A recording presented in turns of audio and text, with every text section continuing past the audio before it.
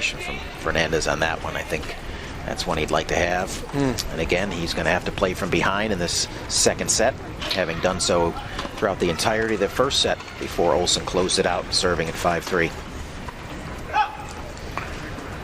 As you can see behind us, there's action on court number 1. There's action on court number 2. Well, there's talking tennis. That's what we do. Doesn't get any better than this. No, it's a pretty good day here at the national campus to be sitting and watching the best players in the world. So, yeah, as we mentioned earlier in the broadcast, we're honored to be here, and just a couple of tennis rats.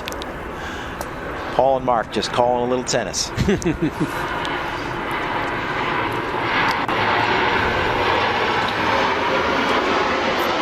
Stefan Olsen, first service game of the second set, having won the opening set 6-3. Looking rather composed in doing so.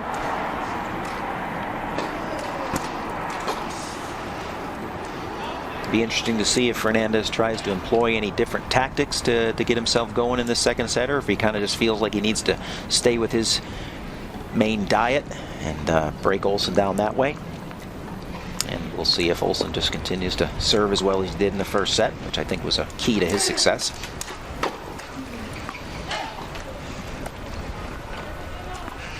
And on cue, he puts a really nice first serve in to get it to 15-all.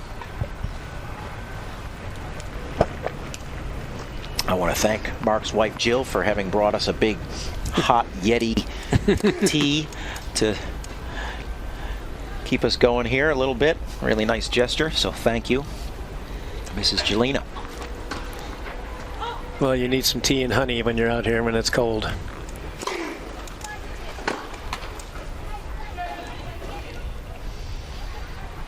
Yeah, it's really been the unforced errors, I think, from Fernandez has been the difference. Olsen's been, by and large, the steadier player. It's been Gustavo with some moments of brilliance, but really some misses that you would not normally see, a little uncharacteristic from him. I think if we looked at a stat sheet, you'd see a little bit bigger tally on the unforced errors side for Olsen, or for Fernandez. Another example there. Most of the players were rolled in here Saturday and Sunday. Yep. And when did you get here? So I was in over the weekend for a training camp that we had as part of one of my other roles as a national coach for the USTA. So we had 6 of our players in from around the country from Thursday to Sunday, putting them through some paces and getting them indoctrinated into our culture here at the USTA and some of the things we're trying to do with our players. It was a great event. Really happy to have all those players in. So made a quick trip home to Lakeland and then back on Monday yesterday to get ready for this event.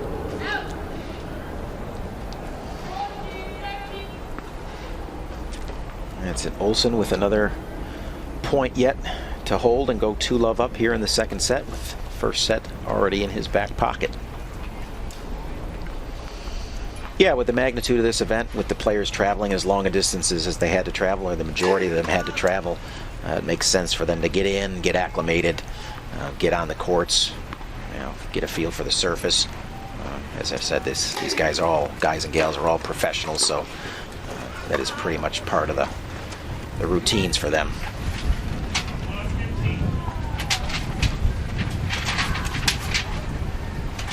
Most of these guys play 50 or 60 matches a year.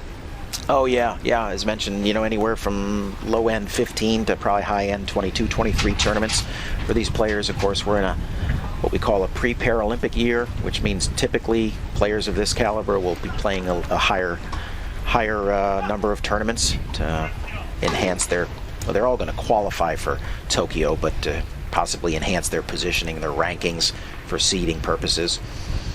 So that qualification period goes through June, and that's the cutoff based on the rankings then as to when the direct qualifications happen.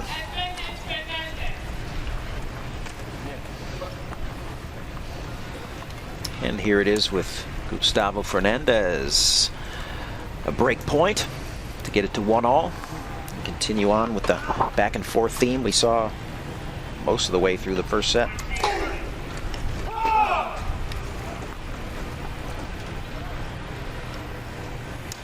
See Olsen serving from almost like a doubles position way out wide, trying to access that serve that he's hit out wide there. Probably keep a lot of balls on his forehand, shrink that target area for Fernandez on the return. It's a good shot in chair tennis as well. Just hit behind the person. Yeah. See, yeah. You know, as mentioned there, Olsen not giving him much of a target area here. Look at that small target area on the backhand side, but Fernandez hitting it and then backing it up with, as you mentioned, Mark, coming in behind. Kind of a textbook play there. So 1 game apiece, second set. Again, I think Fernandez just looking to get on top of Olsen for the first time today, and I think that could be something that is just critical for his psyche. If I can just get the lead here, make Stefan chase a little bit.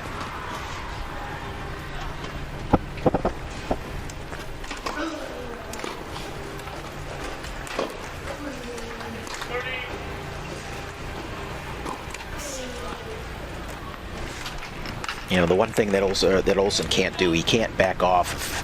If staying a little bit more aggressive was what got him that first set, you know, if he just gives Fernandez an inch or allows him to get his foot really through the door, he'll come on like a freight train. So Stefan really needs to stay aggressive and really try to continue to keep Olsen or keep Fernandez on his heels. Don't change gold. No. Keep doing what got you there. Yep.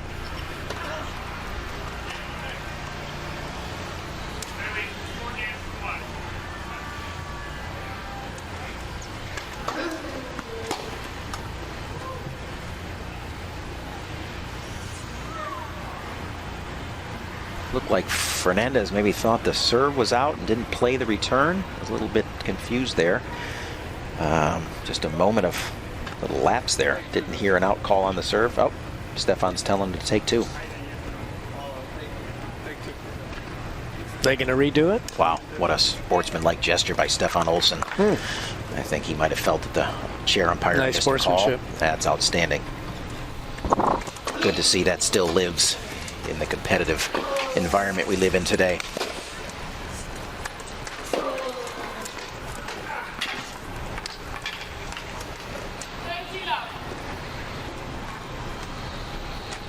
There's some players that just would not take that approach, and I give all the credit in the world to a guy like Stefan for having the integrity to say, yeah, take 2, and then lose a point. That was already his.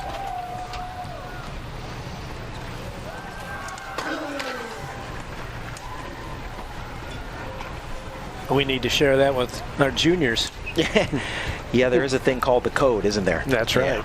Yeah, so it's something that's unique to our sport, and I always like to point it out and show examples of it when it's embraced.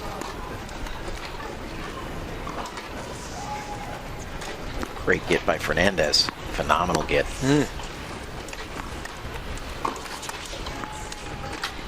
Boy, what an example of going from defense to offense in just 2 shots.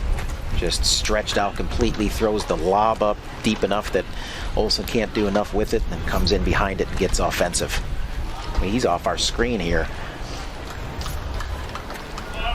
When he makes that lob, we don't even see him. Then he comes back into the picture with the neutral ball that Olsen throws up and pounds a winner. 40 love for Fernandez.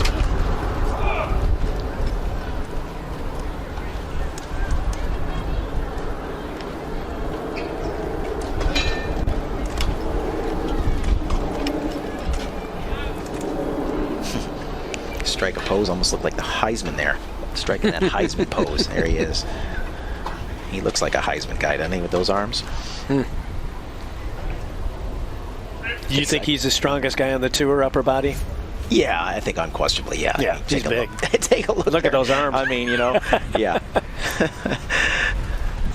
Sun's out, guns out right there. 40-15 for Fernandez. And there it is. There it is. We'll see how that plays out, but that is the first that is the first lead in 12 games that Fernandez has had in this match. So we'll see if Olsen now can be the chaser, having done a good job of being the lead dog there in the first set. Good job by Gustavo to hold it together until he can finally get that lead. Now, Paul, you might hear an occasional airplane go over. Yeah, occasionally, yeah. But the layout here is perfect, really. I mean, if you stop in the airport and you go to iDrive where they have all the conventions, that's 7 miles away. Okay. 4 miles north is Universal. 7 miles southwest is Disney, and that's 43 square miles of property. We're over here on the other side. We're just 3 miles from the airport. This is perfect over here. And then Lake Nona is being all developed. That's 20 square miles of development coming right here in this corner. Yeah, there are so many big projects that are going on in this area here, Lake Nona specifically, that in another 5 to 10 years, it's going to be like a completely different map, and it's going to be exciting to see as the resort that's going to be joining this here beautiful campus what that will bring to the area. A mega resort that's coming here, a big lagoon, and everything that's planned for that. That's going to be nice for events that are here at the campus, but within walking distance. So it's phenomenal what Orlando is doing. It's booming. You know, they say that there's like 900 to 1,000 people a day moving into the state of Florida. I certainly recognize it on the roads with the additional traffic, but it's a destination place, that's for sure. Olsen to serve.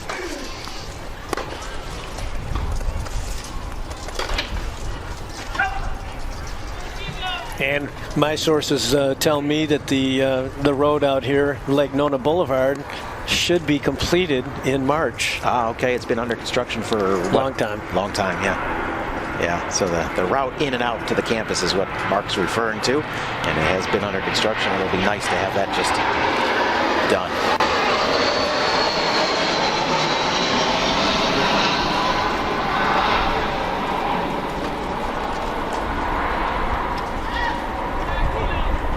You know, I mentioned early on in the broadcast that Fernandez is not afraid to come in, and for a big, strong guy, you know, has a good net game, but we really have yet to see him employ that successfully today.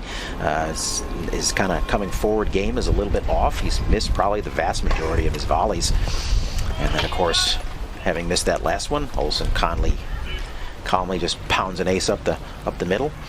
He's had a great job holding his serve today. There it is. Easy way to win a point.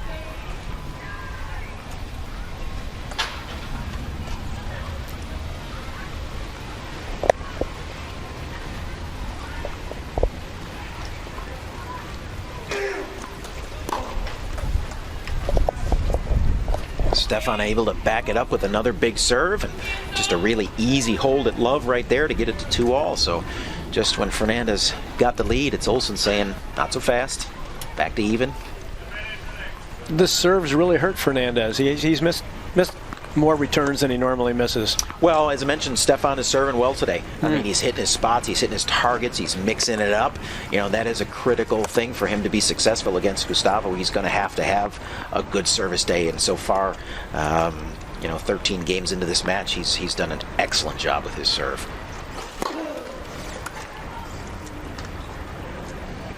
Yeah, certainly that's been a point of separation between the two of them. I think that's...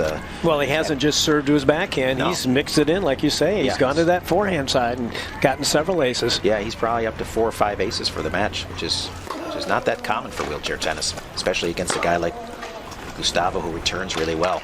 Wow, massive backhand down the line. As I said, he's not going to stop swinging. You know, and I love a player like that who has that mentality that says, this is what I do. Get me extended out, so what? Gave himself a good margin on that too. Yeah, did adjust that a little bit down the line.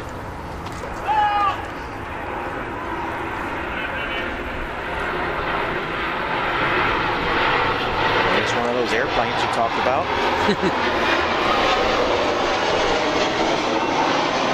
I tell people, just pretend like you're at the U.S. Open. Back in the day. Yeah, don't let it bother you. I don't know that they do any rerouting like they do for the U.S. Open, where they bring him in on a different flight path during the Open. I think they're still bringing him in whichever way the wind says it's best to bring him in. But Fernandez, 30 love here, with a chance to continue to keep the lead. Second set, opening match here, NEC Singles Masters. Well, you know you're not teaching well when your students are looking up saying the names of the planes. Oh, there's a Delta, there's a United. Focus.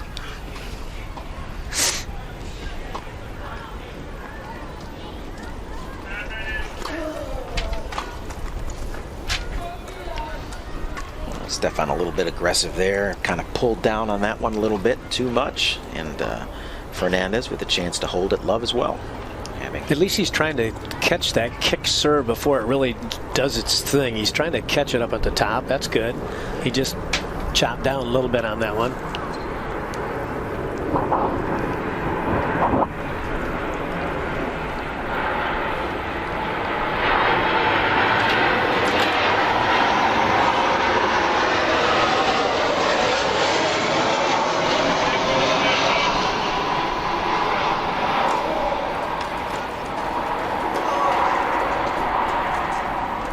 Wow. Olsen with the hands coming in, and as you mentioned, great doubles player, Stefan Olsen, great doubles player. You'll see him throughout the competition here with his partner Joe Girard, and he's no stranger to executing shots like that, uptight. He can go hard and soft there, either or. Complete player.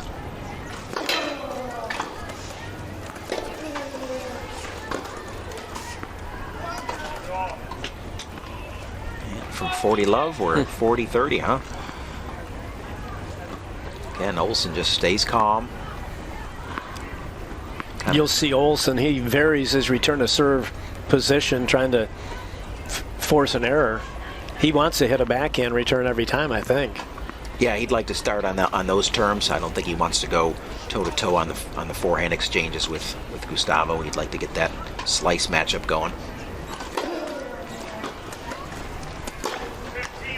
You know, the depth on that return with Fernandez being so tight on the baseline forces Gustavo to try to take that ball out of the air, which is no easy task from that position on the court. From 40 love to deuce, all the way back.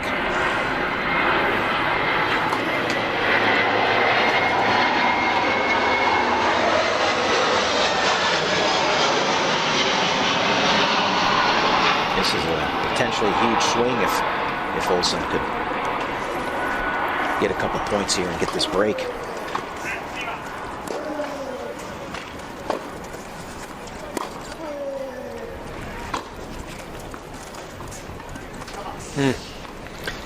Now I know their chairs are customized, but do you see any difference with the chairs they're using? Oh, here's a replay. Let's look at this here, and this is a shot that Olsen doesn't hit a lot, but if he can execute that shot just enough to keep Fernandez he just placed honest, it, didn't he? Yep, that's typically something that Fernandez is leaning backhand side for, and Stefan picked a great time to hit that up the line. There's a good serve. But yeah, different chair setups based on these guys' physical abilities and you know the disability that put them in the chair. You know, for Stefan, arthrogryposis, and so he's got some function down below. As we mentioned, Gustavo, strapping into the chair really tight. You see the legs extended for Olsen. You know, completely different chair setups, but just tailored to their bodies and what they're able to bring to the chair. Great serve by Fernandez up the tee there, extending Olsen out and get back to add in from the 40 love lead to deuce to now add in.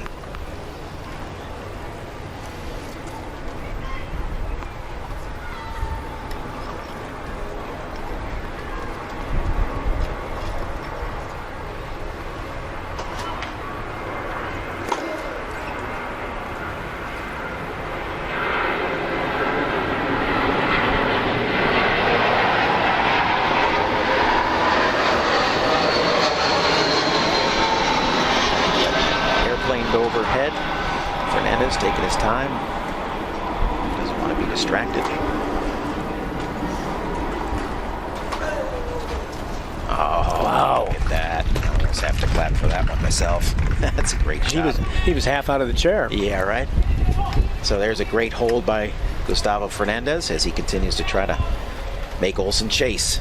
Again, I think he likes to be in this position, you know, keeping the pressure on his opponent. Great job of composure there. Honestly, I do. I think he was taking his time, letting that plane pass by. He wanted to have some quiet in his head.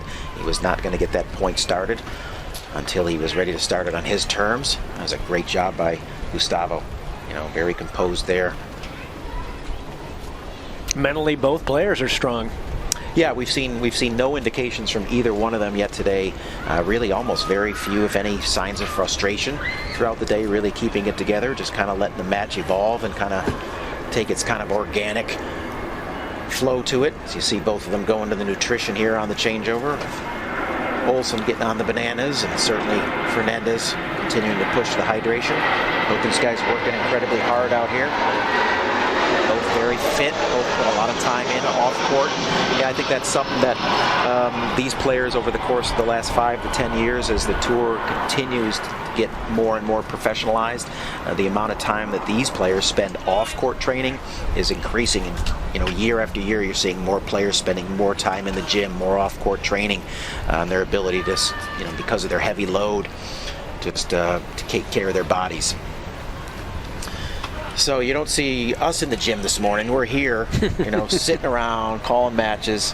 Did you get up and get a workout? I did. I played today at 7 o'clock. Talking about. That's how you do it. So here we are, Olsen serving at 3-4, or correction, 2-3. Trying to get it evened up at 3 games all. Oh. I always tell people I move as fast as I ever have. It just takes me longer to get there.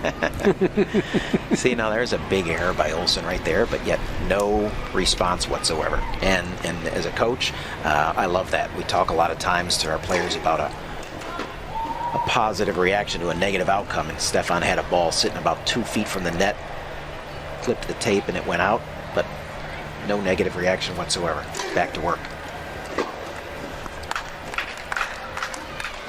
Well, in coaching, if you ever tell someone that gets, here's a replay, here's a winner. Just a phenomenal return there. If you ever explain to someone, the word anger and danger, they're just separated by 1 letter. Yeah. They're very close. You got to keep your cool. And I know Larry Lauer, he works with a lot of the wheelchair players here at the campus. Yeah, Dr. Larry Lauer is one of the mental skills specialists here at the USTA National Campus, works over there in player development, works with most of the young developing pros, has a huge impact on their ability to get those mental skills under control. It's just such a critical part of the game. These guys have all worked hard on that, all have probably mental skills coaches at home as part of their team.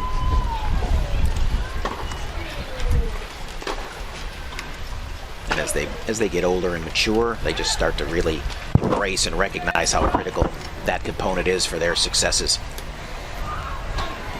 Dr. Lauer, he worked up at Michigan State before he came here. Sparty. 30 all. Sparty's been down this year. A little bit. For those listening, that's Michigan State Spartans. Football, basketball, oftentimes powerhouse in basketball. It's that NCAA basketball season's pretty much just getting underway.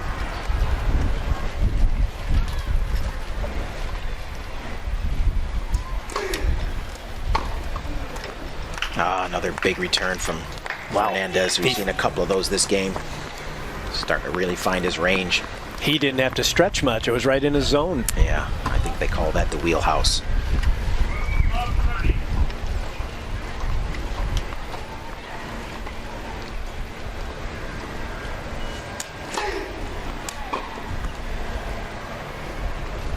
Chance for Fernandez to get a break. Go up 4-2.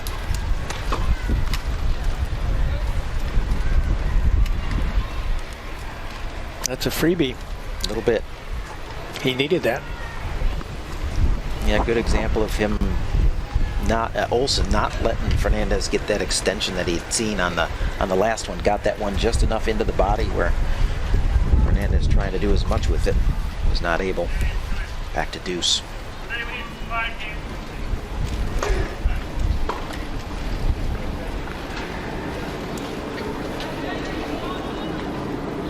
Easy error there. Off the racket. Gonna go to the towel. That's a mental skills approach right there. Error. Go get the towel. Take your time. No rush.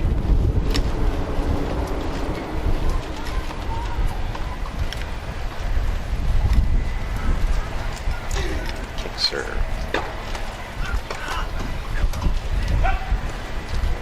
just wears that target area out, doesn't he? And, he does. You know, and again, based on Olsen's positioning, it's not a big target area. He's begging Fernandez to go down the line, but Fernandez doesn't take the bait, just continues to pound that little corner, get it back to deuce.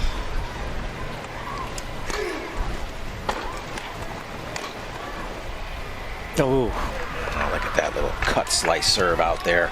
Ball tails away. Even on top of the slice, it's got a little outside kick. Look at the ball continue to scoot even more so. Even if he does track it down, it continues to run on him.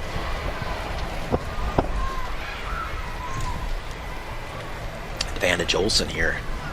Get it to 3 games all is where we had it in the first set before Olsen cleaned it up and took the first set 6-3.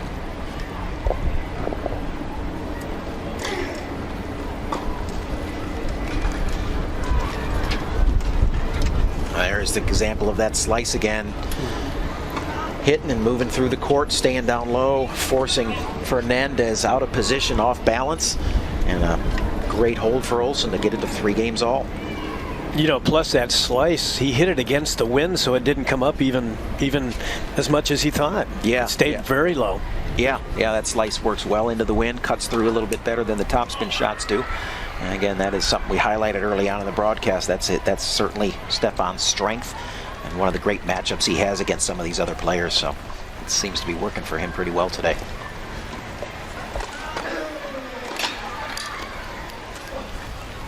On cue. Thank you, Stefan.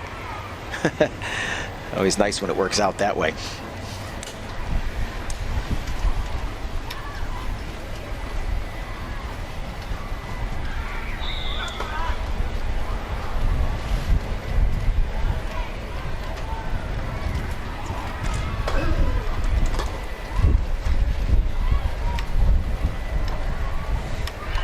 Stefan gets that slice kind of at a little lower level. I think that's where he's been really successful. It's when he tries to start it up a little bit higher that he pulls down a little bit too much. That's where he's seen some of the unforced errors come from him.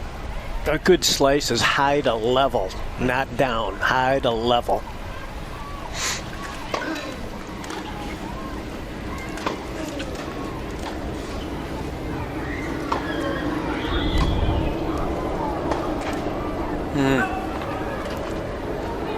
Again, forcing Fernandez to have to rip up on everything. Both sides get a little fist pump, probably over. He's on the side of his coach, Tony Gustafsson. Gives him a little fist punch, gets the acknowledgement from the coach.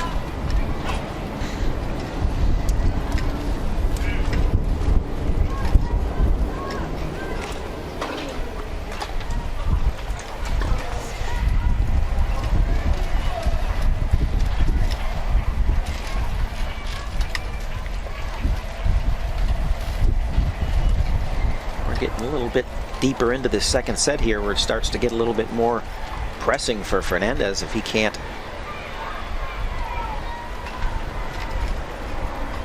There's a great shot of longtime Stefan Olsson coach Tony Gustafsson. And I don't think he got the broken arm from any relationship, coach-player relationship there. They've been together a long time. Great coach, great guy. Very helpful for Stefan and all the successes he's had on his tour over the years. Always loves coming to the States. Always happy to come out and get a little sunshine before the long Swedish winter sets in, where you don't see the sun for months at a time. The days are long and dark. Cold. Everyone loves Orlando, you know that. Yeah. All right, Fernandez serving 30-40 here. Olsen looking for the break in the lead here in the second set. See that wind really moving the ball around. Great overhead by Fernandez. Quietly executed for point back to deuce.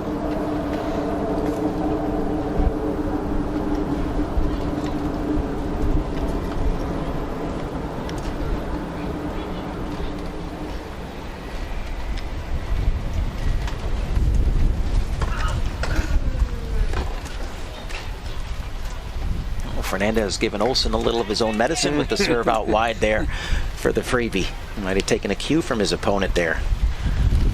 Well, the strategy playing someone's backhand is not always the best one. You never know. Well, you got to mix it up, right? Yeah, you got to mix it. Absolutely. That's what makes the going back to the strength possible.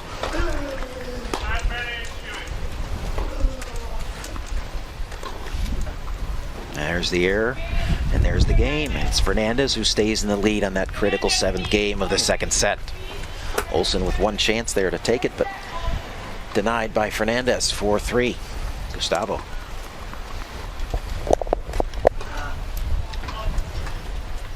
Paul, on that Yeti Cup, that's the Wichita flag right there. You've probably never seen that. That's the flag of Wichita. All right. I mean, I'll take your word for it because I don't know enough to tell you otherwise. Great shot of the umpire in the chair. Both players doing what we talked about earlier, continuing to kind of hydrate or get their nourishment in them. I would say at this point, both are anticipating potential 3rd set. You know, that guy's hoping to not go 3, and the other guy is desperately saying, it's a beautiful day, let's play 3. It'll be Stefan Olsen to serve here to try to even this 2nd set at 4 games apiece.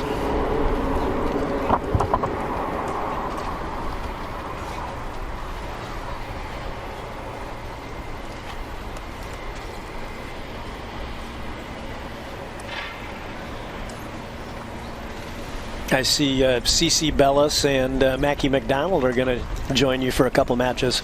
Yeah, you know, so that's one of the unique things we have here at the national campus is access to some of the great young pros that are on the tour, that are training here on a regular basis. We're fortunate to have access to them, and we'll get a little insight to what it's like to be on the professional tour, both the men's ATP side and the women's WTA side. That kind of corresponds with what we're seeing here in front of us. Some of the best professional players in the world. And yeah, I'll really look forward to having them in and hearing some of the things that they have to say, both about wheelchair tennis and their careers.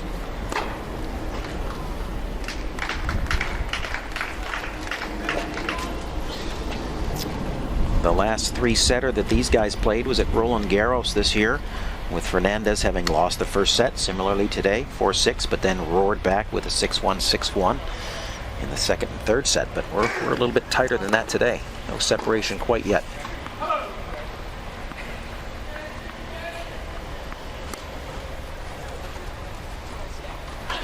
This is the first time he's been ahead, so I think he's relaxing a little bit.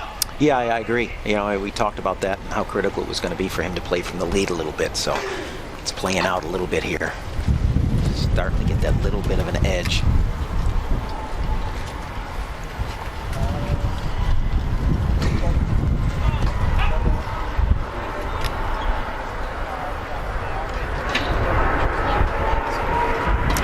Fernandez wearing out that backhand corner again.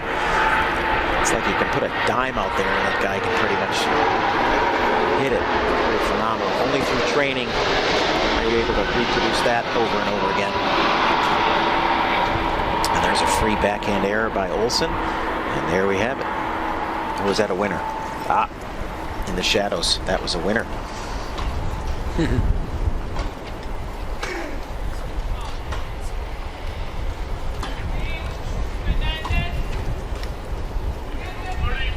And there's the first real true crack and separation we've seen, just like Olsen got in the first set to go on to the 6-3 lead. It's Fernandez now 5-3 up with a chance to serve it out in the 2nd set and force a 3rd and deciding set. See if he does that as easily as Olsen did. A look at a couple of the Spanish players that are going to be here participating in the UNIQLO Doubles Masters. Daniel Cavarsacci and Martín de la Puente. A couple of great young Spanish players, fine young men. Really great young players, and it's great to see them participating in their first Masters event in their young careers. Martín, a former world #1 junior player as well.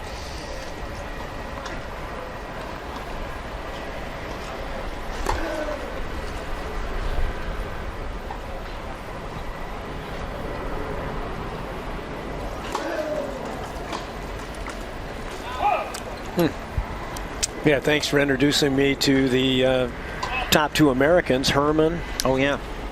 Yeah, you got a chance to meet Chris Herman, who's one of our top males. I think he's currently our third-ranked male.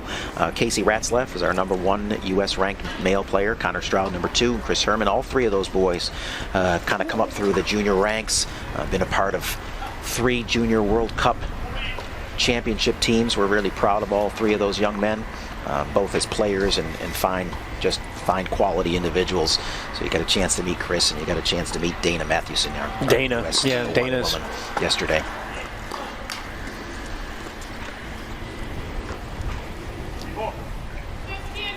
Dana said, yeah, I did my workout. I did 3 hours on the court. Yeah. So she's been balancing her life in London currently as finishing up a master's program over there in audiology. And so she's kind of coming down the stretch with that as she's getting ready to prepare for her final exams, her final exams for this whole program that she's been involved with for a number of years. And so it's Olsen with the couple break points here, kind of stay alive here in this second set. But yeah, it's tough for somebody to have a heavy academic load like that in a big program where she's really trying to close that out and balance playing, competitive world-class tennis. I give a lot of credit to Dana for being able to manage that and still stay at the top of her game. But once these exams are over, I think she's going to make a push to be full-time tennis through Tokyo and see where it goes from there. And it's Olsen with the break. So unlike Olsen, who in the first set was able to close it out on his serve for 6-3 first set win, it's still alive here in the second set with the break. Olsen a chance to serve and stay in the second set.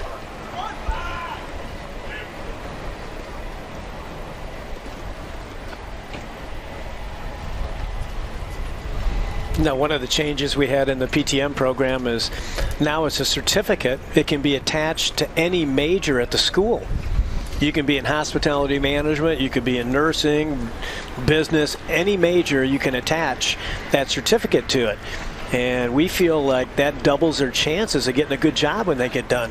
So what's the requirements for the amount of time or to in order to get that certificate, that professional tennis management certificate? What's the requirement to achieve that? 15 credit hours. Okay. 4 classes, 3 credit hours each, and then 3 one-hour paid internships. And most of those will be done right here at the campus. And then I plug them into jobs and I work with the directors that are working with them. And then I always tell the students, hey, you're not rid of me then. I'm going to be there anytime you call me up and say I'd like to switch jobs or I'm not happy or you want to talk over anything. I'm always there for them, and I'll set them up in the industry wherever they want to go. That's awesome. That's a practical application of education meeting, real world experience there. So great to hear that.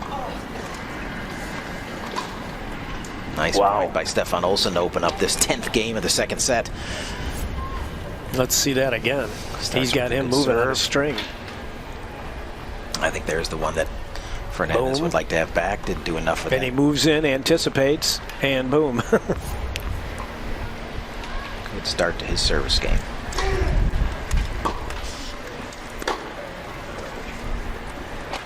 Wow, back-to-back. Beautiful forehand winners by Olsen for a quick 30-love lead here. Switching gears from his backhand to his forehand. Yeah, nice little mixture. Maybe it feels like it was a time to get off that backhand exchange with Fernandez. Quick answer by Gustavo. Turn a serve winner. Olsen still in the lead, 30-15. Getting deep into the second set here.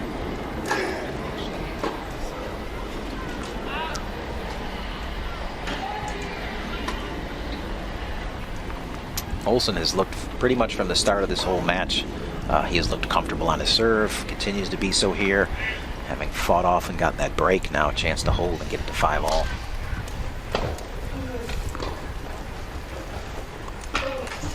Got it.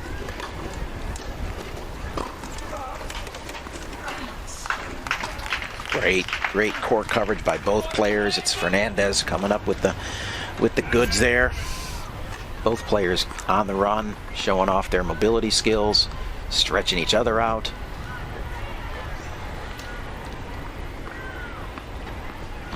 There's the finish by Fernandez. Nice. Olsen still in charge, 40-30. Still with a chance to grab this hold. Get to 5-all.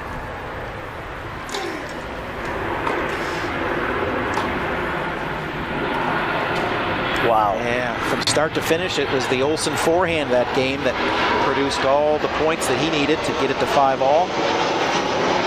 Well done by Stefan Olsen, getting the hold there rather easily. I'm sure that's kind of bolstering his confidence.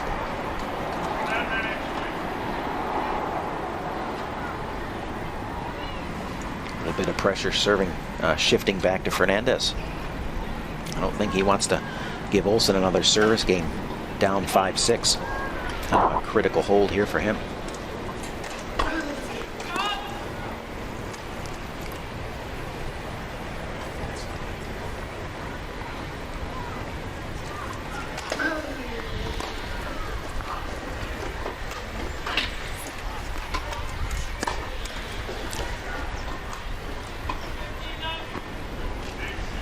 That's a forehand that Stefan would like to have back. To control that point, stretch Fernandez out. Got a ball he could handle. Yeah, look at that. Comes in, he's got this forehand lined up just about an inch too long.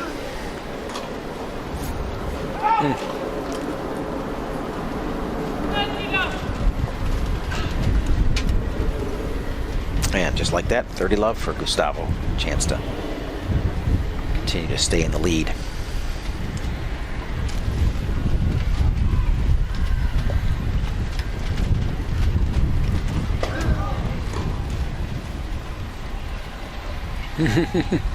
I think he tried to wish that out. Yeah, I think he knew I ain't running that one down, so the best I can hope for is a gust of wind, something that's going to push that. But no, that's a return to serve winner for Olsen. 30-15.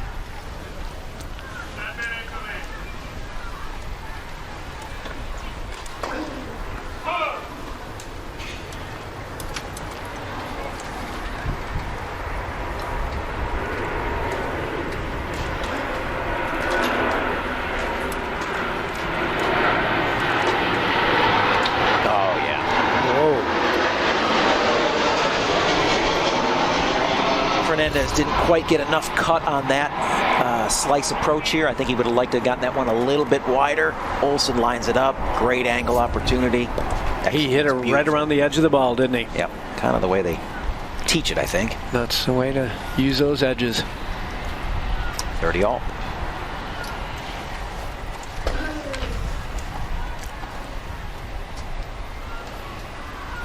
I think he's going to move in and use that slice right here.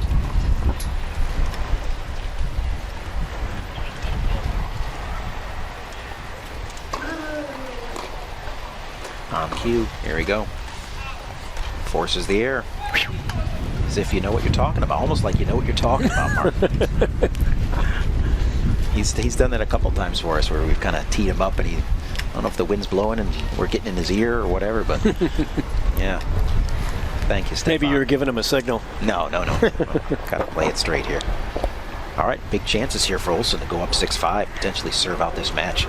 They're getting a really critical junction here.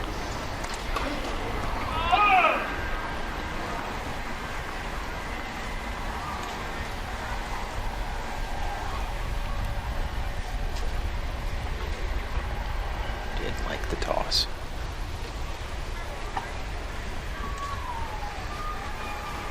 See how aggressive Olsen is here. Doesn't need to be that aggressive. Wow, from 5-3 up to 6-5 down, just like that. Blink of an eye, and there's the Fernandez camp, Team Argentina.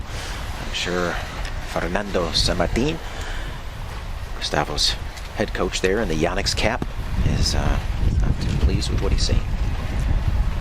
What was the old saying by Yogi Berra? It's getting late early. Yeah, he had a lot of good ones, didn't he? Some of the classic quotes of all time.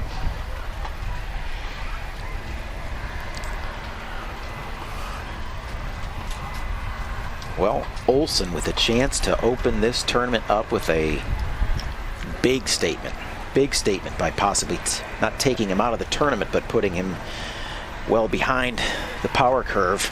If he can get an opening round win here in this round robin format against world number 1 Gustavo Fernandez, it's going to be Stefan Olsson serving for the match right here. And serving has been one of his strengths throughout the day. It's what's got him here to this point. And we'll see if in this critical moment he's got the goods one more time. He's serving with the wind. So let's see that kick serve.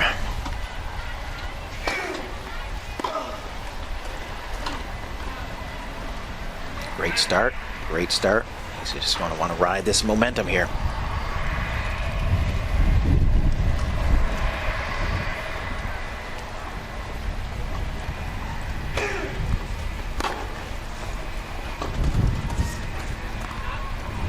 Yep, with the wind, can't float anything going that way, right? That's right. Yeah. Fernandez continuing to stick with his strengths by trying to continue to attack that backhand side to start points there. 15 all.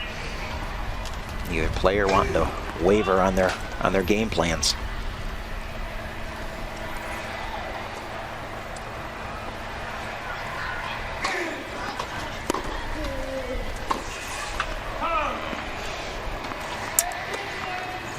Yeah, those are the kind of misses when you're trying to take down a big top gun like Fernandez. When you get an opportunity with a forehand like that, you know, you just can't miss that. We'll see how much that comes back to haunt him.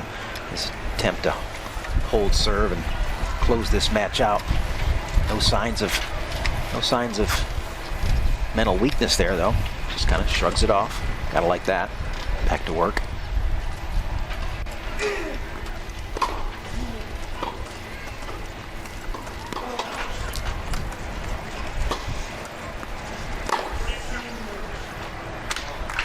Yeah, Fernandez not going for the open courts, continuing to stay relentless to that backhand side. One more ball on the cross court. 2 break points for Fernandez to get it to 6-all. Of course, a second set tiebreak.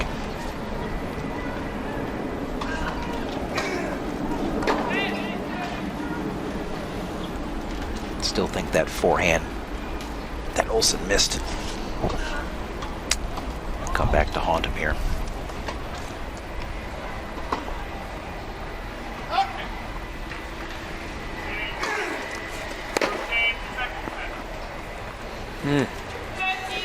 Fights off 1 break point. Well, with a 2-point lead, he might go for that. I don't think he's going to do that right now. I think he's going to get this one in play. You don't know how much Olsson's going to do with the serve here either. He might not give him the chance to get a good look. And there you go. Just like that, those points tough erased. Serve. Big serve at a big moment. So he's 2 points away from winning. Yep. He's got his chances. No doubt. I think he's extremely confident.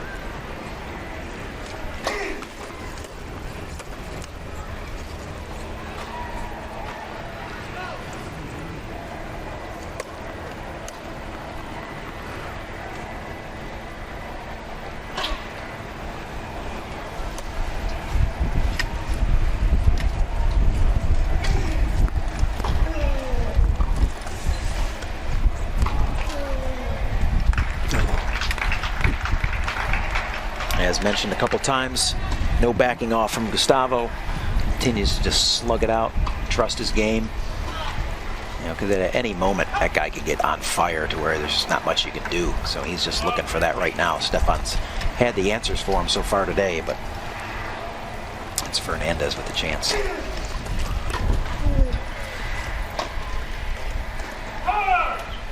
And there it is. And that's why they talk about how tough it is to close it out. As good as he's been on his serve, it's Fernandez who gets the break and forces the tiebreaker. Still not out of the woods yet. Only one of these guys can actually win this match. Fernandez, he won the French and Wimbledon. Yeah, he won the Australian, he won the French, and he won Wimbledon this year, and then lost in the semifinals of the U.S. Open to close out his chances at the calendar Grand Slam, which would have been incredibly historic event. He's just had a phenomenal year. Yeah, he's been the class of the tour.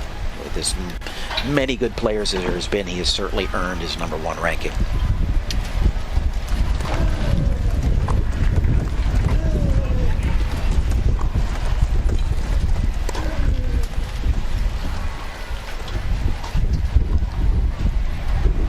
Yep, Fernandez using the length of the court there with the high, deep ball, pushing Olsen back into the linesman almost. Taking the first point here in the critical second set tiebreaker. Fighting to stay alive, get it to 3.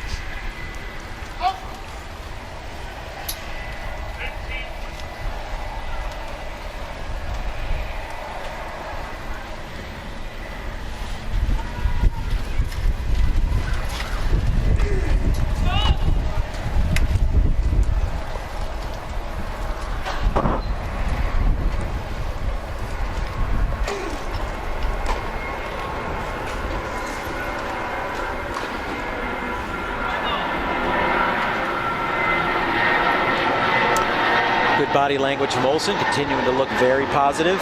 You know, I mean, it would have been easy for him to kind of be exceedingly frustrating having not closed that match out on his serve, but he really hasn't shown any signs of that. He says, hey, all right, just because I didn't close it out doesn't mean I can't close it out. Do it in the tiebreaker. 1-1.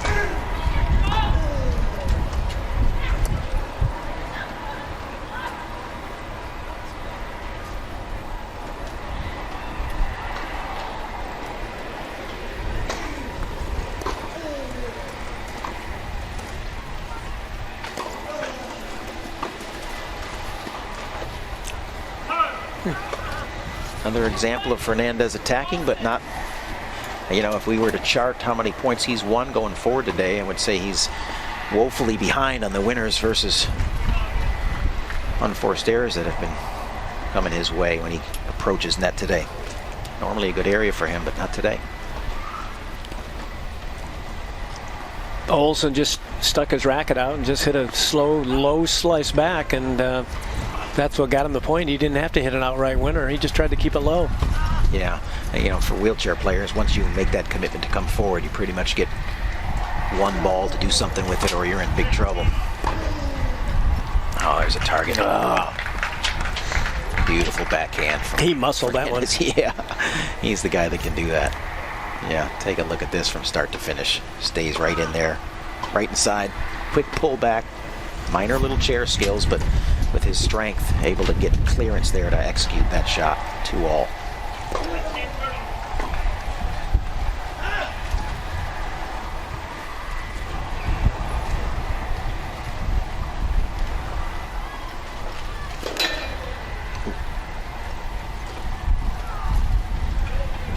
Uncharacteristic big miss there on that serve. Looked a little off.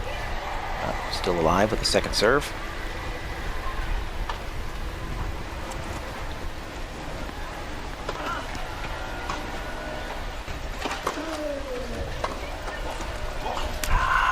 That little bit of downward pull we've talked about a couple times today. It's a fine line. When he hits it, it's penetrating and devastating. When he misses it, it's just enough. So it's kind of like a little bit of all or nothing.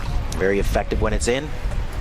Wind certainly a factor, as we've seen the flags blowing, the palm trees blowing a little bit. It is definitely a factor here today, just enough to not allow these players to set up on every shot.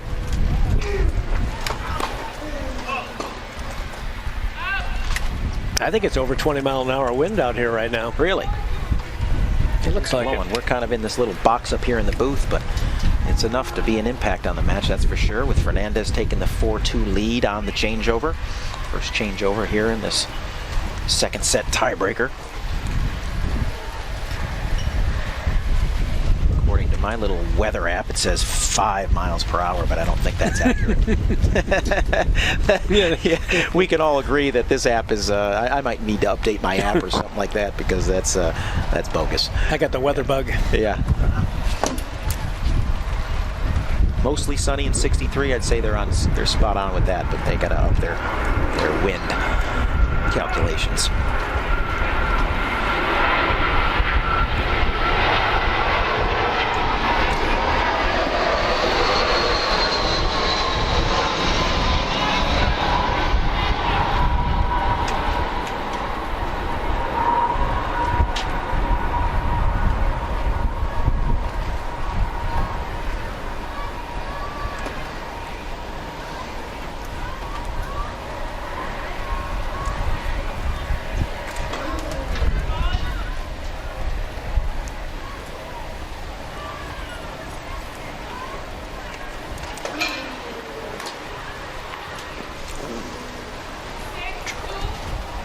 6-2.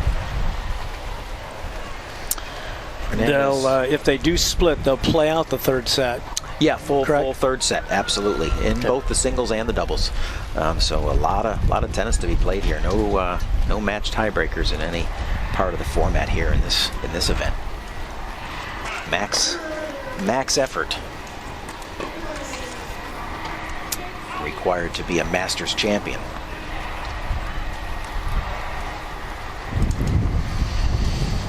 Olsen fights off one of the set points. Fernandez still looking at a multitude of others. Got a lot of good looks at it here. I think at one point here you'll see him swing out and go for it all. There's one example.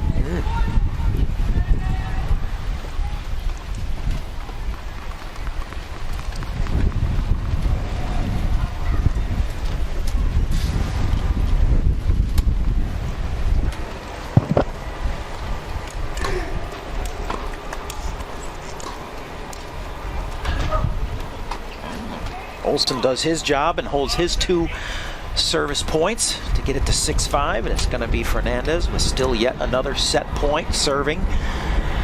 See if he can close it out with 1 on his serve now.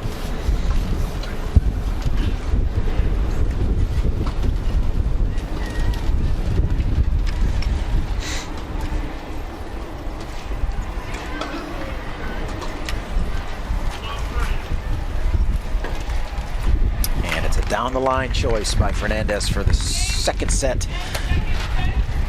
And here we go, Mark, in our opening match. We're treated to a full third setter. So it's going to be down to the wire here with these two guys. Over on court number 1 in this pool play, you've got Alfie Hewitt from Great Britain versus Stefan Houdet. But right now, our focus will continue to be here on center court with this third and deciding set coming up. After this 2-minute set break, I hear the umpire opening up new balls for the third set. Everything will start fresh. Mark, I think you're going to be leaving our broadcast here because of a prior commitment, but I'll tell you what, it's been a joy having you here to kick off our event this year, and I'll look forward to sharing some time with you again in another broadcast throughout the week as we go forward into this great tournament. Sounds good. I'll see you tomorrow for sure. All right, look forward to it. Thanks, Paul. Good luck going on to your class and taking care of business over there on the campus, but we appreciate your time here this morning. I'll try to bring it home. Thank you. I'll watch it on YouTube. All right.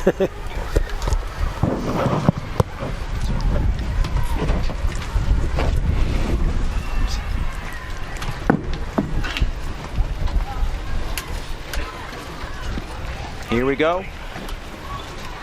It's going to be a great third set. I'm excited to be broadcasting and to bring that to you here live as we open up our first day of coverage of the NEC Singles Masters with a great first round opening match between world number 1 Gustavo Fernandez and Stefan Olsen, with Olsen taking the first set 6-3, but Fernandez holding on for dear life to get the second set in a tiebreaker and force the third and deciding set. We've got a full day of coverage here on center court, as we'll be coming up with another men's match, Shingo Kunieda versus Gordon Reed after this, immediately following this match on center court.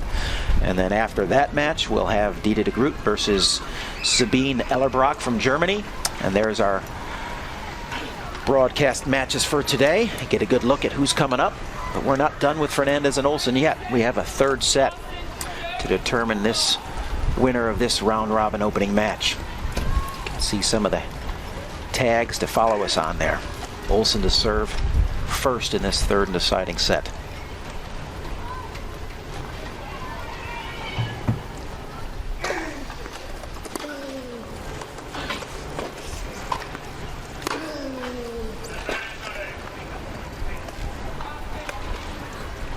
You see Stefan having added the cap to his repertoire and attire here.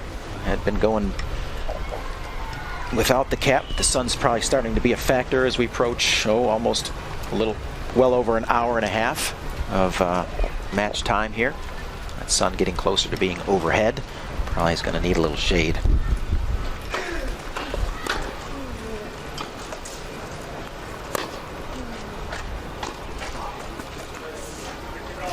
Great ball by Stefan there. get it to 15 all. Continuing to try to keep himself pumped up.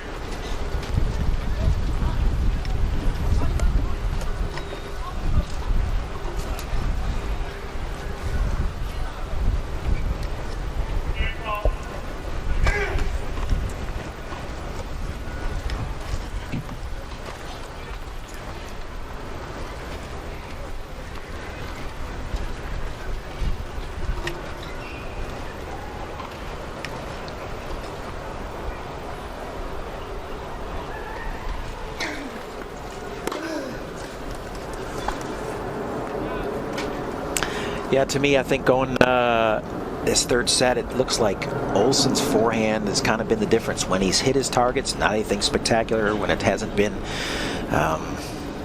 anything special, but some of the misses that he's had, the easy misses, seem to be kind of where the difference has been in that second set that allowed Fernandez to stay in this match. We'll see how that continues to play out throughout this third and decisive set.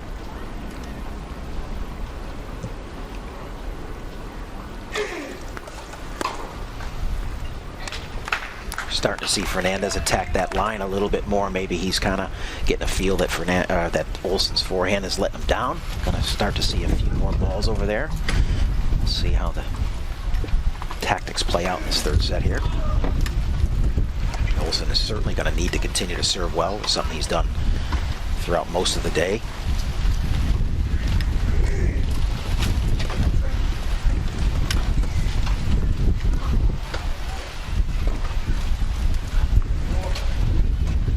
Seems on the forehands that Stefan gets down low when he comes in and he has a ball down low. He seems to do well. It's the ones that are up high a little bit that he struggles with, where he's had some more of his errors throughout the day. It's Fernandez with another break point, a chance to get the first game of the third set. I don't think Olsen wants to get behind early on here and have to chase like he did in the second set.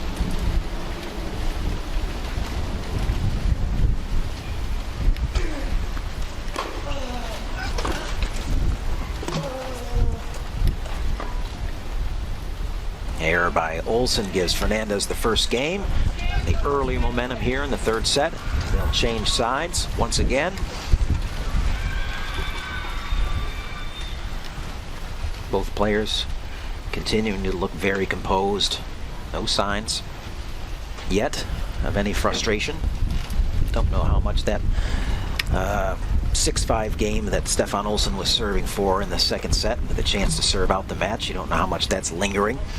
You know, is he still carrying that? Just having a nice exterior, but on the inside still thinking he let that opportunity get away from. See him trying to pump himself up there. Fernandez continuing to show a really even demeanor. He'll just continue to do what he does, which is just tee off on every ball he gets a chance.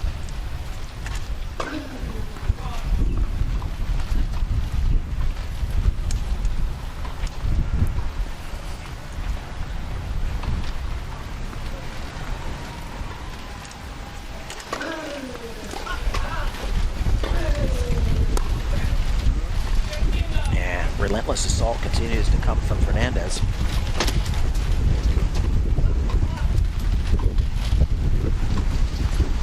One of his trademarks is that it's just relentless attacks. And if you can beat him, you have to do it by withstanding them all. It's proven to be a tough assignment for most players this year.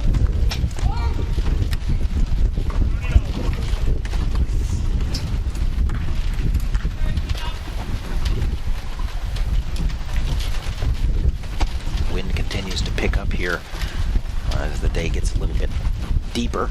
The wind seems to be picking up, which is kind of typical of Florida. Sometimes in the mornings quiet, but oftentimes as the day goes on, it gets a little breezier. Players will have to deal with that as this match goes on.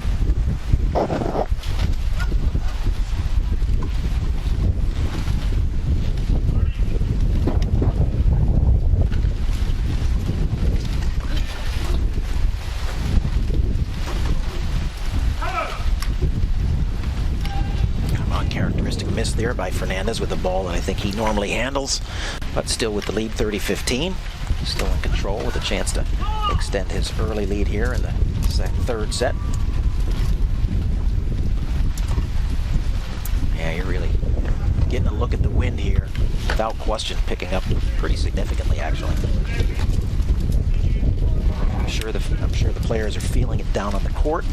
Although they're sunk in a little bit and they have a little protection from some of the walls, but when that ball gets up a little bit higher above the wall, it's going to move a lot. 40-15 for Fernandez, with a chance to get a hold and get an early 2-love lead in this third decisive set.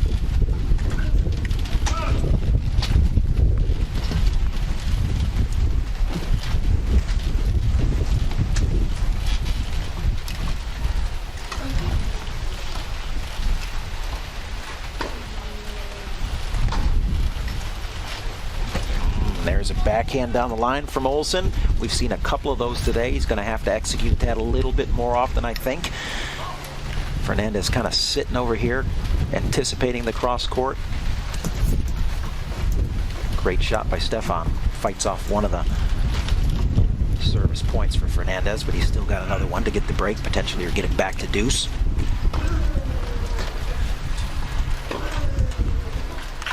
And it's Fernandez with the up the line backhand winner and a 2-love lead in the third set.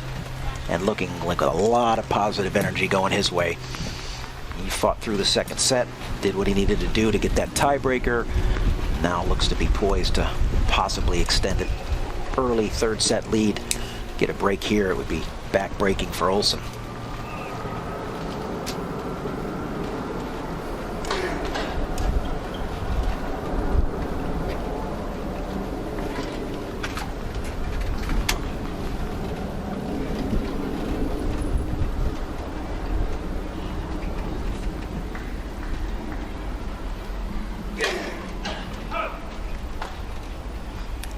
Fault to start that service game, not the plan that Stefan had. Looks like he's rushing a little bit to me. Maybe that focus is finally cracked just a little.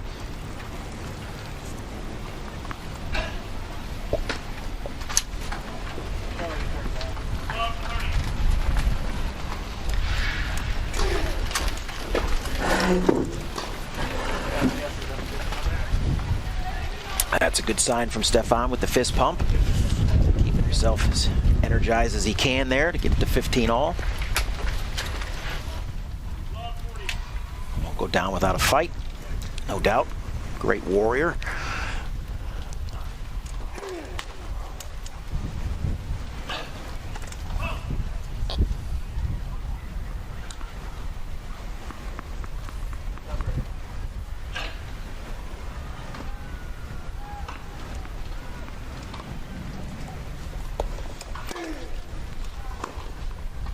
Second double fault of the game here. Something I don't think Stefan can afford to have creep into his game. He needs to stay on that serve. That was what kind of got him through the first set, got him pretty well into the second set. If that serve abandoned him, that's going to be a problem going forward here in the third.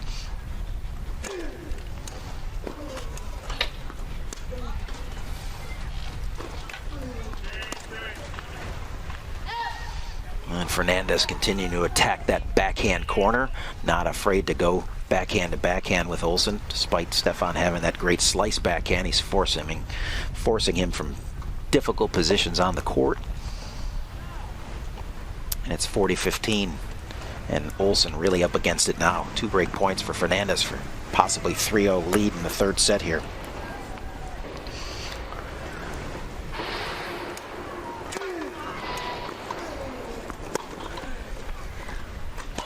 There's the good forehand from Olsen. Once again, ball kind of a little bit lower in his strike zone, and that's the ones he seems to have no problem executing. Rolls in, gets it early and low, drives right through the court, stays alive in this service game here. Still has to fight off a break point. You see the scoreboard behind. Great opening match here. Day number 1, NEC Singles Masters. World number 1, Gustavo Fernandez versus Stefan Olsen from Sweden.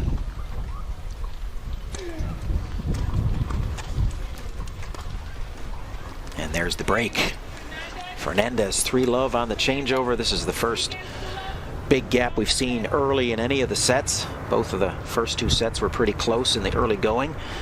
But in the third here, it's Fernandez 3-0 on the changeover.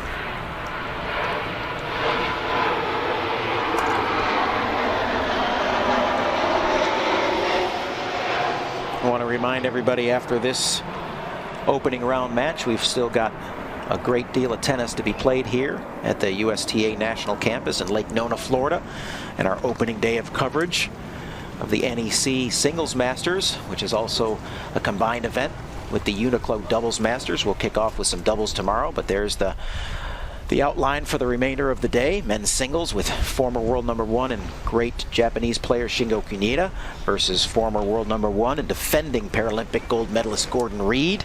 And then we lead right into world number 1 Dita de Groot from the Netherlands versus Sabine Ellerbrock. So we have a lot of great tennis yet to be played here on the national campus. So please stay with us throughout the day. We're happy to have you. And looking forward to seeing this first match finally completed here with Gustavo Fernandez, world number 1, serving and with a 3-love lead in the third. Get a little bit of a view of the action taking place right behind us. Court number 1, Alfie Hewitt from Great Britain taking on Stefan Houdet from France in one of the other opening matches of this Pool A round robin format.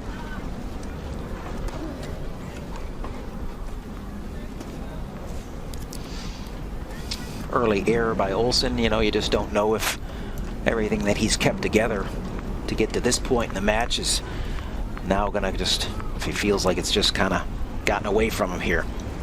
Tough mountain with that 3-love lead for Fernandez, knowing that he's not gonna back off anything.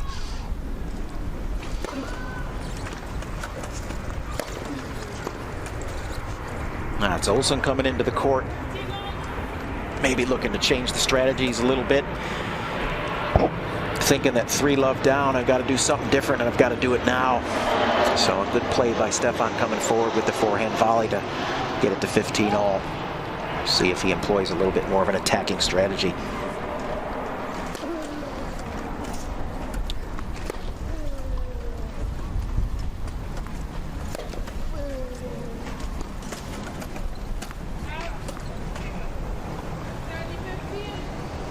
Fernandez willing to play the high percentages, just continue to grind out points here, force Olsen to have to make shots.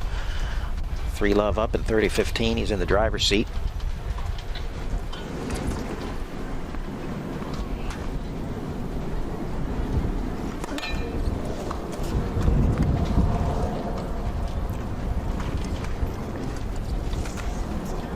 Oh, great example of the soft hands there by the Swede.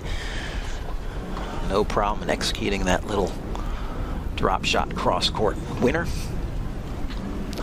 Get to 30-all here in the 4th game of the 3rd set. Fernandez having established the early 3-love lead, kind of taking command of this 3rd set.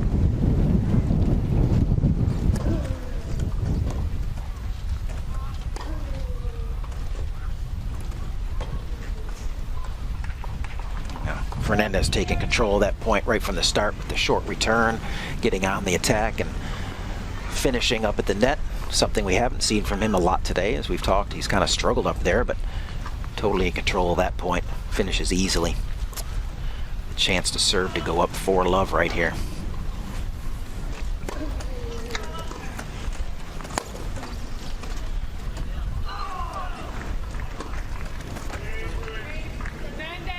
Fernandez just catching the line on that one ball. He knows he kind of got away. Gives a little apology to Olsen, but he'll take it. He'll take his 4-love lead. Continue to put Olsen in a massive hole here in this 3rd set. There's been some great examples of sportsmanship from both of these guys today. Olsen having shown some to Fernandez early on, and now Fernandez extending the courtesy back to Olsen with the mishit ball that stayed and played there on that last point.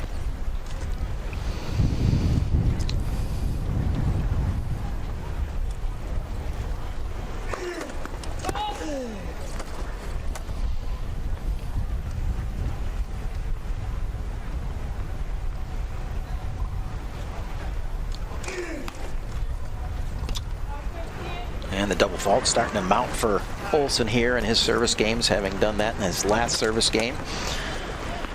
A serve that had kind of been so strong for him throughout the 1st and 2nd serve kind of seems to have kind of gone away from him here in the 3rd. Just looks like the energy has kind of come out of him a little bit.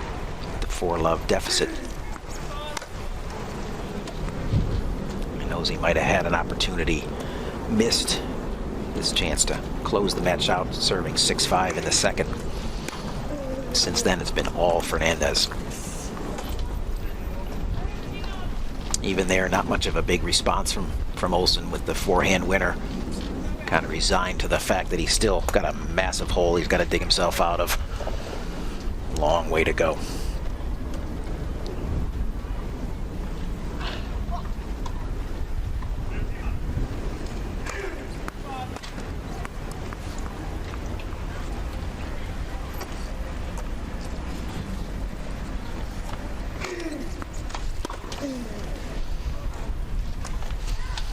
So if he's going to get back in us, he's going to need a little help from his friend there, Gustavo Fernandez. Some unforced errors would be much welcomed. Take a little pressure off of Olsen having to produce all the winners. So much appreciated.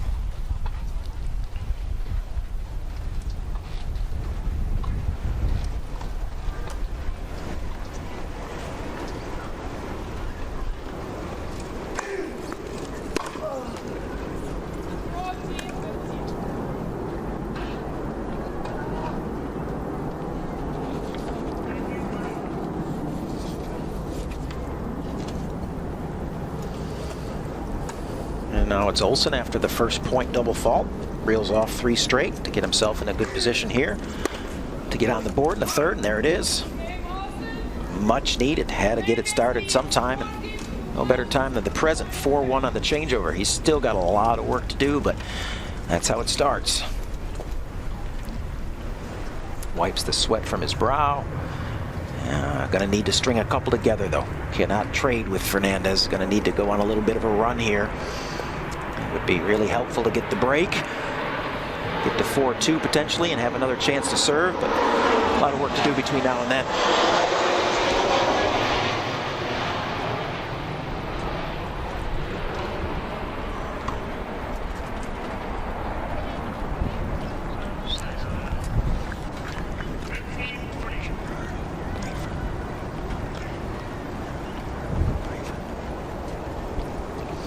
Getting a look at the entirety of our competition courts here, and in the background some of the practice courts where the majority of the other players are out there putting their work in prior to their matches or prior to their day starting tomorrow with the UNIQLO doubles that will kick off. Here we are broadcasting live from the USTA National Campus in Orlando, Florida, more specifically Lake Nona, Florida. But it's Gustavo Fernandez right there, #1 men's player in the world, serving at 4-1 in the third.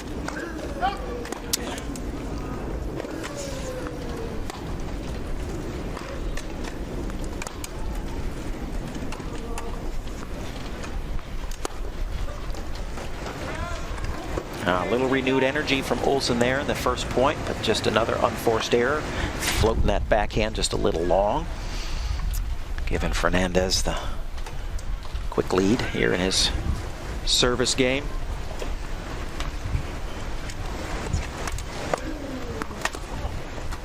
And just like that, it's Fernandez out to 30-love lead as we continue to see signs of the wind being impactful on the court. It's Fernandez who seems to have mastered that a little bit more than Olsen here in the third set so far. Great look there, great shot from our overhead camera. The ever-present palm trees that adorn the campus here, throughout the campus.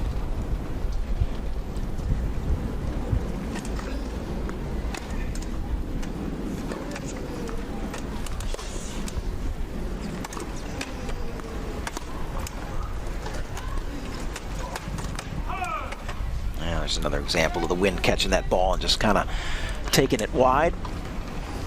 Fernandez still in charge of this service game here.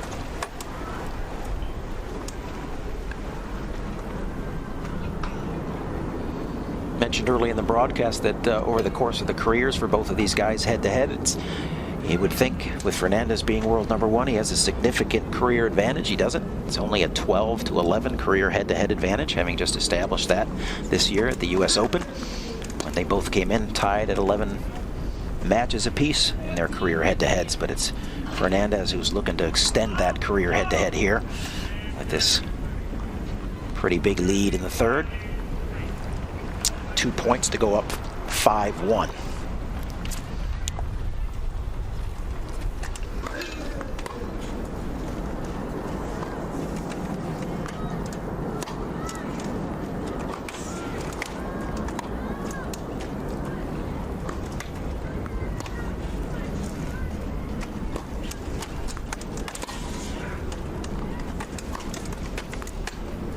Oh, just a massive forehand by Fernandez, coming in deep inside the court and just painting that corner for the winner and the 5-1 lead in the third. Setting this point up with the backhand. Olsen trying to trade. Fernandez staying on the forehand attack, positioning himself, staying on the forehand attack, not giving up the ground, dictating, stretching, repositioning, and then just overpowering that forehand, just using every bit of his strength to deliver the knockout blow and take the 5-1 lead in the third set. What was a promising opening for Stefan Olsen with a nice 6-3 opening set and a chance to finish the match out at 6-5 in the second. Since that missed opportunity, it's pretty much been all Fernandez. He took the early lead in the second set tiebreak and then has roared out to this 5-1 lead here in the third.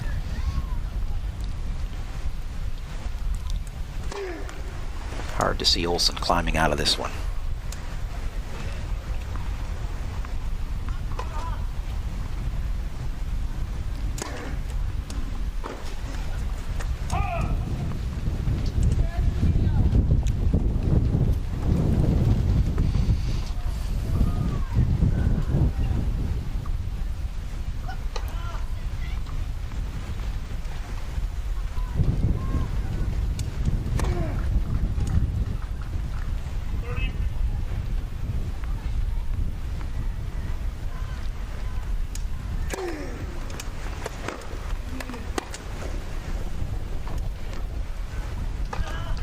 Olsen pleading with himself to be a little bit smarter about where he's going with that second serve, not allowing Fernandez to tee off with the forehand on the second serve. Clean start the point, but it's Olsen still 30-15 in the lead.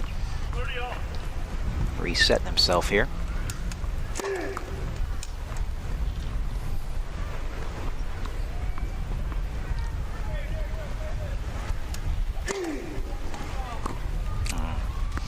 And as mentioned, the double faults have really kind of started to creep up on Stefan here. In this third set in particular, he's struggled, although he still has had some good moments, not near as brilliant as they were in the early part of this match when he had probably 4 or 5 aces on Fernandez. Since then, it's been more double faults than aces, so heavy advantage going to Fernandez. It's more of the serves that we saw early in the match right there. There's an out of position Olsen, giving Fernandez a match point for the first time today. We'll see how many it takes the world number one to close this out at a 5-1 lead. It's likely he'll have a lot of them before this match is over. He may only need the one.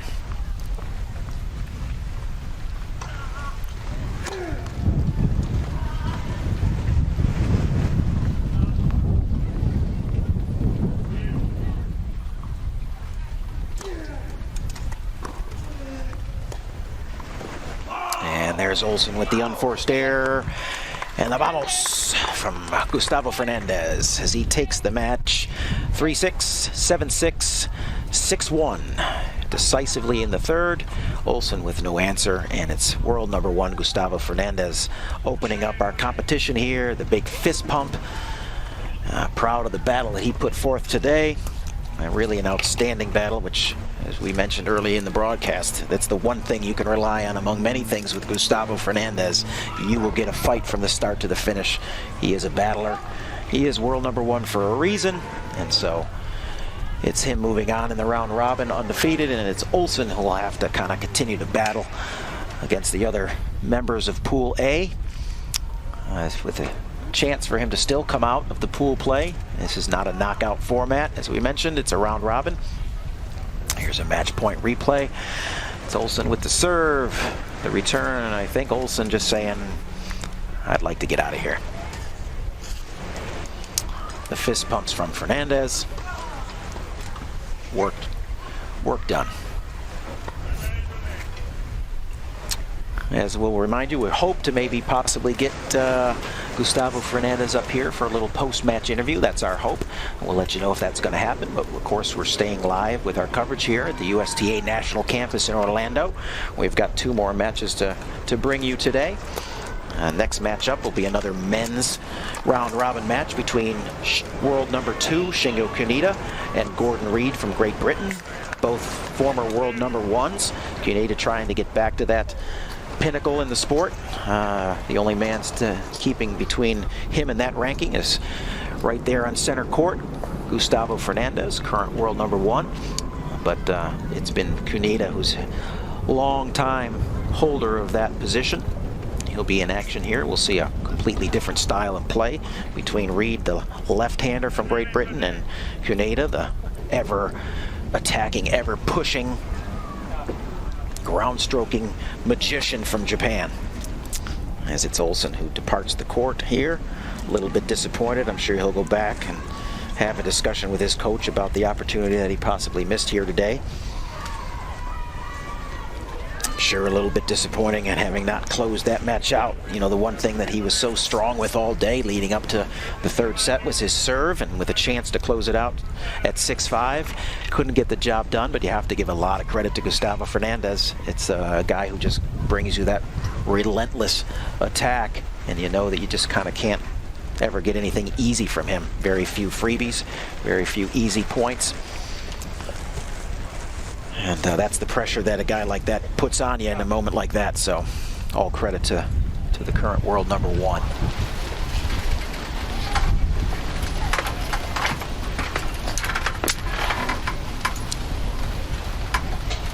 We're getting some things set up here in the booth that might afford us the luxury to get Gustavo up here for a quick post-match interview, get a couple of his thoughts on the match itself and on the competition and the year that he's had, which has been, as mentioned, a remarkable year. They come just so ever so close to hitting calendar Grand Slam, a feat that's never been done on the wheelchair tour.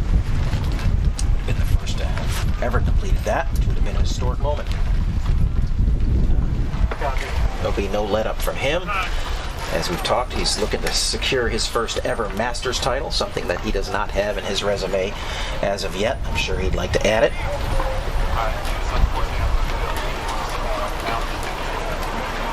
Yeah, Gustavo's going to push across the court, probably get some love from some of his compatriots there from Argentina who are here in support of him, his team, teammates. He's got Agustin Ledesma, his doubles partner here. He's got Florencia Moreno, one of the women that's participating in the UNIQLO doubles portion of the competition. That would be high-fiving him as he exits the court. One of the national coaches. You know, and just like any other player of his caliber, it's a full team that he has in place, from strength and conditioning to on-court coaches to teammates, hitting partners. Those are the things that it takes to get to the level that he's ascended to. And as we're going to keep this whole thing rolling today, our coverage, you see Shingo Kunieda, world number 2, easing his way onto the court. Gordon Reed having already arrived and put his equipment on the sideline to transfer it into his playing chair. And we will have a dynamic match between these two, no doubt. There's a couple of great players ready to go at it again. Try to maybe give you a little update, if I can, to some extent, on what's going on in some of the other courts. I think we had a completed match between Joe Girard and Nico Pfeiffer over on court 2. At some point, I'll like to get you a little recap on that match. I know that Coudet and Hewitt are still going at it on court 1. Try to get some updates and scores to you. I'm sure those of you who are watching at home are able to probably track some of that stuff online, but it's always good to hear it.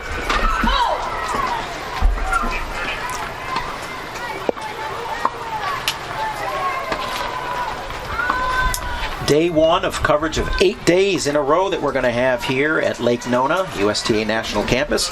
As mentioned, we've got some great tennis ahead of us. Today it's just all singles competition. We'll transition into some doubles competition tomorrow, and then some of the days we'll have a little bit of both. And it's really a treat to be able to see both the singles and doubles competitors going on here. Me, myself, I'm a big fan of watching the elite level doubles. I think that is the best product we have. The dynamic on the court is phenomenal. 4 players covering the court. So we'll look forward to the UNIQLO Doubles Masters kicking off tomorrow. Get some of our first action there. Same format, round robin format, as well as what we have here in the singles competition. And as mentioned, up next, it's Gordon Reed, who you see in the screen there on center court, beginning his warm-up process. Shortly behind him, I'm sure, will be Shingo Kunieda going through a similar approach. I see our world number 1, Gustavo Fernandez, making his way up here to the booth. We'll get a chance to chat with him a little bit. Always enjoy that. I think he gives some great insight into what's going on in the mind of the players as they're battling through competition like this. So we're fortunate to have access to them players. Grateful for them to give us some of their time. It's just moments away, so stay with us for the post-match interview with Gustavo Fernandez, world number 1 and opening round victor here on Stadium Court.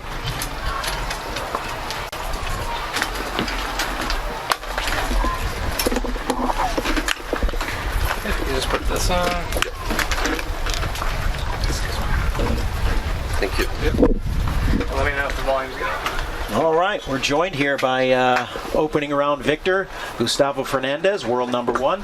Hey, it wasn't easy out there today, was it? No, it wasn't at all. I think it was a very tough match. I have to fight a lot to pull it out. I'm happy that I did. So. Oh, I'm sure you're happy. yeah. I'm sure Fernando's happy. I'm sure everybody's happy, right? Yeah. I mean, sometimes you got to work things really hard out when the things are not the way you want it to be. So it's good that I keep managing myself mentally to do that. Yeah, we're joined here by Gustavo Fernandez, our opening match victor here on center court. Kind of getting a little insight into the match against Stefan Olsson. It was Stefan Olsson who took the first set, but Gustavo who battled back to win the tiebreaker in the second, and then kind of cruised to victory in the third. So, what about the conditions out there on the court today? I know we talked a lot about the wind up here in the broadcast. Was it really a factor down there on the court? Well, it's a factor, but it's a factor for both of us. So I never try to think about the wind. I try to just focus, and I know I can play with even worse wind. So I think the key point was to not frustrate when the things didn't work out, and try to keep working and keeping the mental my mind into the game and wait for the opportunity. Yeah, there was never a point in the broadcast, and we talked about it, there was never a point in the broadcast where you looked frustrated, even after the first set loss, even after, having to get to that tiebreaker in the second. Throughout the entirety of the match, you looked composed, so all credit to you for keeping that together, as you mentioned. I know that's something you work hard on.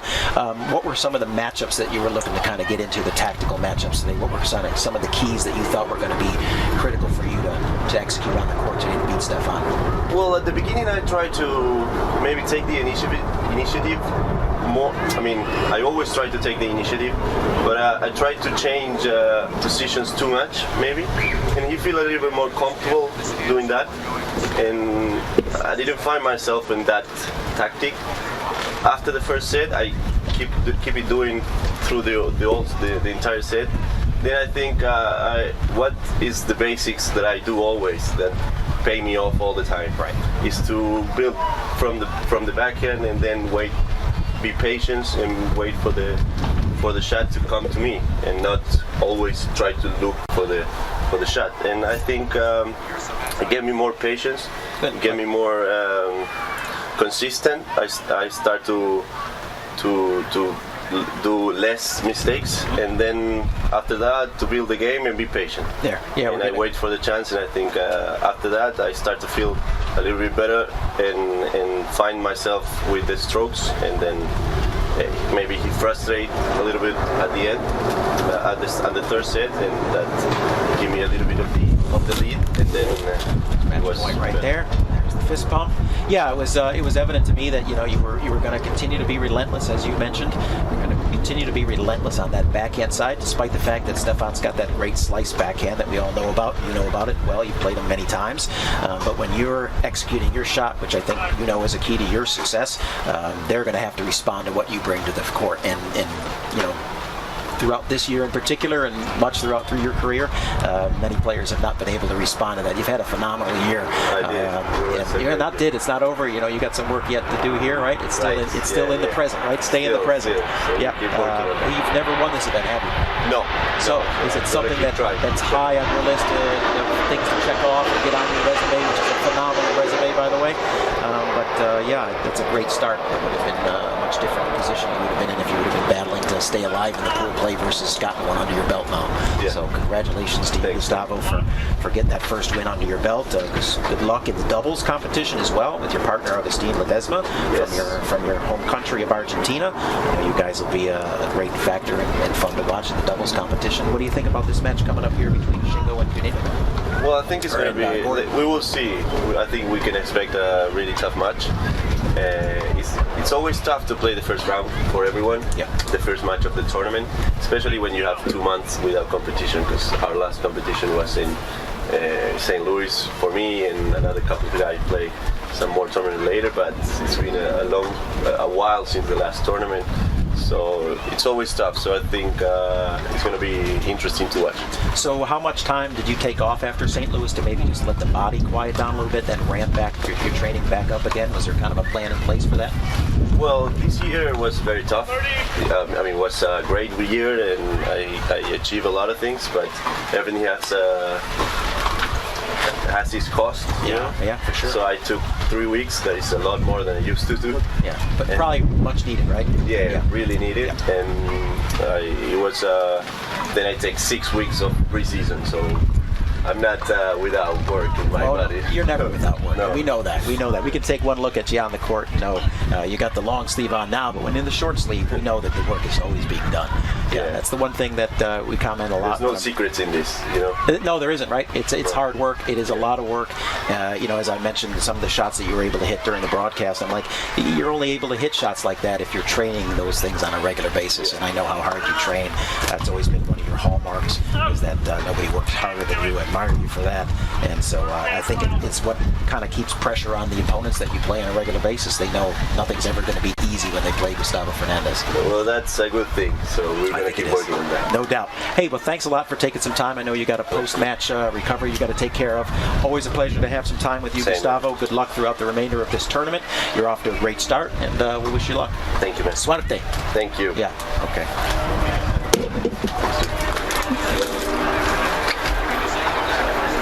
Yep, coming up next, as we've mentioned many times here throughout the day, Shingo Kunieda versus Gordon Reed here live on center court. We might take a quick little break, but we will be right back for this country and for this match, and we will resume our coverage almost momentarily, but we're going to take just a quick break and get back to live coverage here on center court.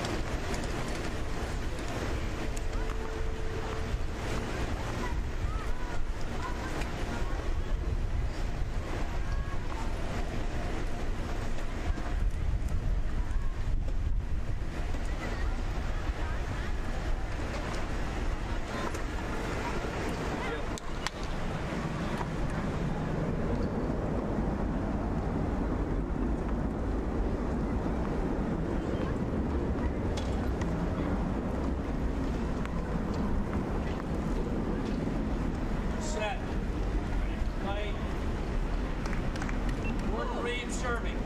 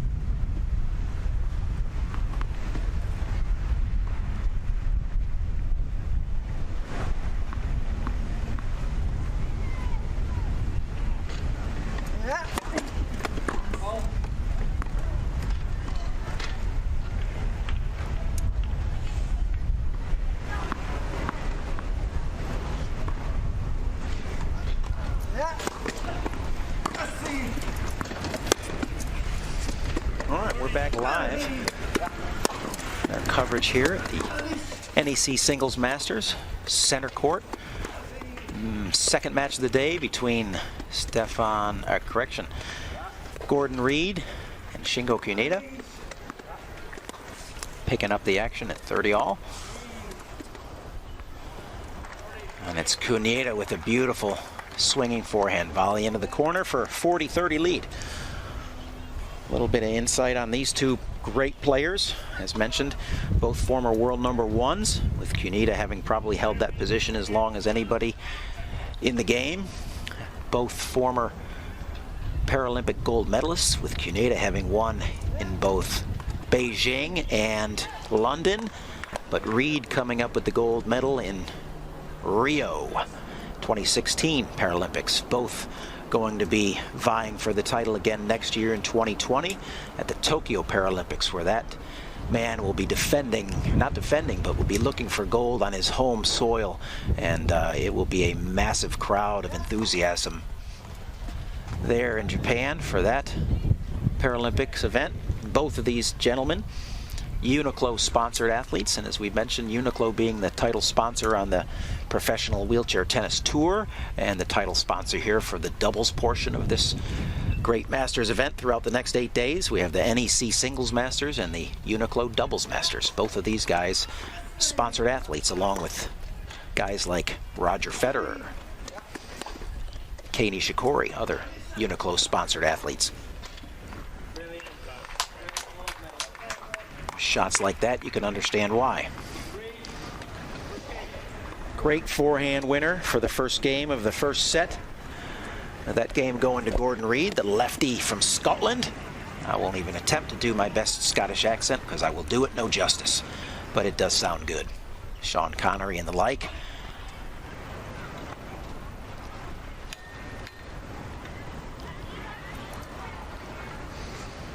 This year alone, these gentlemen have squared off 5 times, with the advantage of 4 wins to 1 going to Kunieda, with the 1 victory to Reed coming at Roland Garros earlier in the year at the major there on the red clay. A third set victory from Reed in that. Other than that, it's been straight sets victories from Kunieda. A couple of them rather decisive. So the matchup has been well in the favor of Kunieda. In their career head-to-head, it's 24 wins for Kunieda and 8 wins for Reed. So pretty significant head-to-head career matchups, with the advantage going to Shingo Kunieda, but I don't know if there's anybody on the tour that has a career head-to-head advantage against Kunieda, so that's nothing unusual. Truly one of the great players, if not the greatest of all time on the wheelchair tour. I think anybody could make a great case for Kunieda as being the best ever. His longevity, his resume, pretty much unparalleled.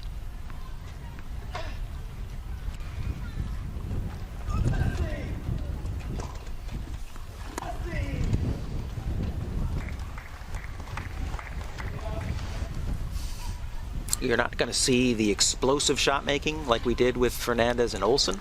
You're going to see more of a tactical approach to the game with Kunieda in particular. Reed as well. Reed probably being a little bit more explosive in a couple of his abilities that he has. But Kunieda is just a master with the chair, a master tactician on the court. Uses his mobility, shot placement as his weapons all the time. Of course, that's not a big backhand there, but it's taken so early and positioned so well that it becomes an easy winner for him off the backhand, and a quick 40-love lead on the first and opening service game for Shingo Kunieda.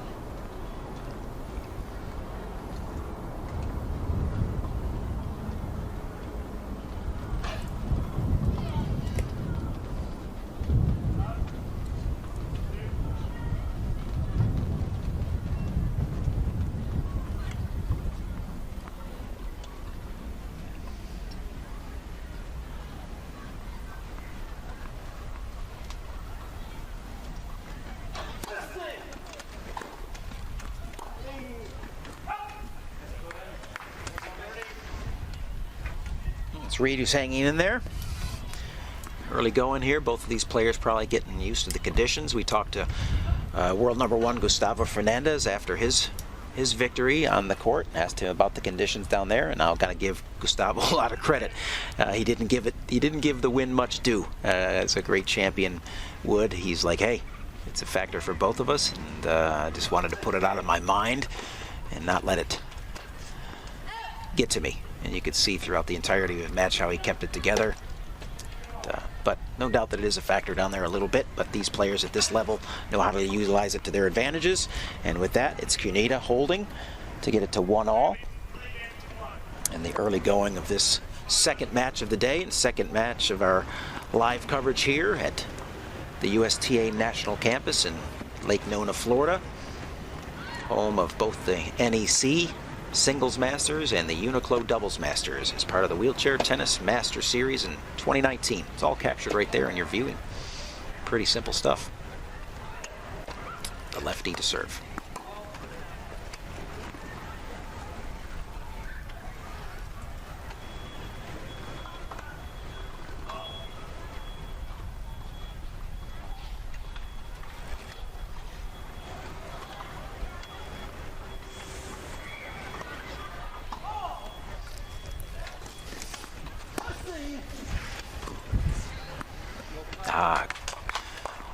Battle of backhands there.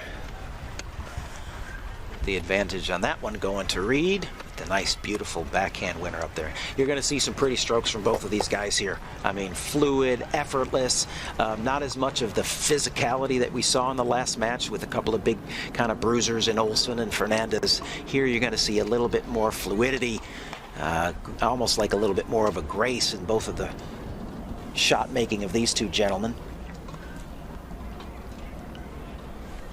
Nonetheless lethal, just in a little bit, delivered in a little bit different fashion. but both about as smooth a looking players as you'll see in wheelchair tennis.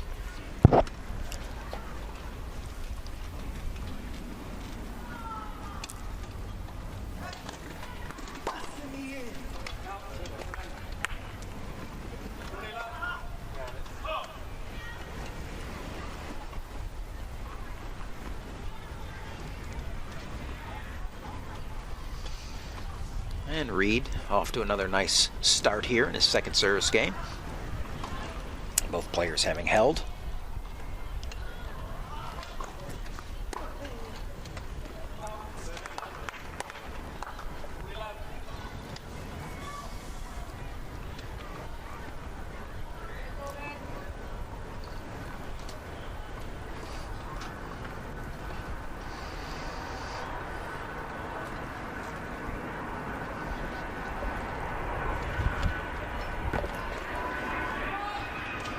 Lefty trying to bend that serve into the tee there, just missing.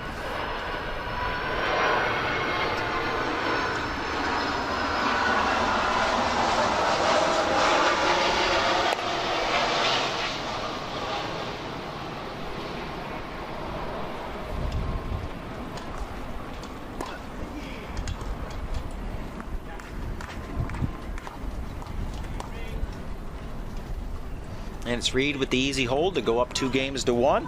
Both players having kind of looked pretty comfortable on their serve so far. No cracks in that part of the game. We'll see if it can be Kunieda, who will hold as well to keep it even up here in the early going of our second match on center court. Great look at the tennis center once again.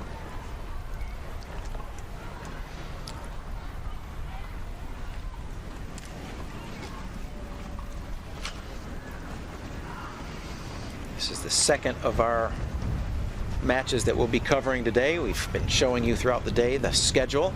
We have the women's world number 1, Dita de Groot versus Sabine Ellerbrocht following this match here, but we've got a long way to go here on center court. Match number 2 today. World number 2, Shingo Kunieda in action versus Gordon Reed from Great Britain. Umpire signals time, and it's back to work for these two great players.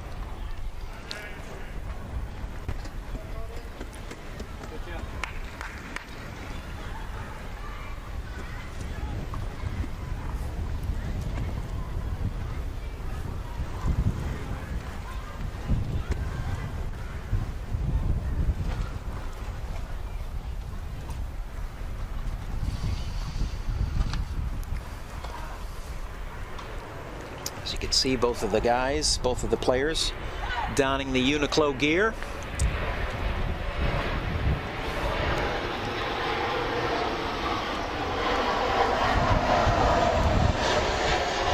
Perfectly executed serve up the tee by Kunieda there for the first ace of the match.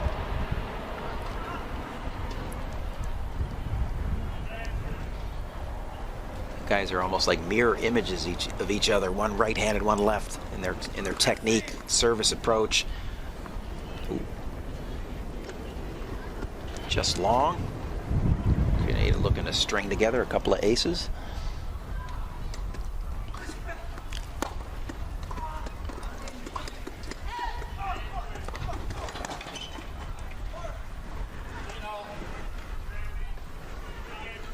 Forehand just a little bit wide there.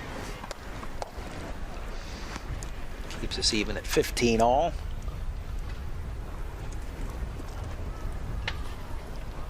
Both of these players excellent in their chairs. Will utilize this big stadium court with a little extra space behind the baseline to their advantages. Able to cover court from all the way back at the far end all the way up into the deep into the court. I'm sure we'll see some examples of them covering big swaths of court from front to back.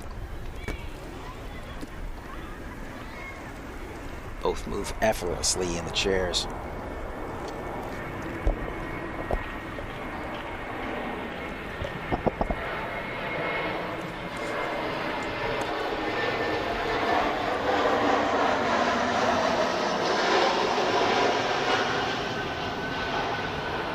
It was a late call on the serve. Kunieda wondering. Just sounded like a late call to me from the linesman. Shingo looking for clarification on wide or long. A little bit surprised at the answer he got. I'm sure he's not in agreement.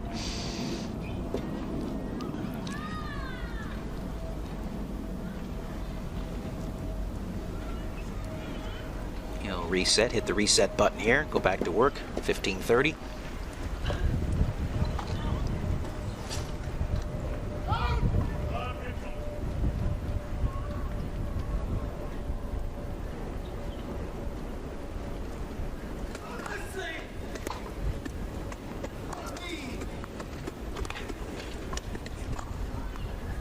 Yeah, kind of classic Shingo there. Create the advantage, knowing that Reeds really doesn't have many options. Stays well behind the ball, sees that floater, pushes in.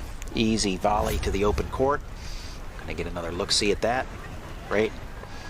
There it is, sees the advantage, holds himself in position, keeps the momentum, punches the easy volley winner. And there you go. It's just that easy. And just like that, backhand cross-court winner for Reed looks easy. And it's Reed now with a chance to get the early break and extend his early 2-1 lead to possibly 3-1.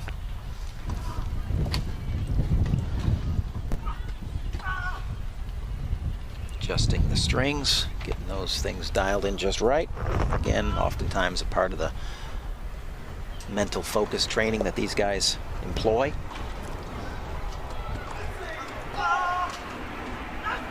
Something to quiet the mind before the big points.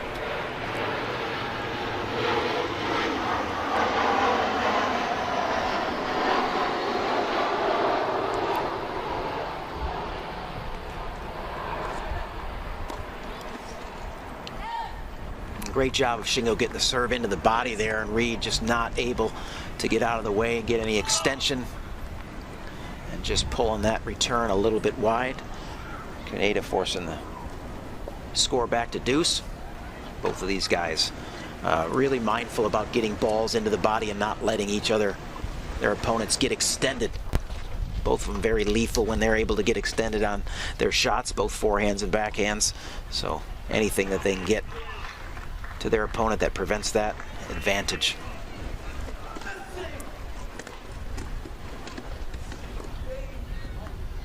And there's Shingo getting full extension on that backhand. And it's Reed now that's complaining with the call. Not happy with the linesman.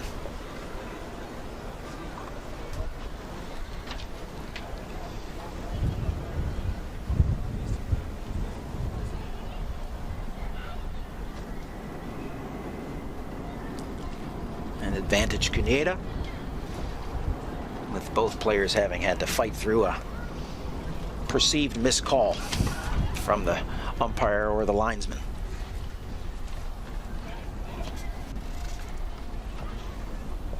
And it's now Kunieda with a chance to hold and get it evened up at 2-all.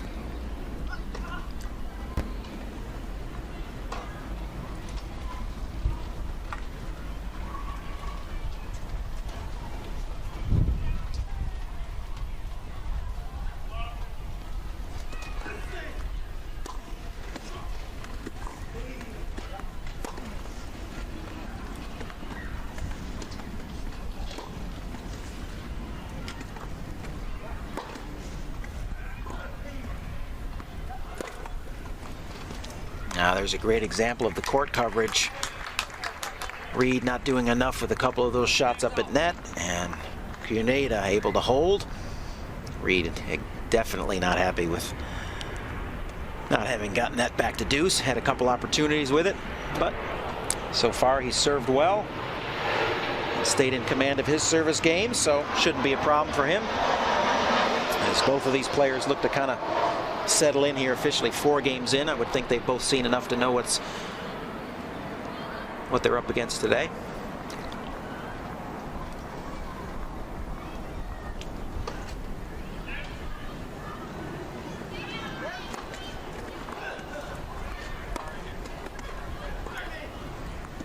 Oh, there's Kunieda with the angle off the sideline, beautifully executed.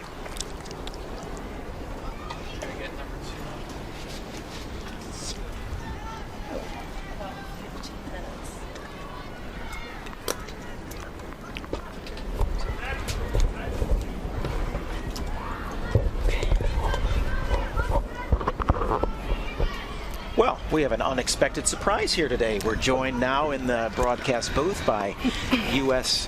Women's Wheelchair Tennis player Mackenzie Solden. Hello, Paul. How are you? I'm great. It's good to be back here. You know, after last year, I've received a lot of messages, a lot of fan letters from my time as a guest commentator. No doubt. So I thought it was right to come back and make an appearance. You know what? I'll take everything I can get right now. Hey, just to get you up to speed, it's 2-all, and it's 30-love Kunieda. And right now, it's Gordon Reed versus Shingo Kunieda. That's who we're looking at. Not a bad matchup. What brings you into town here, Mackenzie Solden? Well, you know, I happen to live here, actually. The USTA is my training ground, so I just came over from another court. We were having a Kids' Day event. About 200 kids bussed in from their elementary school, and they're here to watch some of the matches today. And we kind of showed them wheelchair tennis. They got in some chairs and answered a bunch of questions that they had, and some of them were pretty interesting. No doubt, they Yes. always are. So now, will the kids be filing in to watch things on center court, or are they watching over on some of the other courts? Or I think they're going to be coming out to center court. Okay. They were eating lunch the last time I eating saw lunch. them. All right. So. Good day for grilled cheese and soup. Oh yeah. Yeah. Well, we had a great first opening match here between Gustavo Fernandez, as a little bit of a recap, and Stefan Olsen, and it was Fernandez coming up with the victory in 3 sets with a decisive 6-1 in the third. But it was a really great opening match, and here we've got a good one here going with Kunieda and Reed so far. So you just needed a little adult conversation is what you're telling me. Yes. Yeah. All right. I'm not sure you're going to get it from me, but Yeah, anyway, I know. I'm hear looking it. for the wrong source. It's good. It's good to be back though again this year. I think the weather's a lot better than last time around. Yeah, we were bundled up, hunkered down, doing Had everything we hot could. chocolate. You name it. Freezing. Yeah, it's nice. Now the forecast is pretty spectacular. Nothing but mostly sunshine throughout the week. Temperatures kind of inching up a little bit as the week goes on. As the competition gets a little hotter, the weather is going to be getting a little hotter, and so it's great. It's perfect playing weather. Yeah. So tell us a little bit about your year, what you've been up to, and I know you're balancing playing, competing, doing some work for the USTA on occasions. You've done a lot of great events for them over the course of the year. Has anything kind of stuck out? Yeah. I've definitely been busy lately. That's a great shot by Shingo there. I've been very busy. I've been training here, playing in tournaments throughout the year, trying to qualify next year for Tokyo in 2020. And on the side, I'm also, like you said, doing some stuff with the USTA. So the events like the Kids' Day, helping out with junior camps, developmental camps. We just had one this week. And just going all over the place, really. Spreading the word about wheelchair tennis, teaching kids about wheelchair tennis, able-bodied and kids with disabilities, because I think it's important for both to learn about it, and we can grow through the youth. You got to get the exposure out there, as you mentioned, to both the kids who are actually living the life and then those that are not, to just make it a normal part of what they're going to see going forward in their lives. And you do a great job of that, Mackenzie, so we're really fortunate to have you be able to do that. You're a great example and a great role model. Just on behalf of the USTA, I'll thank you for that. Thanks, Paul. I'm really glad to have you here. You helped us out with our camp that we had this past weekend. I know the athletes that came in for that really appreciated you being a part of that. It's always good to have a seasoned veteran like yourself be on the court with them. Very they seasoned. look up to you. Very seasoned, yeah. And speaking of seasoned veterans, it's Kunieda here, up 3-2 on Reed. Kind of a battle back and forth in the early going, but it's Kunieda who comes up with the first break, and now he'll look to solidify that with a hold. He's held fairly easily in both of his first service games, so if he can do that again, he'll extend this lead over Reed in the early going of this first set. You know, I like coming on here because I feel like I get the most compliments out of you when we're live on air. And are you trying to say that maybe in a coaching role I'm not as eager to dish out? No, I'm not. I'm not saying that at all. That's not what I was hearing. Yeah, I wasn't hearing that at all. So yeah, well, you know, having coached you, there's a time for praise and there's a time for sure. Constructive criticism. Constructive criticism. Loud well constructive stated. criticism. Sometimes it can be volume oriented. No, that was only one time. Paul Walker is a great coach, everybody. He's been around for a while. He knows the game pretty well, and he's led our women's team to some big victories along the way. So we appreciate him as a coach. Well, thank you. But it's always been you players that do the work, you know, just there to support and give those little nudges when we can as a coach, supportive nudges. That's a great ace by Kunieda there, 15 all. He's been hitting his spots with his serve. I think that's why he's held pretty easily so far. He's been on the tee, he's been on the out wide. I think he's really keeping Gordon guessing early on. It's made his service games pretty easy. Oh, that's just great. That's tough. Court and ankles right there, huh? Yep. Not overhitting, not trying to power through that, just taking the ball, guiding it into the open court on the ankle. Really well played. Nice hands by Gordon Reed right there. I think he's using the wind a little bit too. The wind has picked up a little bit from this morning. I think it's blowing across the court, so hitting those balls that can kind of jump off the court with that slice is definitely a benefit. Yeah, we've commented a number of times on the wind here today. It's definitely going to be a little bit of a factor, and it's the player who utilizes has his or her advantage. It's going to have the advantage. The air by Reed gets it to 30 all. So are you getting ready to have a little downtime? As we've kind of talked that a lot of the players, this is going to be a year-end event for them, and is that similar for you? Are you kind of near the end of your competitive run for the season and looking for a little downtime and then ramp it back up around the beginning of the year? Yeah, for sure. I think the next 2 months really... Reed letting that one just get down a little too low on the wheels. There's really no big tournaments for me until February, so December I'll have a little downtime. I'll probably start training again the end of December, beginning of January to get ready for the year, because it's Paralympic year. It's a very important time, so I think everyone's probably after this going to take a little break and then get right back into it. Yeah, it's going to be a mad dash to the finish line for qualification. People will be everywhere, all tournaments, packed draws, people looking to get points. Qualification period ends in June, so everything that you can get up till then is what's going to make the difference between qualification or not. Oh, there's hate to see that. Hate to see that. Gordon Reed. That was a good get. Yeah, it was. Hey, he put a racket on it. It's all you need to do sometimes. And let the net cord take care of the rest. Yeah, got a little. Just great skills there with the chair. A great example of chair skills there. As mentioned, both of these guys are real chair skill masters. And that was a great isolation on Gordon Reed there, and all the little nuances that go into him maneuvering that chair. And we're at deuce. Shingo. Nice slice. Yep. You know, Gordon on the hard recovery right there. Shingo sensing, probably seeing that early on, be able to read that, just take a little bit off that shot.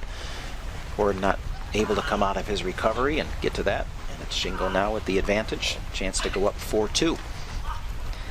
Now the format of the Masters is a little bit different than a typical tournament, right? They're starting with round robin and then they go into a draw. Yeah, so we got the pool. We got two pools, Pool A and Pool B. Both of these players occupying some space in Pool B. Shingo being the number 2 seed overall, essentially, and then he's the one that helps create Pool B. You got Fernandez, who number 1 in the world, was at the top of Pool A. So yeah, so these players will all play each other within their pool, and then the top 2 players will advance out of pool play and position themselves in a semifinal. And then that will become, from that point on, knockout. And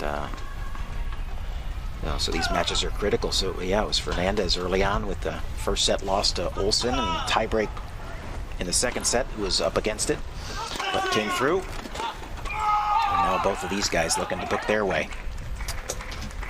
We've had quite a battle going on behind us on court number 1 between Stefan Uday and Alfie Hewitt from Great Britain. They're still, that was a 10 o'clock match, and here we are, 12:30, so that must be well into the third set as these two guys continue to battle in their opening round-robin match. But right now it's advantage Kunieda here on court, center court, up 3-2, looking to push his lead to 4-2. So you got just a little break in between. More kids? Yep. Yeah, okay. And then Thursday, we're also doing it again. There's another. Today was 5th graders. Tomorrow, or Okay. Thursday will be 4th graders. There's the angled winner That's by a nice Kunieda shot. for the 4-2 lead. Looking pretty strong on his serve so far today. So now it's Gordon who's going to be having the pressure on him to hold again, not let Kunieda extend this out to 5-2. So another kids' day on Thursday. Mm-hmm. That's good. I think it's great. It's like a little field trip, obviously, but Yep. they get to get outside, get to get a little fresh air, get to burn off a little bit of that 5th grade energy. Oh, See yes. some spectacular athletes. They're probably amazed at what these guys and girls can do in the chairs, and they're probably a little bit awestruck as to. Yeah, and I think an important component of them coming here is they actually got to try sitting in some tennis wheelchairs this morning, and I think that's another factor that I wish we could use a lot more in schools and things like that, is having people be able to try it, because I think that gives you a little more respect once you get in the chair, you try to play tennis, and then see it's pretty difficult actually to get used to. So Yeah, I think the people that always amaze me the most are to me, able-bodied tennis players. So people who already play the sport of tennis and know how difficult the sport can be, Yeah. and then they get in the chair, and then they're like, I mean, there are some really like holy fill in the blank moments when Yeah. they realize, like, how do you do it? I mean, you get that, like, how do you do this? They really are just amazed at how difficult it is to be in the chair and push Yeah. the chair and still execute. So I'm always amazed when able-bodied players get in, how difficult they find it to be. There is where you really see the appreciation for the kids. I think it's just like a fun thing, and you're kind of breaking down the barriers of them looking at a wheelchair as something that's limiting. And they get in a sports chair like these guys are playing in, and they see how responsive the chairs are, and they're like, wow, it's just something that's kind of cool. yeah. And so I think they just see it as a wholly different thing. Just a near miss by Reed there on the sideline. Yeah, actually, last night we had our first wheelchair tennis practice at the University of Central Florida. They're trying to start a collegiate wheelchair tennis team there. We had one player come out, and then some of the club tennis players were actually playing nearby. They had some extra wheelchairs, and they got in it and tried to hit around, and they had a hard time. No doubt. I think holding the racket in the hand and pushing seemed to be the consensus on the hardest thing to do, but it was pretty fun to have people come out. And So you're going to be involved with that University of Central Florida, the evolution of that program potentially growing over there, and Yes. you're in on the ground floor with that. That's an exciting adventure that you're kind of undertaking right now. I think that University of Central Florida is fortunate to have you kind of leading that program, and so we'll see how that does blossom. I'm sure it will. There's been a pretty strong push by the USTA wheelchair tennis department to grow the sport of tennis in the collegiate ranks, really trying to expand the opportunities for kids coming up at the younger ages to say, hey, I can go to a college, and expanding the opportunities for them and play tennis while I'm in college, and continue to grow my game and have a sport for them to play.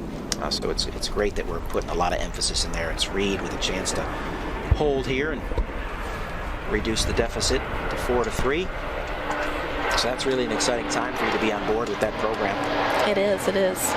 I think for me too, great shot. Yeah, it's a nice overhead punch volley by Gordon For me too, having competed in college sports, basketball and tennis, I know how beneficial it can be, because college campuses have all the resources you could possibly need as an athlete. They have the gym, they have all the equipment, courts, everything you need. So I think building up that college division in tennis and other sports too can really produce some great athletes, and not only if they want to be elite with it, I think it helps with time management, discipline, all the things you need moving on later in life. So I think the initiative by the USTA to add more programs is really great, and I'm glad I get to be part of hopefully creating another program at UCF.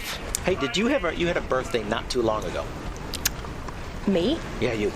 Is it true? In May. In May. See, that wasn't too long ago. That was pretty long ago. But to listen to you, Mackenzie, talk about that as an adult, having known you from the time you were a junior wheelchair athlete and everything like that, it's just really something to hear you talk about that at a different level and how you came up through ranks like that, and now you giving back to the sport and providing opportunities for other young kids to come through the same kind of program that you came through, recognizing how important it was in your life. It's just really great to see that whole evolution.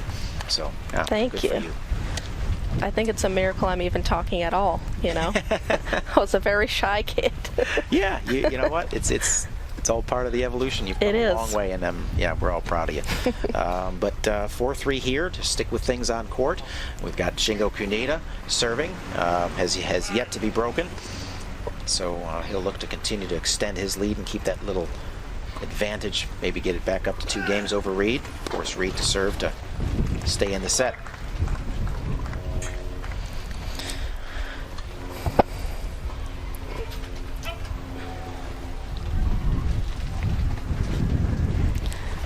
For the players at this level, since everyone seems to be pretty even as far as their experience and their strokes and movement, what do you think is the difference? What's the distinguishing factor between the top players? Well, I think these guys all know each other so well. I mean, they've played each other so many times. I mean, we're talking about, I think it was a 24-8, so these guys have played each other 32 times. So they're not strangers to each other's games, right? Yeah. So it's not like, I don't know, I've never played this guy, I don't know what he does. They know each other pretty intimately in regards to their games. So one, it just comes down to one, simple execution. And then two, I think it's the guys that have the ability to slightly deviate from their norms on occasion. Maybe in the big points where they would traditionally play points in a certain manner. In some of these big points, because there's such familiarity, it's the guy that can maybe just slightly deviate off a normal pattern or something like that and give his opponent a different look at a particular moment in time and a critical moment. I think those guys are the ones that kind of separate themselves. But by and large, it's I think the ones that just are able to impose their game. In other words, like, I'm going to get into the matchups that I like and suit me best, and then execute on that given day. This is a great job by Gordon. Driving that ball down the line and sneaking in behind it and just showing some incredible touch right there with the forehand drop. So yeah, I think that's it. I mean, it's one, mainly sticking to your game, but on occasions of being able to just slightly vary off of your norms at big moments, maybe when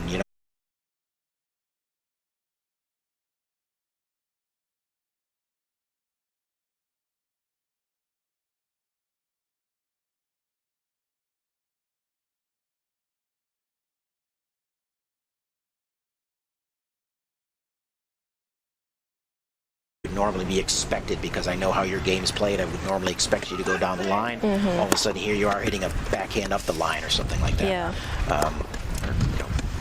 So, and again, it always just comes down to percentage Shingo serves. Yet today, I think he's just mixed it up well enough that he's been able to stay in the advantage position. That was a good question, though. What separates these guys, all being, phenomenal players. And it's the one that just keeps, the ones that just keep their heads together. Gustavo talked about it. He never wavered once. Lost the first set. Stefan was serving at 6-5 in the second set. Chance to serve out the match. You never would have been able to tell looking at Gustavo. Just held it together the entire match until he was able to just kind of crack Stefan in that third set and kind of jump out to the 3-0 lead, and then really just stormed on from there. And here it is with Kunieda with another hold to go up 5-3. Kind of in control of this first set.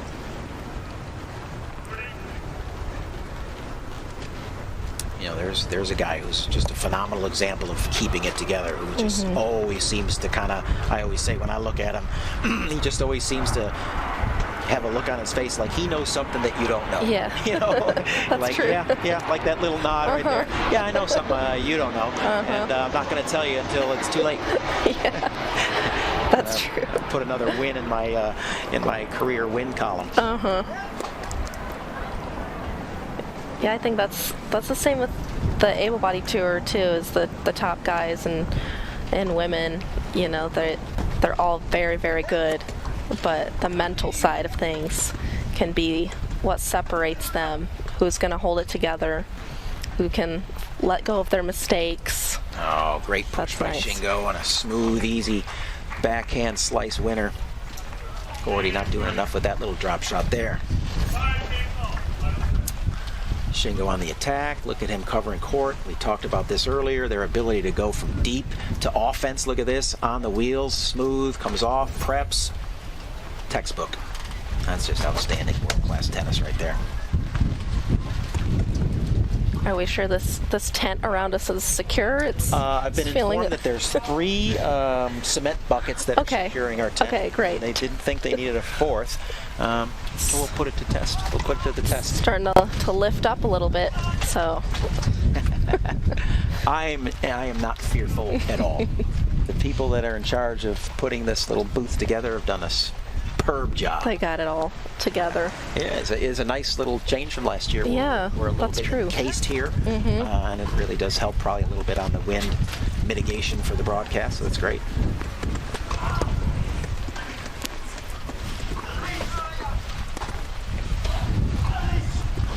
Shingo taking the ball early. Wow. Driving it into the corner.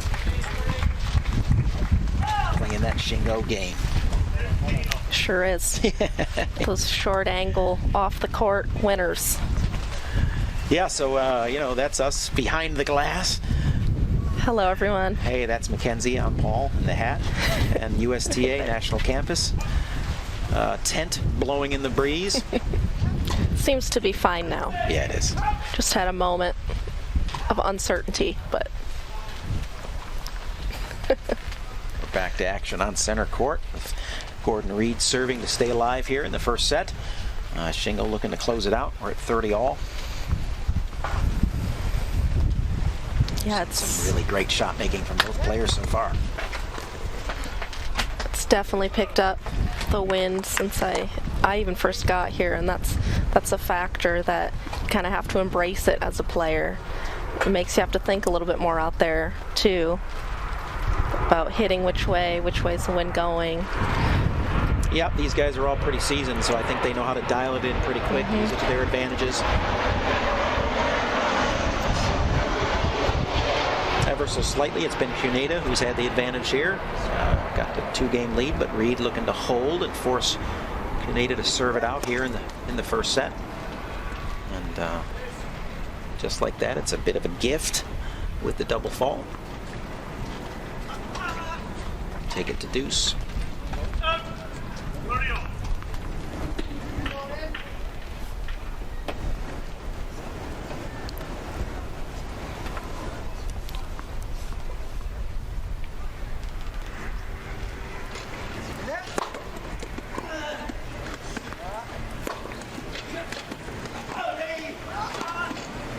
Oh, Reed once again showing the hands.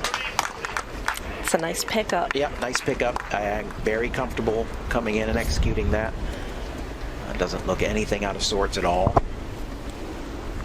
Sets things up with the big forehand there, recognizes the advantage, comes in. Yeah, real nice.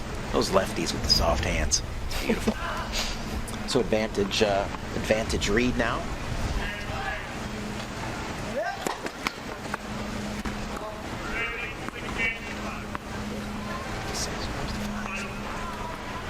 I just heard a little announcement that it's Houdet leading 6-5 over Hewitt over on court 1 in the third and final set. So it sounds like a pretty epic battle that they have had going on over there. They've been going a long time, starting at 10 o'clock, and here we are, well past or almost coming up on 1 o'clock. So almost a 3-hour match there. Kunieda battles to get it back to deuce.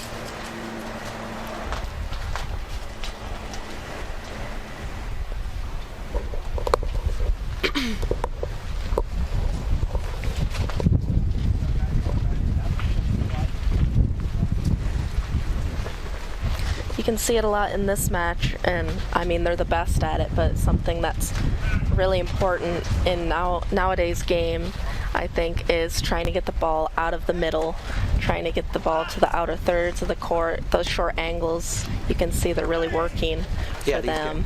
These guys both with the angles, very good. You know, but that rally there, you know, was pretty much a center ball rally. When necessary, they were able to do that until an advantage is created. But right there, it's Reed being a little bit over aggressive and flying that shot long. So it's Kunieda now with the first set point. But you're right, yeah, that first strike that gets to that potentially outer third, you know, puts either one of these guys in an advantage position.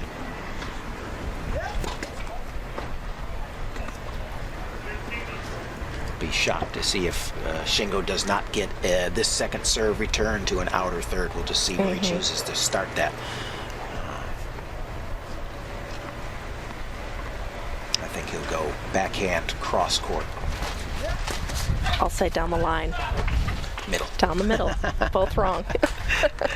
Well, you know what? Good serve by Gordon there. You know, really forced Kunieda to get extended. So look at that. You know, he just way more extended than he wants to get. He's not able to drive that ball either down the line or cross court. So he just defers to the middle, doesn't give him the air, forces Gordon to hit it, takes it back to deuce. And that's another thing. These guys take what's given to them.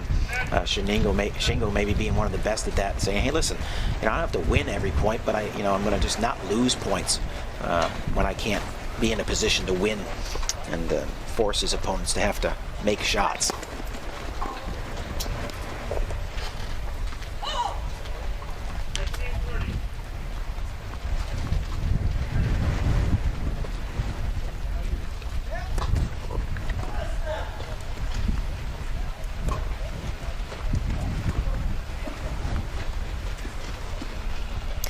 Is that enough? Gordon once again showing the touch and not afraid to come in. Big moment. That was a close one. Yeah, did just enough there to force Shingo to have to push that ball long. Vantage Reed.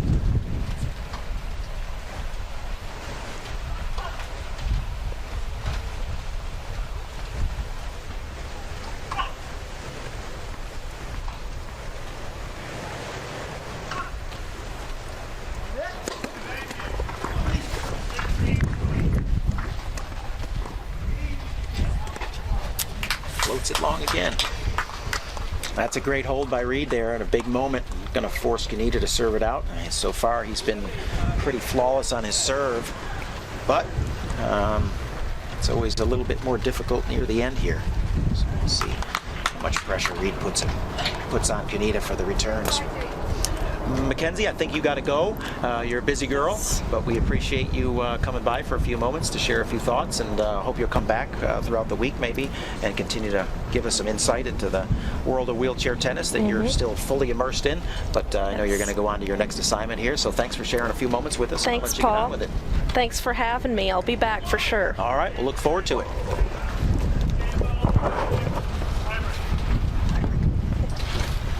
And as on cue, as Mackenzie had mentioned earlier, there's some of the kids that are here on our Kids Day, and so they're filing into the stadium. Maybe not at the most opportune time with the 5-4 match on the line here, set on the line, but nonetheless, they'll get them in. They're coming in orderly, and it's going to be good to see some bodies in the stands. Just heard over the referee's microphone on court 1, and it's Reed and Hewitt in a tiebreaker, third set tiebreaker. So couldn't get any tighter over there in that big match. Opening round between Reed from Great Britain and Houdet from France. But we'll continue our coverage here on center court between Shingo Kunieda and Gordon Reed, with Shingo Kunieda getting ready to come out onto the court serving at 5-4, looking to close out this first set. He's had nothing but success. Let's hold him there.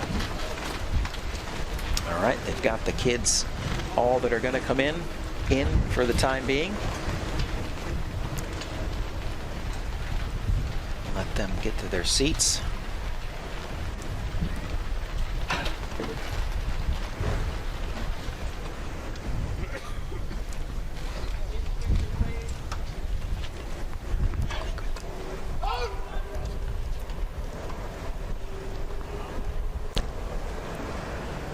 All right, Shingo Kunieda to serve, 5-4, first set against Gordon Reed.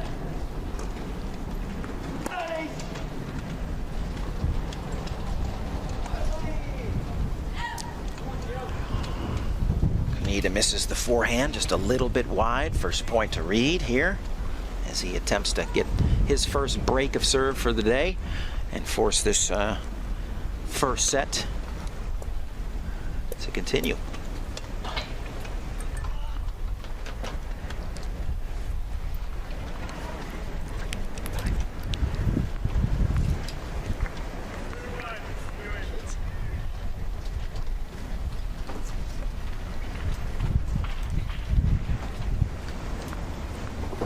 To you.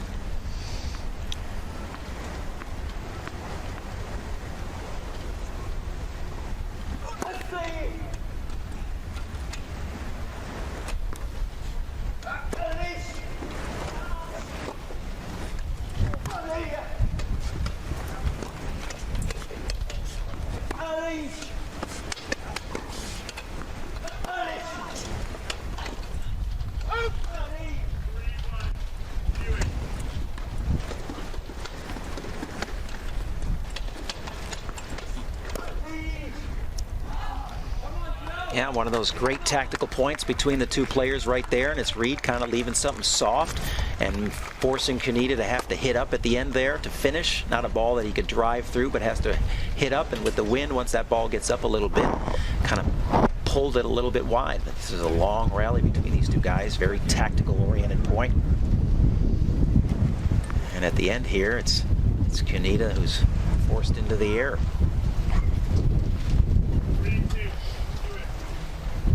Great example of how these guys can cover some court from top to bottom. There's the error on the replay. Now joined in the booth by Jason Harnett. He's a national manager of wheelchair tennis for the United States Tennis Association and head coach for the United States Tennis Wheelchair Program. Welcome, Jason. Good to be here, Paul. Kind of come in in a. I did. I kind of come in a critical moment here. I would say so. End of the first.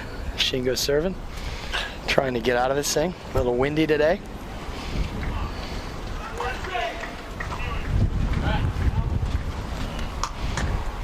Well, he hasn't been broken yet today, so it's a position that he's really held easily on most of his service games. I don't know if you've been watching from a different vantage point, but from here it's looked like he's been pretty comfortable on his serve. We'll see if he's got the answers to close it out here at the end of the first. He's a pretty process-driven guy, isn't he, right? Yeah. You know, a little wind doesn't bother him. He just does what he does.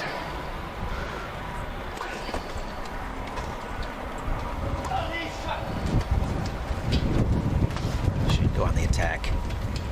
Ain't gonna get out.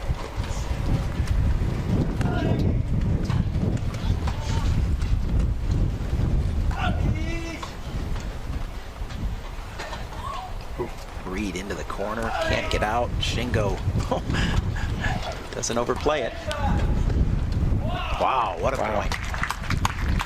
You know, what a contrasting style from the first match that we watched between Fernandez and Olsen, where they pretty much just stay on the baseline and just bang.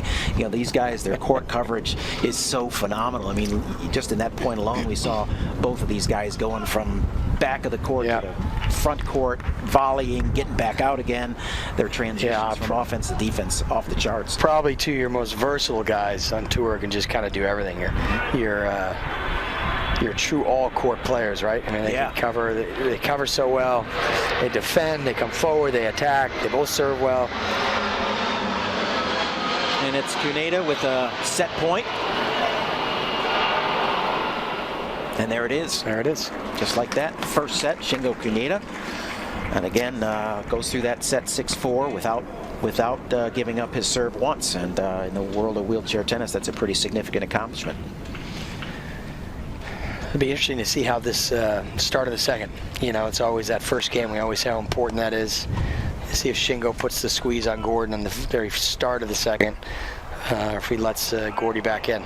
It's hard to say, but it seems like he's handling the conditions a little better. Gordy looks a little volatile early, and Shingo looking right there just looks typically like Shingo always does, right? Yeah, yeah, exactly. Get the ice. The ice pack. Yeah, you said process-driven, routine-driven, you know, but we talk a lot about the similarities between a great player like him and a great player, say, like Rafael Nadal, who's incredibly, you know, a little almost OCD about the routines and everything like that. As you say, regimented, but that's what allows them to be freed up to perform, you know, because they stay consistent. Nothing is ever new to them. No. This is how I do my business. No, every resource that you know, that is available to these guys, they take full advantage and they maximize it. Yep. So we're getting a great look at our crowd pouring into the stadium. I believe Gordon is maybe taking a bathroom break here at the end of the first set, so we'll have a little bit of time to kind of reset the stage on everything. You know, our coverage here on day one is opened up with Gustavo Fernandez, world #1, having defeated Stefan Olsen in a tough three-set match. And as I look behind us, it's Stefan Houdet and Alfie Hewitt in what must be only an absolute epic, almost 3-hour battle now, because that match started at 10 o'clock and they're in a third set tiebreaker. I don't know what the other set scores were, but they're both just wheeled around the bench and both look like, you know, it was like, how much more of this do we have to do? Round one of a round robin. Yeah. You have those two playing. It's like seeing Gordon and Shingo playing first round. It's just, that is the beauty of this, right? You get these matchups. There it is. So there's the matchup that we've been kind of getting some snippets on, and it's Alfie Hewitt on the right of your screen and Stefan Houdet from France on the left of your screen in a third set tiebreaker. But apparently that match has been completed, and I haven't seen or gotten word on who's come away the victor. The umpire is out of the chair, so I only assume that the match is over. Body language is not giving anything away. Well.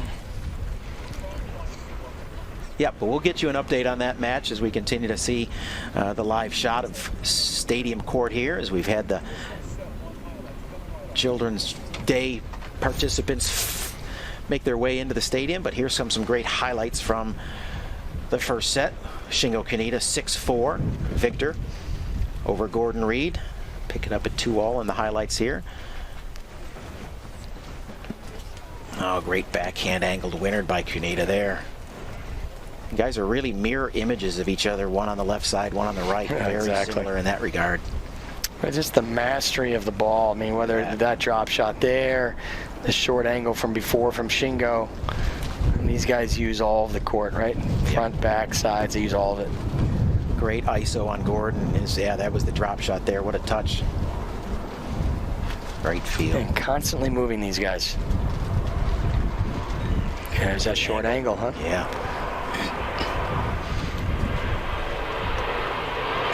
Let him get depth on his recovery there.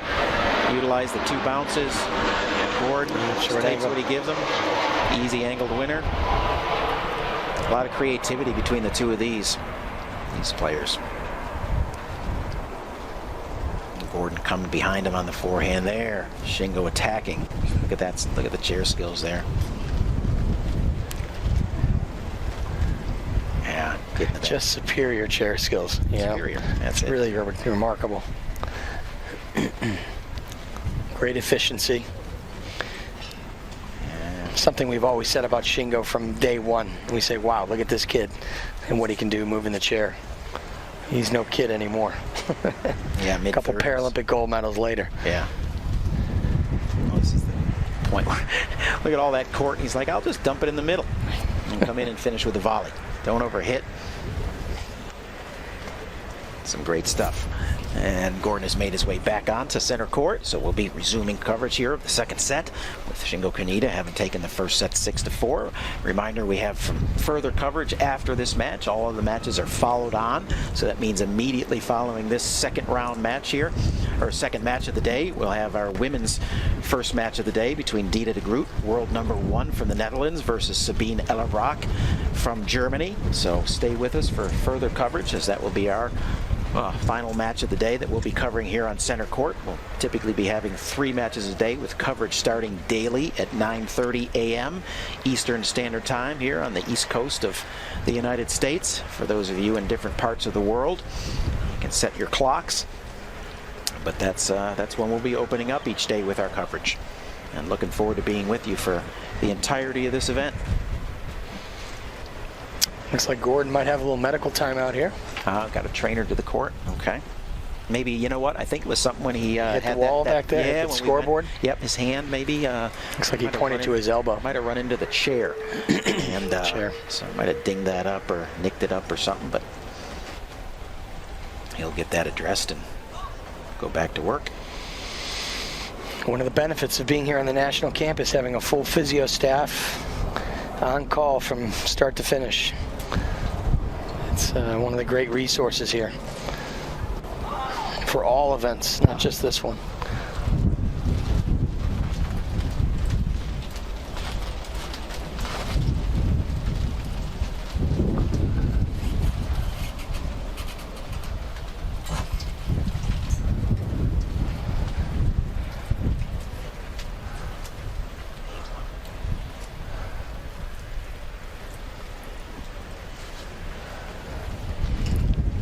Just a beautiful day here at the national campus. Goodness, a little bit of wind. We're probably high 70s. Perfect conditions for us. We here in Orlando have been waiting for this for a long time. It's been a long, hot summer. Wet summer. Now this is what we've been waiting for. Perfect weather.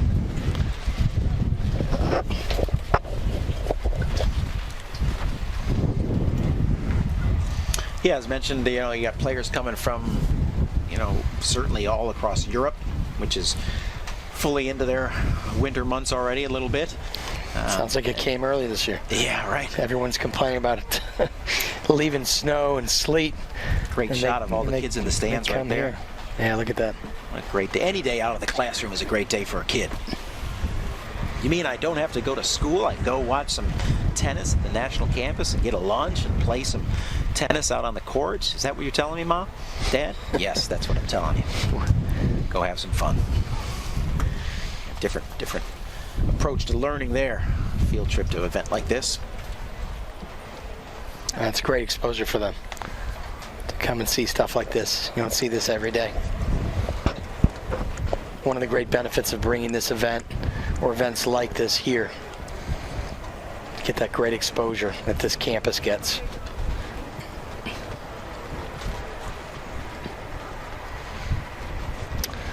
I would imagine this medical timeout is coming to an end pretty soon. Yep, we got the tournament referee out there monitoring this as well, ensuring that the medical timeout procedures are being adhered to. A little shot of us here.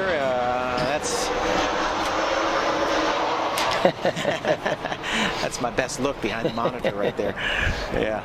Oh, the zoom in. Uh-oh.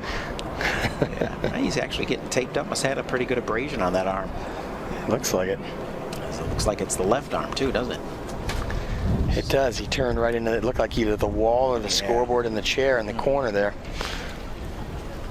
You could hear the hit from up here. Look at Shingo out there. Ghost swinging, staying loose, staying warm. Yeah, Shingo's ready to go. Yeah. Visualizing. Hub drilling. Look at the guy. I think he's doing the hub. He can't not do it. It's like forehand, cross court, winner. Subconsciously, he just goes right into this drill. Look at that. Down the line, winner. Visualization at its finest right here. I think we're about to get started. So it'll be Gordon Reed to serve to start the second set. It's a nice round of applause from the kids in the stands. All taped up, looking like a warrior. But it's actually onto his hand and everything like that. So that, to me, that's probably not ideal for him. You know, to have that all taped up, hand taped up, arm, I think he could live with it. If he's adding tape to the hand, you lose a... It's going to be a little bit of a little feel issue, huh? You lose a little bit. Tough to start the set here with the unknown of what that's going to be like. See how it affects him.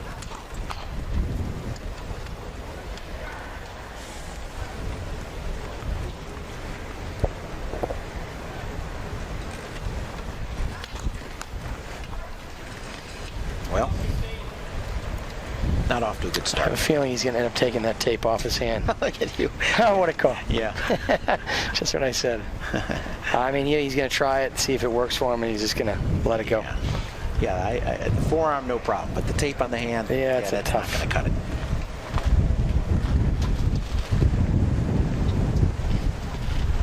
He's a Scot. It's like you bled with Wallace, now bleed with Reed. Little Braveheart quote. Never a bad thing when you're talking about the Scots. You get a Braveheart quote in there. Only you would pull out a Braveheart quote right now.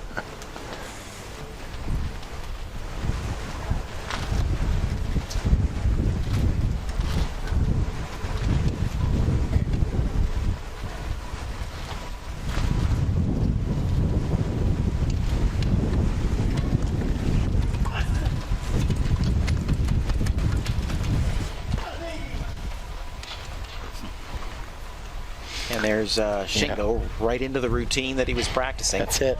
Pushing out, hitting a forehand, recovering, just like he had done in preparation for this set to start. And he's very aware that Gordon's a little irritated coming off that long bathroom break, medical timeout, taping, and probably a little irritated right now that the taping's not maybe working like he'd like. And Shingo's just squeezing the vise right now to get this first break. No freebies. No.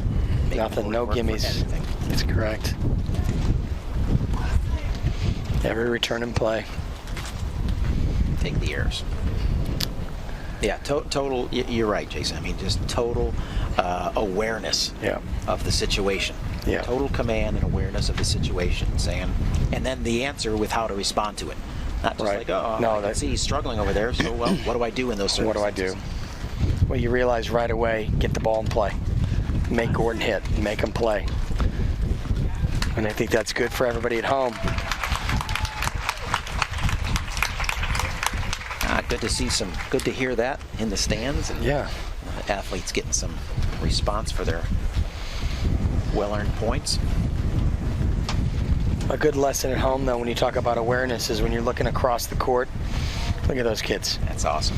Yeah, but you recognize that your opponent's a little irritated, that you go back to process, you go back to getting balls in play, making your opponent play.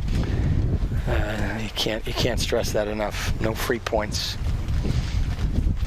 Yeah, just maybe wait for an opportunity like this. 40-15 up, second serve. Yeah, he's going to be aggressive here, huh? Let's see what we got. Doesn't need to be. Nope. Yep, got two freebies from Gordon there, two double faults in that opening game there. Not the way Gordon wanted to start this set. Yeah, as you said, don't think he's going to take probably that first changeover break for him to maybe settle down.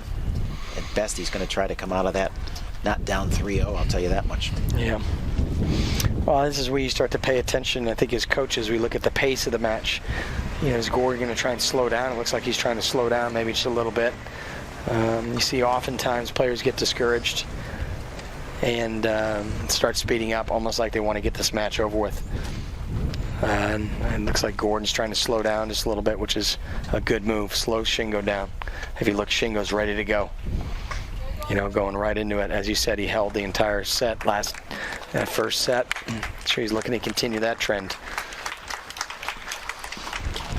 Good shot at some of Gordon's support staff, coaching teammates and everything, coaches and teammates.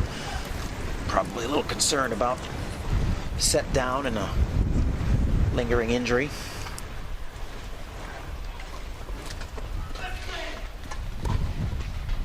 Shingo right back to work, pouring a first serve in.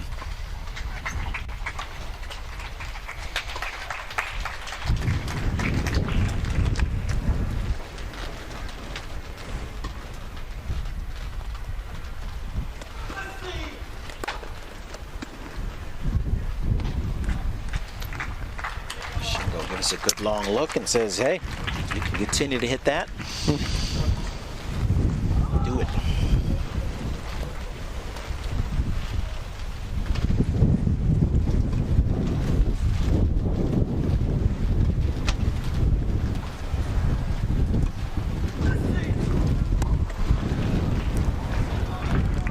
And so Gordon does it. Yeah. Couple down the line returns, as we talk about. That down the line return is so devastating in wheelchair tennis. Tough to make a living that close to the line, though. So we'll see if he continue, but keep it up. Now it's working for him. Sometimes you're down, you play a little carefree, take a couple slaps at it, and balls drop.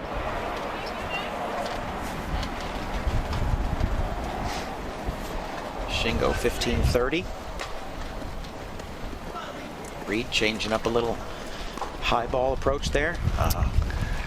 Yeah, I got a little loose on that one. A little loose. It's hard to know what the wind's doing with the ball. It's pretty windy up where we're sitting, but down on the court, it's pretty protected by the stands. But I'm sure there's a little bit of a swirl down there.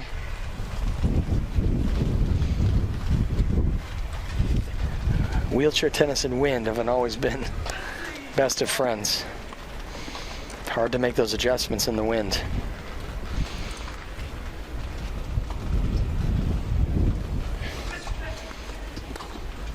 Good serve right there. Right in the body. A good 30-all serve into the body. Hey, I want to give a good shout out to our friend and colleague for a lot of years, Karen Korb, who was presented with the UNIQLO Spirit Award last night. You know, just a great contributor over the course of a couple of decades. So that's a prestigious ITF award, UNIQLO award. It was won by Nick Taylor last year. Karen Korb is the recipient of the UNIQLO Spirit Award this year, and so we're proud of Karen. All that Great she's choice. accomplished in the sport, being an advocate, being just a former player, and just a contributor in so many ways. So congratulations to Karen on that prestigious award. That's really outstanding. Very proud of her. She's done just about everything, hasn't she? Yep, sure has. Paralympian coach. There's the hold for Kunieda, and the 2-0 lead set and 2-love up, and again has yet to be broken. So he's got to be feeling pretty good about every time the ball comes over to him and he gets involved in the service game. Yeah, I think we're at that pivotal moment, aren't we? Yeah. Is Gordon going to put up a fight, or is he, you know, look again, Shingo taking his time. Gordon's up, ready to go, which maybe suggests Gordon's trying to keep this match moving along a little bit. Hopefully he digs in here and fights some. Yeah. This is the time in the match. The match can get away from you pretty quickly. Yeah, this is where in our first match that we covered with Fernandez and Olsen, this is where it got away from Stefan. Once Fernandez got the 3-0 lead in the third, it was really downhill from there. And I could see the same thing coming here in the second. Shingo gets this double break with the way he's been serving today. I just don't know if I can see any way for Gordon to get out of that early deficit. Yeah, and having a deficit like that and looking across the net, and there's Shingo in his routine, locked in, not letting you breathe. What is that like? It's like staring Michael Jordan down, you know? Yeah. As he's defending you, you're trying to bring the ball up court, and he's staring you down. It's really the same thing. Shingo does not let you out of these situations. Or even worse, makes Jordan you play. Ball in his hands. Yeah, 10 that's seconds true. on Going the other way. clock, Exactly. knowing that he's going to be pulling up or driving hard to the hoop. You can't defend both of them. That's right. He was tenacious. He was ferocious.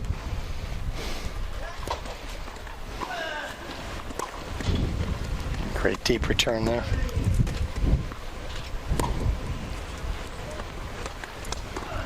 This is whenever you give Shingo time to work. You know, you can just see it. He had a high, deep ball pushing Gordon back. Gordon, a little less pace in the ball, giving Shingo time. That's where Shingo's at his best. Yeah. He has time to stare at the court, look at what's available, and he just executes. It seems simple. He makes it look simple. Yeah. He makes it look simple. But he works so very hard to make it look that way. The greatest players always make it look easy. Yeah. And it should show all of you how much discipline and work it takes to make it look that easy, because it's so difficult.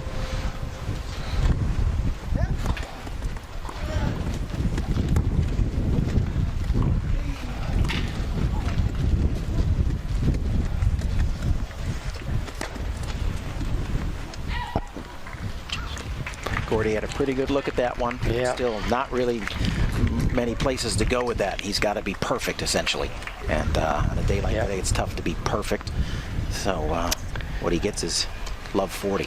Yeah, and Shingo gets to a ball like that, and it looks like I'm watching that thinking Shingo's going to maybe put that ball away, and he knows he maybe doesn't get quite as good a look, and what does he do? Just kind of shovels it to the corner. He's up 30 love and puts the onus on Gordon to come up with a shot.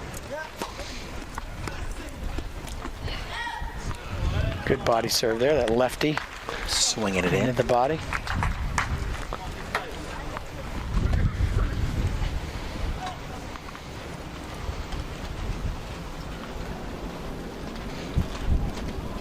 Commented on the kids here today, but got to be a great day for the teachers as well. Park the kids in the seats and step back, and don't have to have a lesson plan for the day.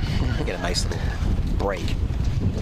We talked to the group, the kids earlier and the teachers earlier, and they're all enjoying it for the same reason. Yeah. Get out of the classroom for the day and do something different. And what a great field trip to come here to the national campus. You know, and I know Moss Park Elementary School is only about 10 minutes away. So a nice little field trip for these guys. Reed hanging in there. At first serve percentage, it's been a little bit low. Yeah, tough to make a living against Shingo, a guy like that who returns as well as he does and dictates points from the start. If you're not getting a pretty big percentage of those first serves in and keeping him at bay. Oof. Yeah, in the body language, you see it all. Yeah. You see it. Yeah, that pretty much said a lot right there. That one look right there tells a pretty big tale. Handling conditions, right? Being able to manage it, work with it, not fight it. It's hard. And Gordon's, you know, he's having to deal with it hard here. All right, looks like we're changing of the guards. Kids are moving on to next activity of the day, but it was good to have them in the stands. It was great seeing that. Yeah, great for them to come out. You don't get to see a wheelchair tennis event every day. No, probably not. Not at all. And there we go. Shingo up 1-0 and 3-0. Full command here on center court. Match number 2 of our continuing daily coverage of the NEC Singles Masters and the UNIQLO Doubles Masters, running concurrently throughout the week here, starting on day number 1 today. We'll finish up a week from today. Next Tuesday we'll have our finals. Well, both Monday and Tuesday of next week we'll be having finals. And so we hope that you'll be staying with us for the entirety of this great year-end event.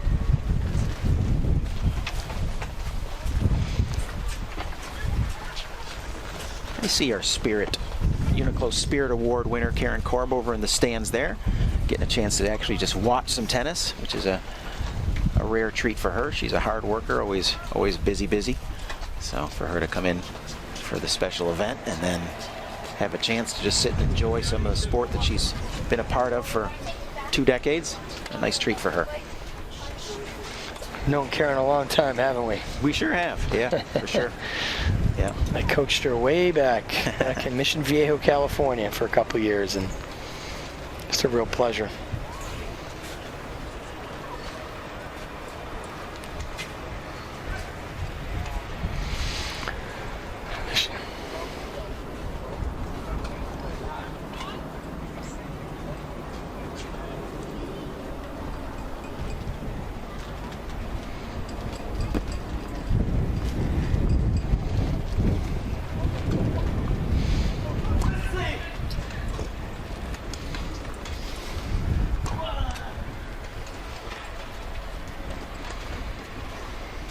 Nice volley by Shingo there. Shingo working his way forward early, continuing to pressure Gordon.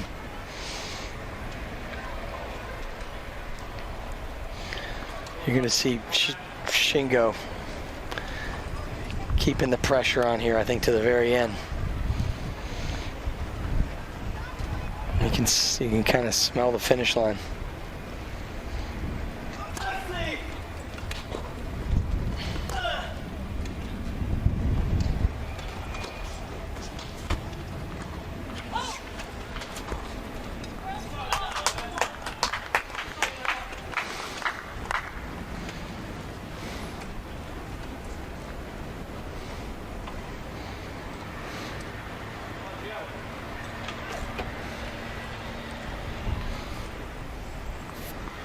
Ah, there's a shot of our UNIQLO Spirit Award winner, Karen Korb, the great one.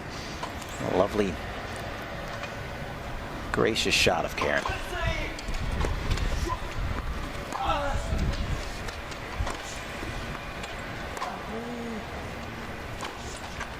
And Shingo back to work. Yep. You know, as you said, I mean, you're seeing a lot more center cut balls. Shingo saying no reason to go big or go aggressive. Just Gordon's the purpose. Not giving him a reason to do that. Keep the risk level manageable. And if high, heavy, deep balls to the center are doing it, why change? Yeah. Okay, he can hit that stuff in his sleep.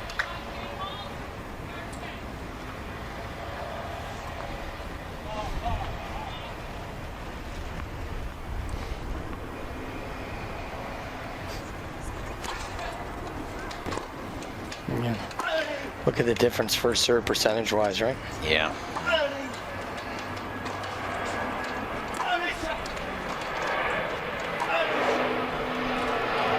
There's the deep center one. Wow. Great shot. Great forehand down the line by Gordy right there. Yep. Definitely a shot he needs to execute in these matchups against Shingo. Likes to stay in that high percentage cross court, force you down the line. If you can execute, you can do some damage, but makes it tough to execute. 30-all. Gordon just looking to get a toe hold at this point. Still yet to break Kunieda.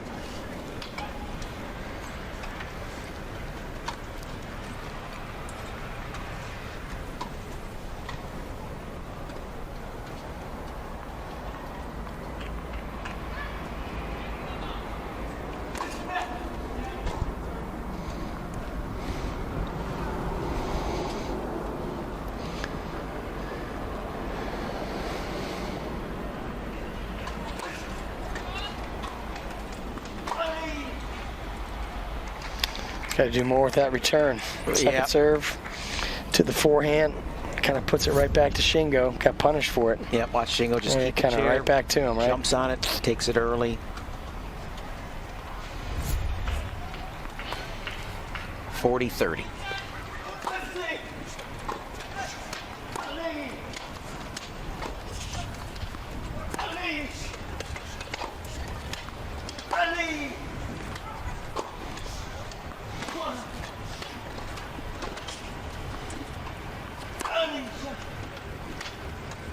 Difference, the depth on the balls, Shingo's versus Gordon, but Gordon got one up over his shoulder there, but yeah, you're right. I mean, Shingo's average ball is so deep. It's easy to watch if you just look at where Gordon is sitting. Back half, halfway between the baseline and the wall. He's always in that back half or spending a lot of time back there.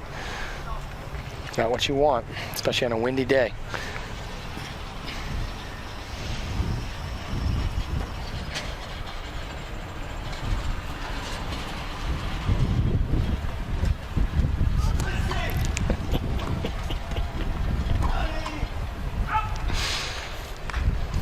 Loose error by Shingo there. Got a break point here, Paul. Yeah, you know, I was going to say make or break game for Gordon. Oof, yeah, he drops this one, and it's he's got a tough road, but still he breaks back. It's still a tough road, but man, he breaks back, settles down a little bit. Could a little bit creep his way back into this a little bit.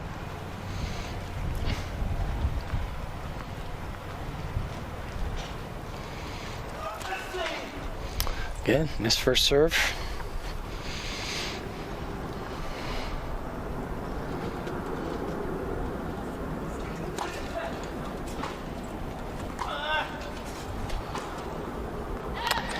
Yeah. You see the opportunity, right? You see it. Just overplayed it a little bit. Yeah, had a little success with that shot earlier. Probably knew he wanted to get back to it or was going to need to get back to it. And in the moment, just... I mean, it's hard to say, right? You know, Shingo may be looking for that corner, and Gordon knows it. And Gordon just tries to get a little extra and overplays it. You know, and that's just in respect to Shingo. You know Shingo's going to be trying to cover everything he can. Gets it back to deuce.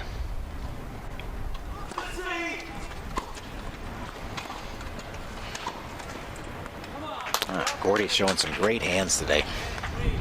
Really outstanding. Yeah, one of the best doubles players in the world, no doubt. Him and Alfie Hewitt, longtime partnership from Great Britain. Paralympic silver medalists. Some great successes in the doubles ranks. Should be a very real factor to vie for the UNIQLO doubles title.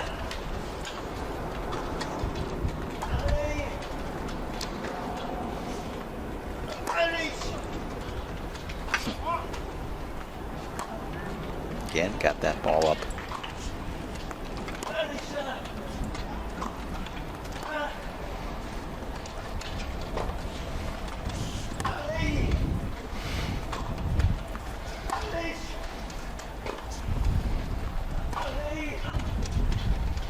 Wow. Reset. Oh, what a point. That's a Best point of the match. Right there, without question. For the break. Both players phenomenal. Wow. Both just have that innate ability to be, stuck in a defensive position and just turn around and get right back on offense. Wow. That's great tennis.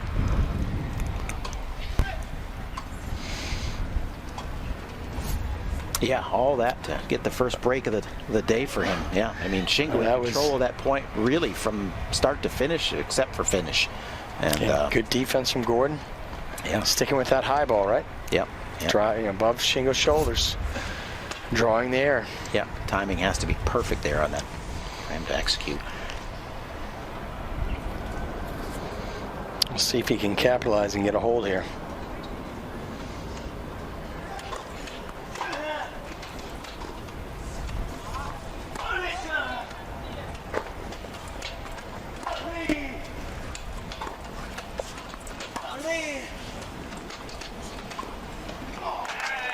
Yeah, Gordon's found life. A little bit. Yeah, a couple of points here. It's just looked like he's been really comfortably in position, kind of. Dictating a little bit. Forcing, Shingo to have to up his game. Yeah, that's right. Shingo kind of went to that neutral game that was getting it done for him. He's going to have to step it up a little bit. Play here. Again, trying to stretch Shingo out some. See, that's the ball right there. Just opens up the court, right?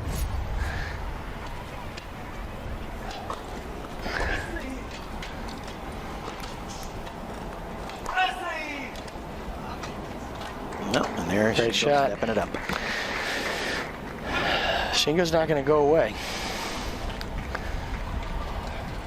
He's up 3-6-4, 3-1. He's looking to hold on to this lead. Get back on track after that break of serve.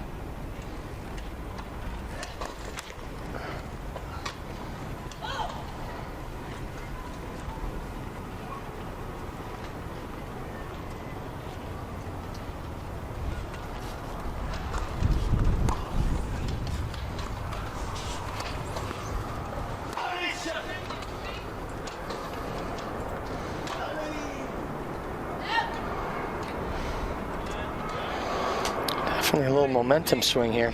Yeah, kind of starting to feel it a little bit. Yep. And it's that thin a line because it looked like Gordon was ready to punch out. Yeah. And then just hung in there enough on that one game, got that final break, probably realized, or got the break finally, realized, hey, okay, I've finally broken through. A hold here and things are all different. Still a couple missed first serves here.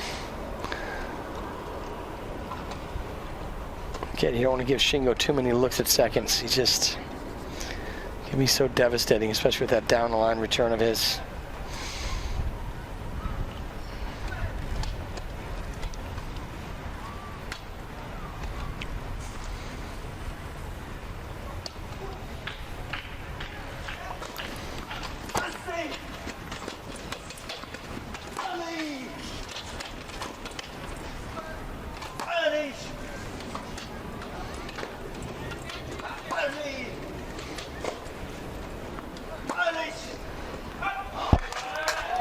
Tried to force that. Maybe should have stayed on the cross court for another hit or two there. Tough ball to change the direction on. Above the shoulder. On the backhand side, very tough. Even for Shingo. Yep. It's tough. Yep. The best of the best are struggling with it. Yeah. You know it's tough. So 40-15 to Reed. Chance to hold here and get this second set back in order a little bit.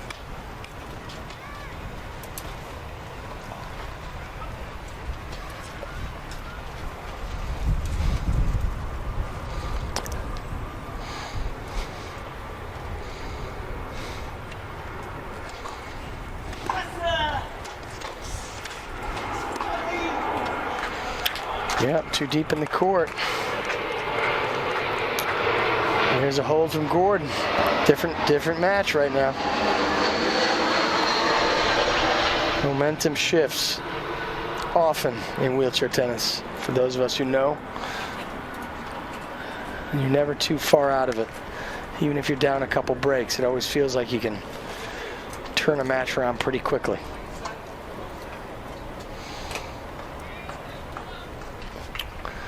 But still up a break of serve at 3-2. Yeah, all that work to get to 3-2. Yeah, right. It's like you go down a couple breaks. Look what happens, right? So you're in a huge hole, and Gordon's digging his way out of it here. Yeah. Attitude seems to be good.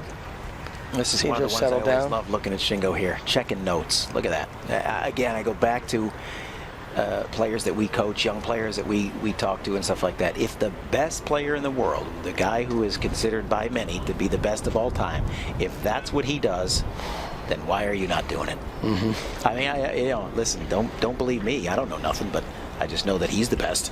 So if he's doing it, you look at a changeover, right? Look at he's taken 2 bites of food, a couple sips of water, checked his notes out, a couple deep breaths. Right? Everything that Alistair McCall would be proud of. That's right.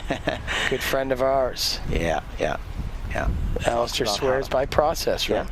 Talks about how to utilize that 90 seconds in little 30-second chunks, 30 seconds for your hydration, 30 seconds for your nutrition, 30 seconds for your equipment, 30 seconds to get yourself mentally back in order to prepare and technically and tactically what you want to employ on the court.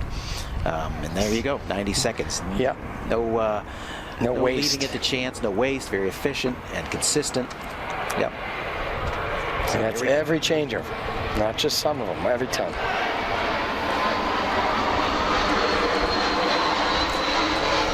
All right, should see some renewed energy from Gordon here. Really think he should have a sense that he's right back in this thing. Tracked it down. Energy is much improved.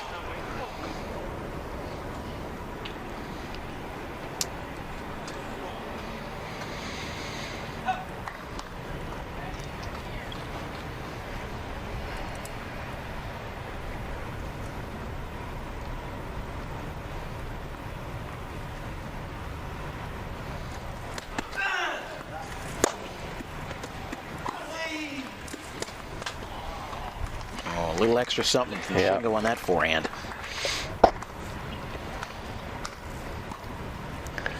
It's always interesting when you get to watch Shingo as much as we've got to watch him. No matter what the score is, Shingo's doing Shingo, right? It doesn't. He's just always seems to be the same. It's his product. It's his brand. Unbelievable. Much like Gustavo was in the first match, where you just know he is not going to back off of anything. He's going to outwork you. He's going to keep just relentlessly pounding tennis balls, probably to your backhand side, and he's just going to physically impose himself. Going to break you down every time you play him. Yep. And it's not even pressure with the way they hit; it's just pressure in the way they are. It's constant. And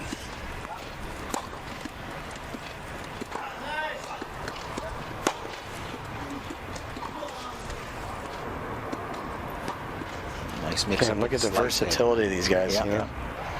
Total change of pace. High balls, low balls, short angles.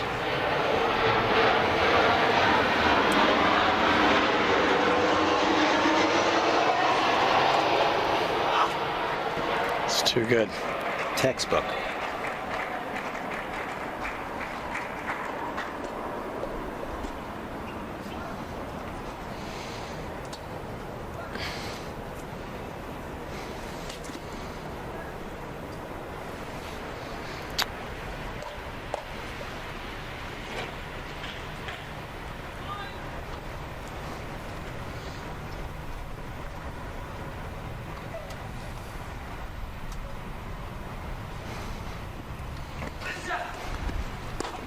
40-15 Shingo.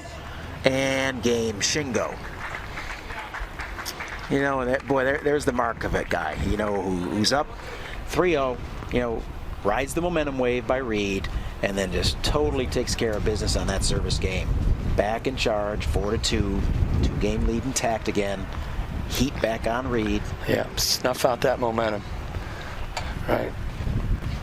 Again, it goes back to Shingo consistently doing what he does. And again, even if not every ball is hit with authority and enormous pressure, but just the way he is, you know, Gordon knows that Shingo isn't going anywhere. And that's the pressure that Shingo provides every time. Very Nadal-like. It's always the same. And you got to find a way to push through it.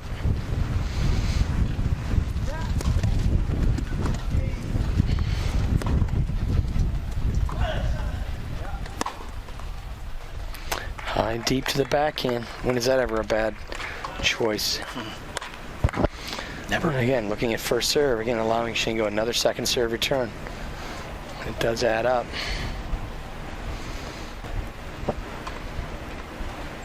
Were you able to watch any of the other matches taking place out on the other courts at all this morning, Jason? You know, we spent a lot of time with the kids today, Yep. the ones you saw in the stands, so not too much this morning. I saw a little bit of Heath Davidson and Sam Schroeder coming in the quad division. Sam looked really good. Yeah. Young quad from the Netherlands. Yep.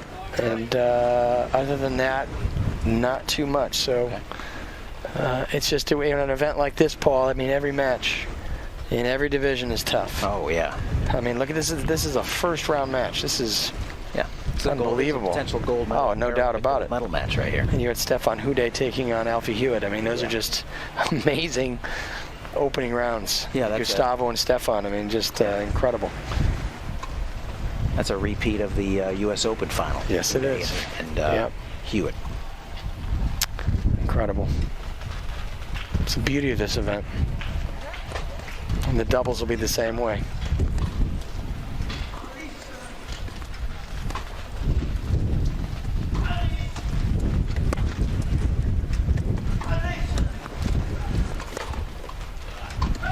Well, Do you know by chance who Alicia is?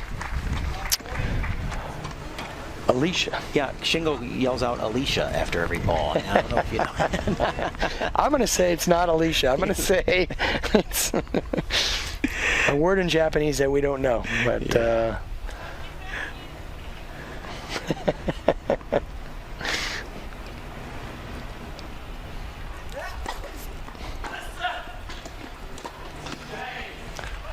Had a different sound to it. Difference there, huh? A little low and away to Gordon's forehand. Yeah, smart like change up. 5-2, just like that. A quick hold and a break, and the momentum that Gordon recaptured after the 3-0 lead is now just gone, and it's Shingo serving for the match. I'm going to go back to the fact that on that last changeover on the 3-2. Checks his book, checks his notes, probably has like keys to success in there for him, meaning what are the things that he needs to do relentlessly to be good. Maybe there's a note or two about something he wants to do specifically against Gordon that's specific to that game plan. Just totally resets his mind on that and goes back to work. And just like that, three-game lead reestablished. Yeah, boy, he shut that door quick. Yeah, and Reed probably going, yeah. Damn. I mean, what else do you say? Like, yeah, I don't. Yeah.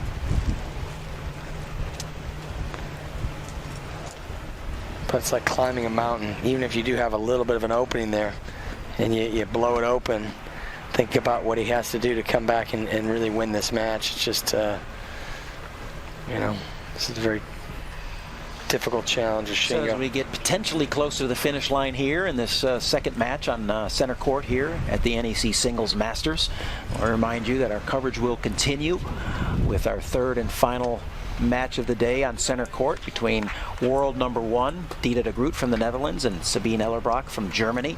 So please stay with us as this match potentially concludes here, because we do have more coverage. We want to continue to have you join us. We've got a long way to go. We got about a full week of this, so if you're in for some world-class tennis or up for some world-class tennis, you know where to find us. 9:30 every day.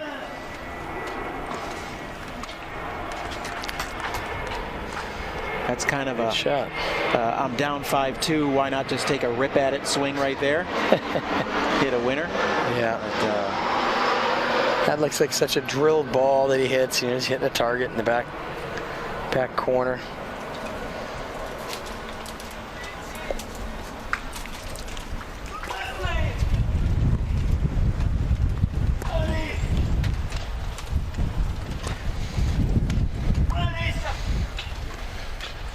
Again, look at Shingo's energy, though. Yeah. Not quitting on anything.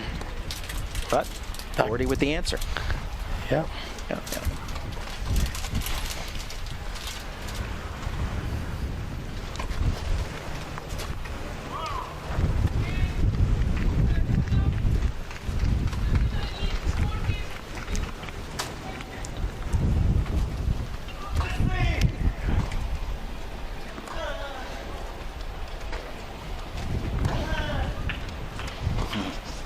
Hands these guys have. Yeah.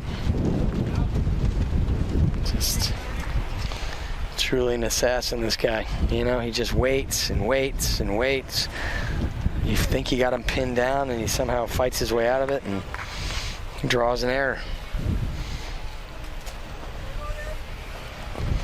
This is a good example of why, at the end of a match, if you're trying to close a match out, why you keep the gas pedal down. Novak Djokovic is great at it. Shingo Kunieda is great at it.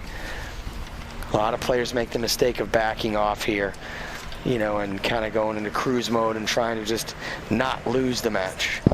You know, and Shingo's taking the approach of, I'm going to go out and win this thing. And he's going to keep his intensity up.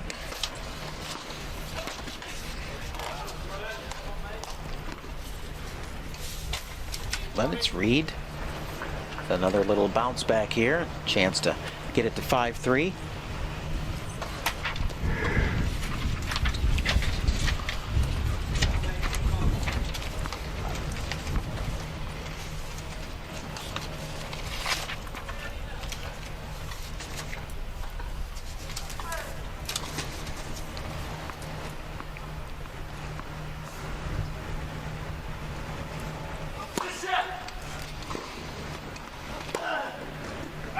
Bit of a miss there. Yeah.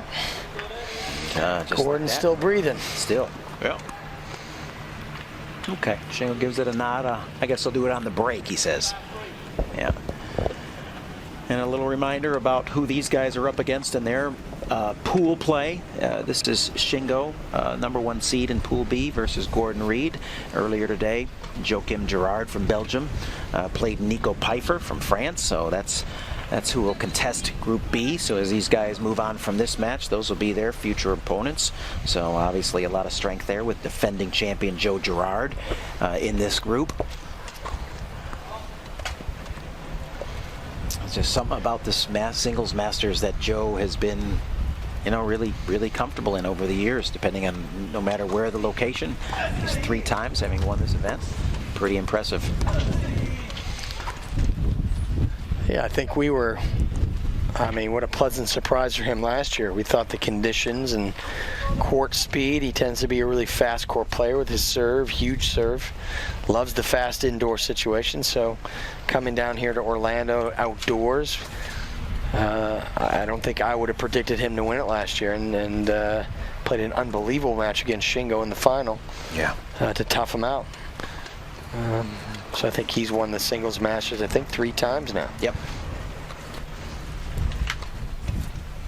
Not a bad event to win. No, not at all. Yeah, you know, I had a good interview with Gustavo Fernandez after his opening round victory, and you know, this is a title he is yet to raise in his already impressive resume as world #1, but he has yet to win a singles masters, so I'm sure that's something he is still hungry for. We'll see if he's gets back on the winning track after his disappointing near miss of a calendar Grand Slam. Wow, wasn't that unbelievable? What a run! How close he was. Yeah. Just think about how difficult that is to do. I mean, the surfaces are tough enough, but just to stay healthy, injury-free, chair doesn't break, you know, something happens to disrupt that, and he put himself in such a great position. And there again, yet another great professional, right, as far as his team and all the resources that he has at his disposal. He's taking full advantage of it.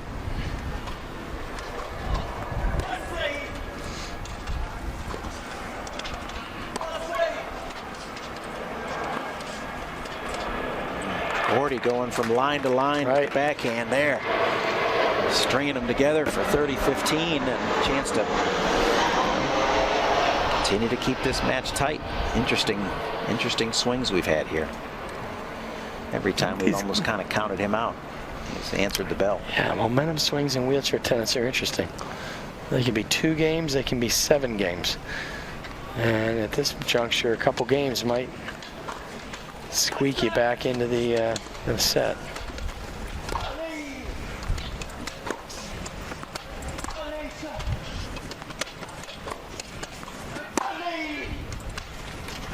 Stuff right there. Winner. Again, a little more assertive. Gordy kind of froze, kind of got a little froze on that one. Kind of got stuck in the middle there. Yep. Yeah. Not sure which way Shingo's going to go, right? He's got both options available to him. Probably handles either one easily.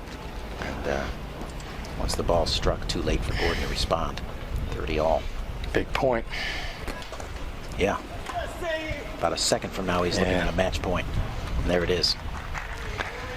Yeah, Just again, like look where he is inside the baseline, 2 or 3 feet hitting that ball. You know, you're clawing along. You're like, I'm right there. I'm almost 5-4. Next thing you know, match point against you. Yeah.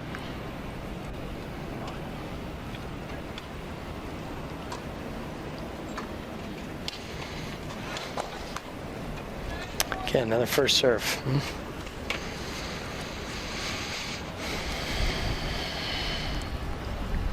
Think Shingo's going to be aggressive here? Yeah, you know what? He's not a come out of your shoes kind of guy. Right. He's going to put it to a spot pressure and look to string a couple together.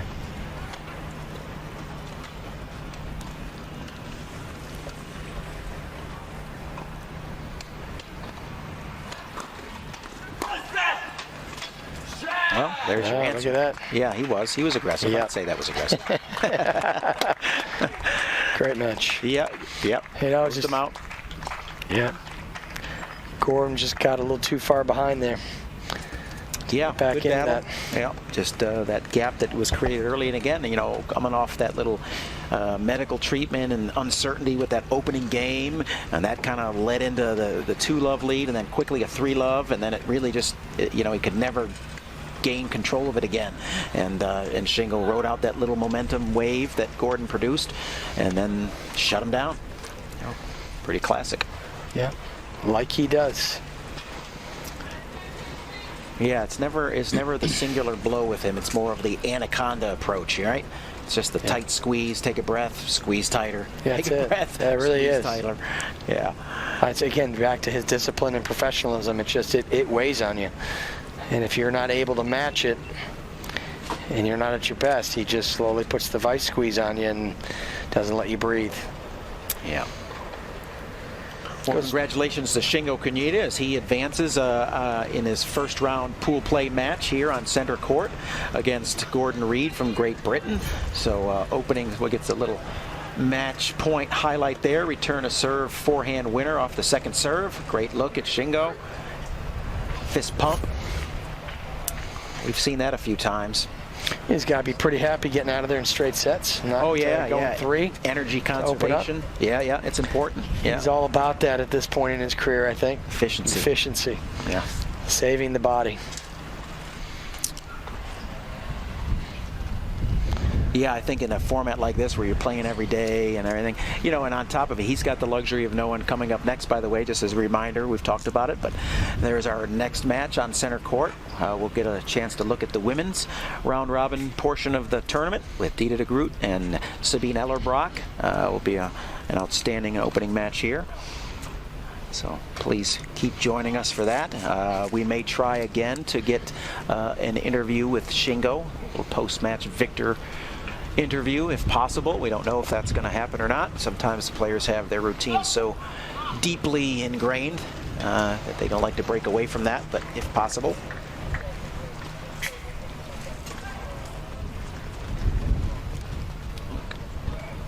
Yep, I've just been informed that we'll probably not be able to get that interview with Shingo, but that's okay. We'll get him again in another match. But right now we're going to take a quick break.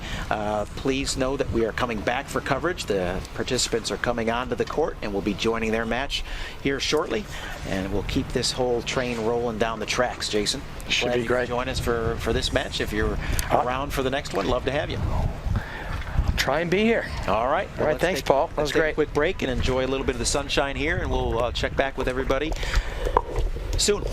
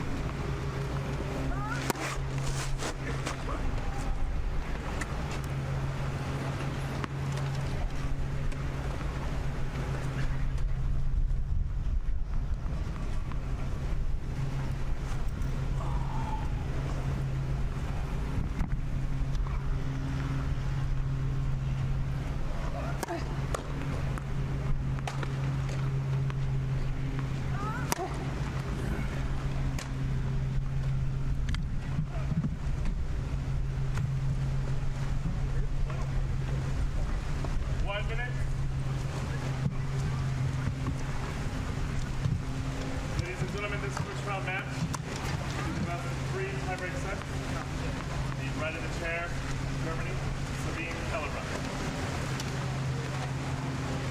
The left of the chair, Netherlands, Kunieda. Group won the toss and chose to receive.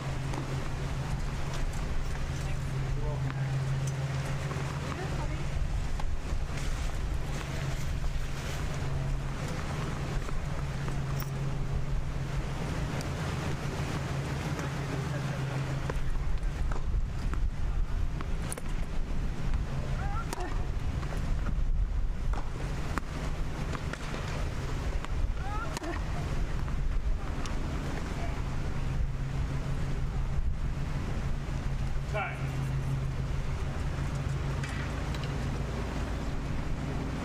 Collins at 1-3.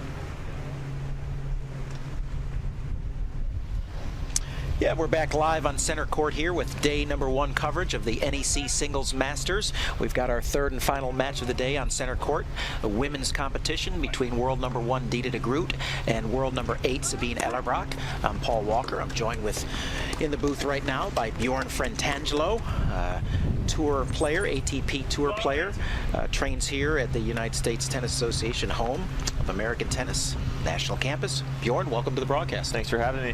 All right, so how much of this wheelchair tennis have you had some experience with? I've seen, my fair share around the Grand Slam events.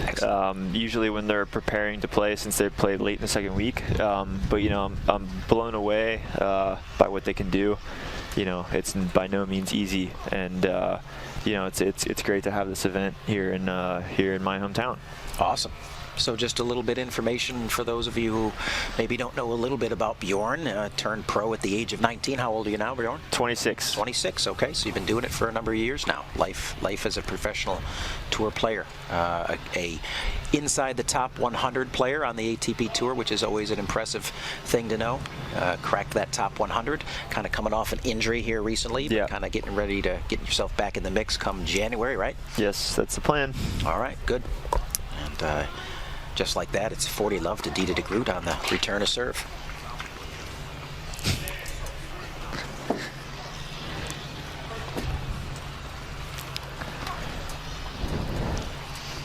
So in addition, I'll just throw this out there, in addition to having Bjorn with us, and we'll talk a little bit more about some of the things that he's accomplished in the sport, we are now also really privileged to be joined in the booth as well by another young professional, Bellis. Hi guys, thanks for having me. So we're going to balance this out. So we've got a ladies match, and we've got one of the top U.S. ladies joining us here to do a little additional commentary. We had Cece with us last year. Cece, welcome back from Houston. Thank you. And things mostly went pretty well there, didn't it? Yeah, it was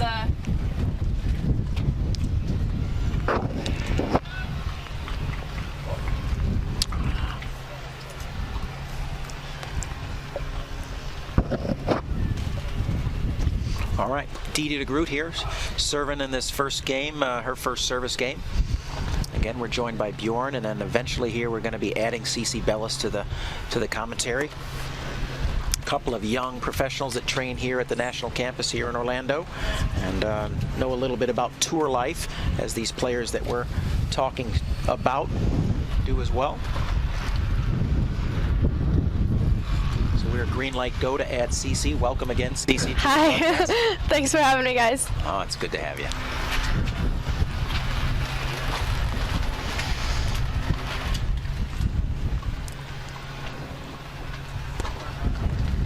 So Bjorn, you were sharing with us that you've seen a good bit of the wheelchair tennis at the Grand Slam. Cece, being here at the campus, you're kind of exposed to it a little bit as well, and also probably on the tour. There's been some events where the wheelchair players have participated as well.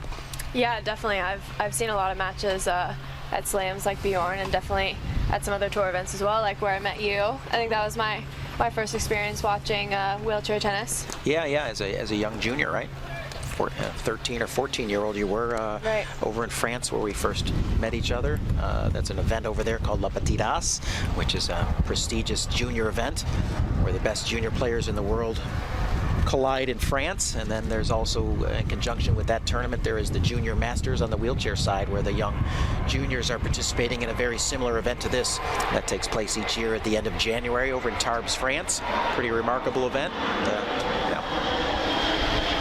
Dita there is a former junior world #1, as well as I think you may have held that title as well, Cece. What year was that? That was in 2015. Okay, so it hadn't been all that long ago that you were just a wee bit of a lass. And Bjorn, what was it like making the jump from juniors to the pro ranks? Because you did it at a pretty young age. Yeah, just like Cece did. So. Yeah, it was. It's a difficult transition. Coming out of juniors where you win a lot. I never got to #1 in the world. I finished at #2. Oh, you were way off. Wow, way off. Way off. But no, it's slacker. You go from winning a lot to not winning a lot, and it takes a toll on your brain a little bit. But a few years in, and you kind of get your feet wet. You kind of know how things work, and it gets easier. But speaking of difficult, the conditions are pretty brutal today. Yeah, we've talked about it. I think it's a little bit, we feel it a little bit more up here. I don't know how much protected the players are down inside the stadium, but I think it's been a little bit impactful. But Dita de Groot here is really coming off of, you're at the year-end here event, but she's had a remarkable 2019. Has more or less dominated the women's draw, with a few exceptions. She has been the class act between her and Yui Kamiji. They have won the vast majority, and Yui being the #2 player out of Japan, have won the vast majority of events on the tour. And then world #3, Aniek van Koot, countrywoman for Dita, has been also one of the just mixing herself into the mix with a couple of victories over Dita and Yui. But for the most part, Dita's had a nice clean run of it. 2019. Wheelchair tennis in Holland brings out some pretty good women's players, huh? Men, women, historically, the Dutch have had a really phenomenal program for a long time, especially on the women's side, although the men have done really well as well, but the women have been the class act worldwide for the better part of almost 3 decades. I was talking with the head coach for the Dutch the other day, and he talked about how from top to bottom, Netherlands is 2.5-hour car ride. Wow. And it's like, okay, so on any given day, I'll drive an hour, you drive an hour, we meet in the middle, and the best of the best are playing together. We had a little camp here at the campus where we had 6 of our young athletes in for a training camp just here this past weekend. And those athletes come from California, they came from Georgia, came from New York. So you're just talking about our geographical expanse and how difficult it is for us to bring in those players on a regular basis, where for the Dutch it's been very convenient for them to be able to train together. Of course, they've just kind of created a culture there of excellence. Pass the torch. Do you know how their system works over there? If it's similar to ours, where we try and bring players together a lot? Yeah, I think we're just experiencing that here at the national campus. Starting last 3 years or so since we've established this beautiful location as kind of the hub of American tennis. They've had that going on, as I've mentioned, for the better part of three decades, where oh, wow, nice. They're able to bring their players in on a regular basis and see each other train together. Coaches are seeing those players on a regular basis, and it just all kind of sets itself up for success. And as mentioned, because they've kind of created that culture, it just the next in the line kind of comes up and gets pushed by the ones that are in place already, and the beat goes on. Dita just being the next in the long line of great Dutch women's champions, dating back to kind of really the beginning of wheelchair tennis.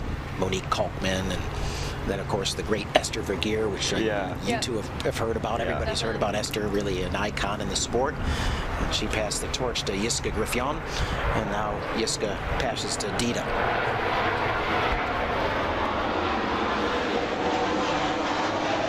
And it's Dida with an early 2-love lead here against Sabine. So Cece, you mentioned that you were in Houston recently, and is that the first tournament you've played in a while? Yep, that was the first tournament I played. I remember last year when we were commentating together, I was planning on playing Australia the next year, so that definitely didn't work out. You were in a sling at the time. Yes. But yeah, no, it was my first one, and it was really great to be back, for sure.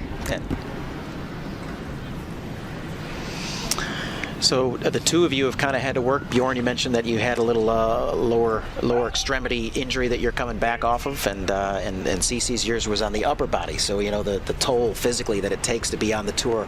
You two understand that better than anybody.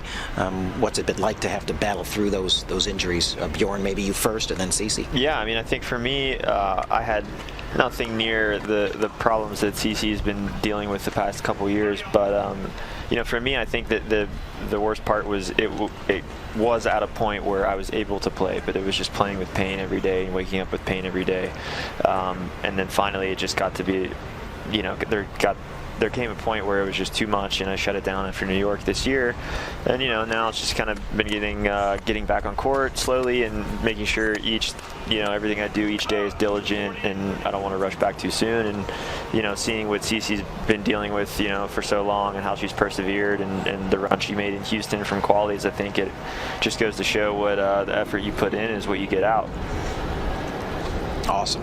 Yeah, I can't imagine what it's like for you guys to, you know, always be used to having that body that's functioning and working at an elite level like you guys do perform at, and then to have to put the brakes on, and as you mentioned, Cece having to have put the brakes on for a much even longer period of time and a little bit more expensive with some surgeries.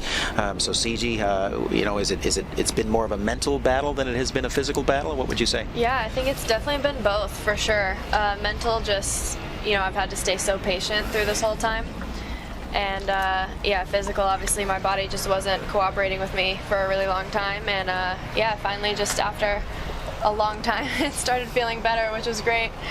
And now it's feeling really good. Here we are, joined by Bjorn Frantangelo and Cece Bellis on the broadcast. We're really fortunate here at the USTA National Campus to have some of the young professionals that train here on a regular basis join us occasionally to share a few thoughts on what it's life is like on the tour, and some of the things that they experience as professional tennis players, much like the professional tennis players we're talking about here competing in this competition. But so we're really thankful to have both of you here with us today and share a little time and some thoughts. So great to have thank you.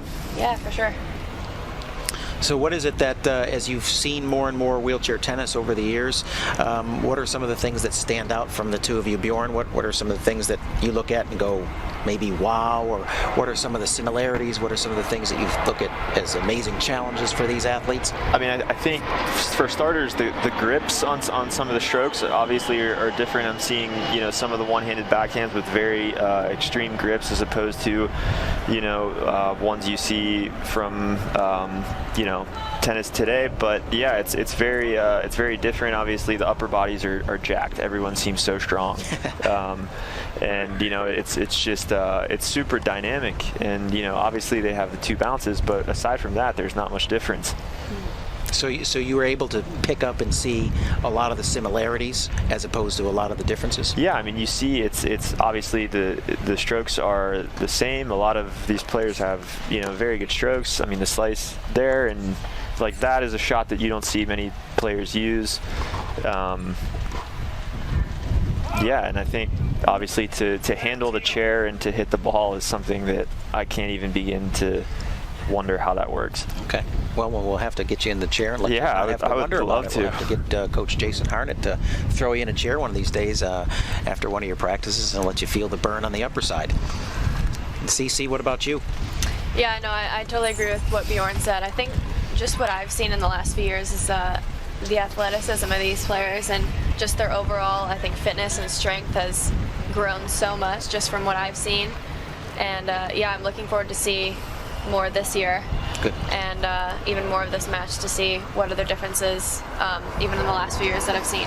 Yeah, I know how much time been around the campus here, and I know how much time you guys put into the gym, for example, and your strength and conditioning, your dedication to that piece.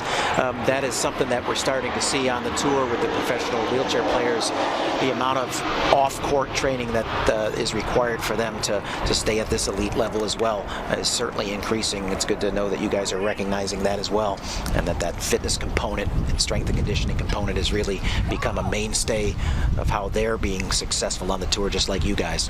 Yeah, I saw a few players earlier in the gym, and with their physios and making sure they were warmed up for practice, and making sure they have great cool downs too. I think that's so important, and something that's I'm sure evolved in wheelchair tennis as well recently.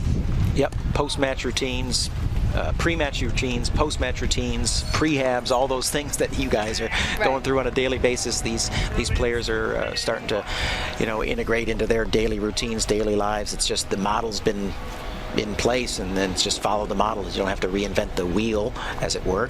And here we are with Dita off to a 3-1 lead, opening set of this round-robin match in the women's division, world number 1 right there. Yeah, you can tell the confidence she has in herself just looking at her, and obviously I think the head-to-head that these two have against each other helps. What is their head-to-head? It's a lot. Okay. A lot to not. A lot too little. I believe the number was 17-1. Okay, wow. Yeah. So it's been a significant advantage for Dita, and most of the head-to-head matchups have been pretty significantly straight set, fairly lopsided, and that's against a really great player in Sabine. But I think matchups maybe just don't favor her in this one. I'm sure they know each other's game very well at this point too. Yeah, and so that's a point, because we talked about that on the last broadcast. And you guys maybe have or maybe haven't experienced it as much yet, but these players see each other a lot, whereas with the size of the tour that you guys are on, and for being young players, your head-to-head matchups, you probably haven't played players dozens of times. No, definitely not. So you haven't established what it's like. But when you do have familiarity with a player's game, what are the differences in how you attack when you're familiar with a player versus when you're unfamiliar with a player? I mean, I think when you're familiar, you have a good game plan going into the match, and I think if you have never played a player, you can only do so much research and watch videos of them. So you kind of have to feel it out when you play.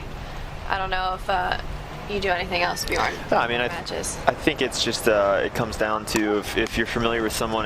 17, they played 18 times. I think it just comes down to who's going to execute better on the day. And I think both guys or girls know what they have to do when they're playing somebody that they've played a bunch of times, and it's just going to come down to execution. Maybe court surface, conditions favor in as well. So when you guys, again, just to get into the minds of what it is, when you guys are participating in your matches on the tour, you have, I assume, keys to success for you that are specific to you. And then how do you keep those in line and then balance those off with what you have as at least a game plan going in against an opponent, and balance out trying to implement what you do well, but yet also match that up with, a specific game plan against that opponent? Where do you begin with that? Where do you end with that? How does it kind of play out for you? I think for me, it comes down to having a solid game plan, but also the game plan that's within your ability. And I think if you can do that, then you're not gonna have a really bad day. I've played, for instance, Novak. I'm not going to do something that I can't do out of my level, because that's unrealistic. But if there's things I can pick up on his game that I think maybe I can implement something there, then I think that's a good way to start it out. I'm not going to go and try to play like Roger, because I can't do that. Right. So maybe Cece can, but I know I can't. But for me, I think that's a big thing, is just doing something that's within yourself. Okay.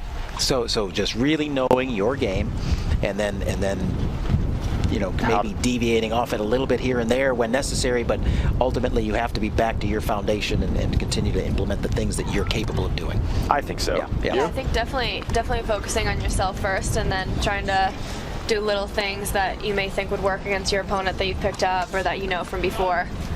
But I think definitely, focus on yourself first, and then, like Bjorn said, picking up on little things is the best way to go.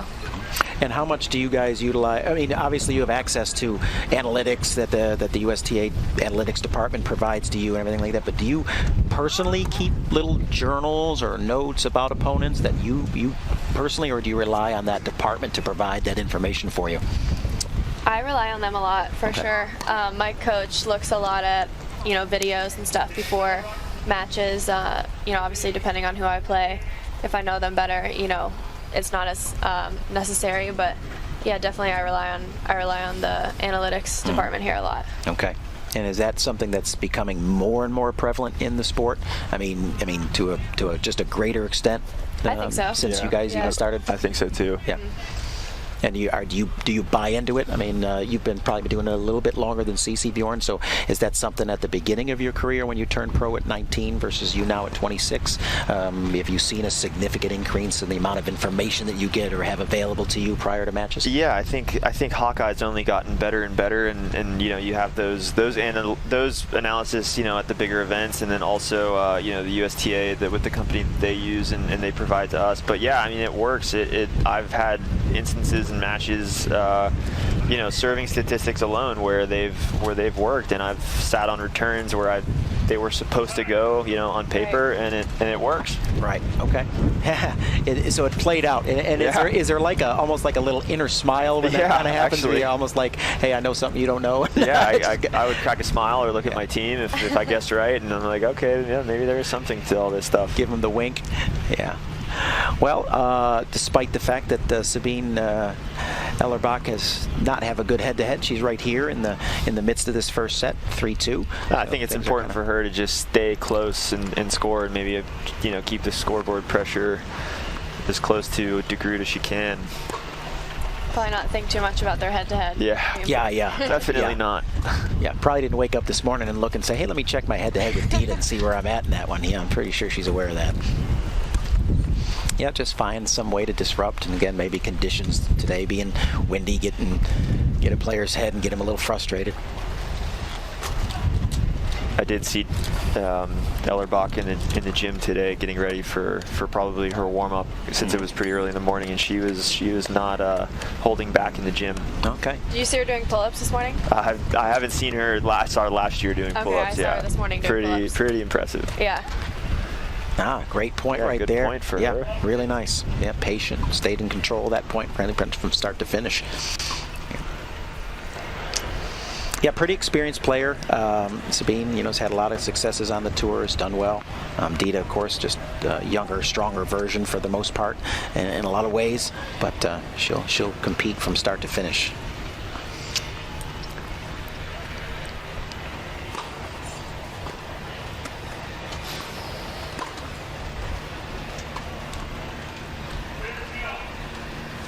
Great backhand there. Yeah, just a nice little. As you kind of mentioned, that's something you would not see. So there's a forehand grip that just stays on the opposite face of the racket with the same grip. Yeah, so that's just something that came into the sport probably 10, maybe 15 years ago or so, and then more or less it's become more mainstream now. Would you say it's an advantage to kind of learn that way now if you're coming up? If you're a player that's going to start young and learn, I would say that it should be pretty much mainstream. Okay. If you're a player that maybe played before, which is something that happens oftentimes in our sport, where maybe something a little bit more catastrophic happened to you, and you didn't start at a young age, and you come into the sport later and maybe haven't played able-bodied tennis, and now all of a sudden you're playing wheelchair tennis, you're not going to start changing your strokes. You're going to kind of go. Having a little chaos in the booth with this here. It's like I said, it's a windy day. And trash. So we're going to get that under control. Yeah, it looks like she hits that backhand very heavy too, with how she gets under the ball. Yeah, I think a lot of players have kind of gotten to the point where that becomes almost more of a comfort spot than the forehand does. You see Ellerbach with much more of classic traditional tennis strokes. That's why I was asking. I wonder if it's a disadvantage. Yeah, you got a quick glance at our working conditions there. You can see the little shaking of the tent here. Yeah, she gets a lot of power from that. Yeah, right. Yep, generates a lot of racket speed there. Well, so there you're getting a little glimpse of what we're dealing with today. You see the tarps blowing. Yeah, players are not dealing with any conditions down there. It's all about us here in the booth. No, I think it might be, honestly, we've talked, I think it might be a little bit tougher up here, but I see Sabine pushing against the wind there, so yeah, they're dealing with it down there, that's for sure. So de Groot 40-15 for a hold and a 4-2 lead here in the opening set. Final match of the day of our coverage. So, I mean, just to give you guys a little history on how that, you know, any ideas on why that particular shot, that in what we call inverted backhand, why that was established or why that was created? Do they just flip their forehand over? Yes, they do. The backhand, yeah. So why though? Why not say, all right, well, you know, that's not how people have traditionally hit backhand, so why would they do that? Is it because of the chair? Easier. The chair's in the way? Not so much the chair in the way thing, but just think about what you guys do as you're, say, going from a forehand. Now you got to run down cross court. Oh, with pushing. Well, pushing, but what are you doing as you're running? Oh, you're turning. And what do we call that? Prepping? Yeah. Yeah, so what happens if a wheelchair player is prepping? She can't. They ain't pushing, they ain't pushing. So yeah, so because we, as wheelchair players, have a much later racket prep than able-bodied players do, that was because I don't want to have to take time to make a grip change when I'm coming off those wheels, right. And I might get locked into, not get locked into the right grip. And so, you know, it kind of evolved that way, and has really, as mentioned, become mainstream. So that's the main reason why that's evolved. And then the other thing was, with more traditional backhands, players were starting to learn how to hit the big kick serves, and it was always like, hey, hit high to the backhand, and you know, here they are trying to slice and do things with traditional grips up here, but now with that grip, you know, you're able to accelerate and rip up on high balls as well. That's a good example of that shot right there. It's so heavy. Yeah. Really smooth forehand too. Yeah, pretty classically trained, and you know, just really not many holes. Very physical player, Dita is. Has kind of learned how to manage her game a little bit. Was a little bit in her younger days. You know, again, she's not very old. She's only, I think, 23 years old, maybe. So in her younger days, as she was coming out of the junior ranks, you know, really could have some erratic moments in her game, but has really steadied that out. Doesn't tail off very much at all anymore.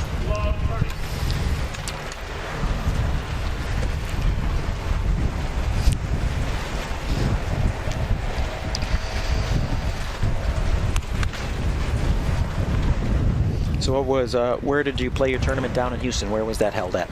It was at Rice University. Oh, Rice University, yeah. Okay. And they had a nice setup, and the tournament was it was a really nice site. The courts were really nice. I had never been to Rice, so it was nice to see it. They had a huge football stadium right next to the court, so it was fun to look around there and see what that was like. Okay. Texas has got a lot of nice tennis venues. Definitely. A lot of nice ones around there. Actually, everywhere I've been in SMU? Have you ever been to SMU? Seen their new facility? I have, yeah. Pretty nice. Impressive. Yeah, really impressive. I was there for a camp in July. I was like, wow. Yeah, SMU is pretty impressive. The River Oaks event in the Clay Court Championships in Houston is at River Oaks is a very nice men's event also. Good. It was freezing though. Oh yeah. Last week, yeah. Very, very cold.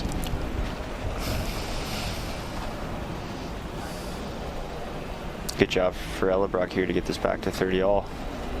Yeah, staying alive. Yeah, again, like, you know, you really did a nice job of explaining, you know, really can only do what you can do, what you're capable of. You try to get outside of your parameters, and it really can get away from you fast. Great coverage by Dita there. Now she's in charge of the point.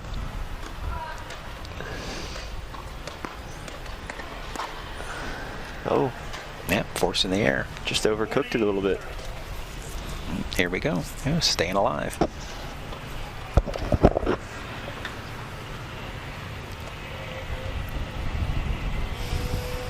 So Bjorn, what's for those that maybe are not familiar with your game? Yep. Let us know a little bit about your playing style and what you do on the court that gives people a problem. I think I don't really have a true weakness. Everything about my game is pretty solid. I have a very, very solid backhand. Forehand's probably a little bit more explosive, but it's also the side that will two-hander? Yeah, two-hander. Okay, two-hander on the backhand side. Yeah, forehand will probably make a few more errors, but it's also the more dangerous of the two. and I've moved pretty well. I anticipate well. Have a, good overall all game. No humongous weapons. No massive serve or massive anything. But I'd like to think of myself as more of a, Guffan type kind of player. A lesser version, but yeah, that's kind of sums me up. Okay, good. So, and pretty much an all-court player, or kind of aggressive baseliner, or how do you kind of categorize yourself? I think transition game can get better, but I definitely don't mind volleying at all. Kind of using my backcourt game to get to net more, I think is something I can implement in 2020. Okay, so that's kind of something you've been working on. Yeah. And not to let the cat out of the bag for any of your opponents that might be listening. Exactly. Which, if they are, that would be amazing. It's good. They haven't seen me in a while, too, so if I can learn a few tricks while I've been gone, it'll be nice, too. Good. And Cece, you're pretty much still just a serve and volleyer? I was just going to say, everything Bjorn just said about his game, I feel like that's my game as well. Okay, yeah. Twinsies. Cece's got the bigger serve. Oh. Definitely not. So in the women's game, Cece, is the serve continuing to be an area which is not as, again, in the men's game we know what the serve does. I mean, right. it pretty much sets everything up. Right. Is it that way in the women's game, or I wouldn't say so. Not so much, right? No, I think aside from Serena and a couple others, it's right, still just a few. Mm-hmm. Yeah, I think it's pretty open. Obviously, I think as good servers are coming up, everyone's going to have to adapt, but I think you can still really focus on return games more than men's tennis for sure. Okay, right. What's your return strategy, Bjorn? I mean, what kind of a approach do you take? More of a Nadal, stay back and swing out, or more of a get in and take it early? I think, I prefer to take it early, but, I've had good results on clay also, and I don't mind standing back, but the older I've gotten, I think the better I've gotten at taking things a little bit more off the bounce, and that's definitely my preferred way to do it. But if I have to go back, I like using a lot of topspin off the forehand and stuff, so I don't mind it, but I think it you got to time it right. Yeah, great return by Sabine there to start this game here, down 5-2, but looking to stay alive here in the first set. So, Dita, the Groot world #1, looking to close this first set out, 6-2 possibly. She can hold serve here.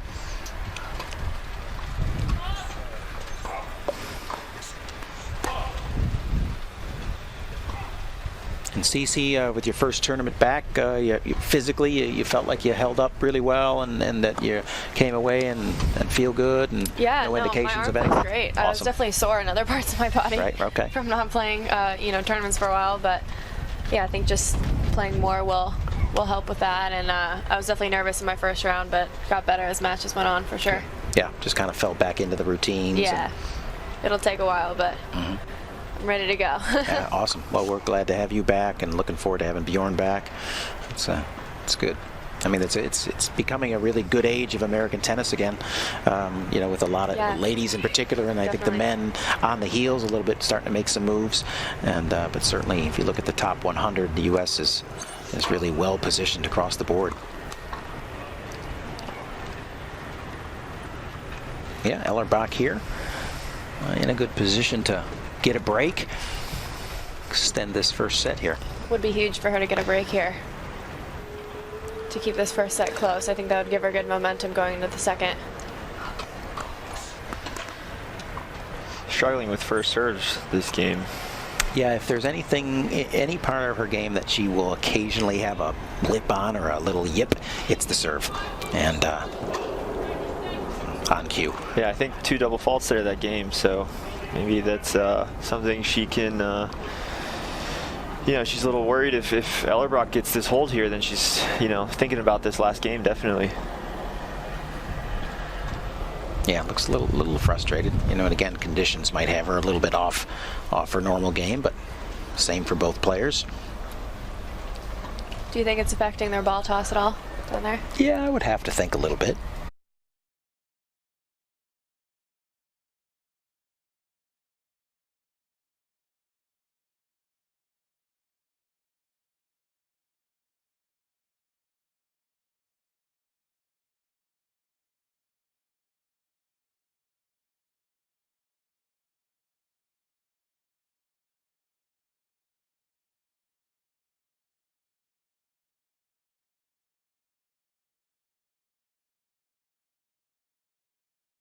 I guess, I think Dita has a little bit of a higher ball toss than Sabine does, so maybe it's affecting her a little bit more.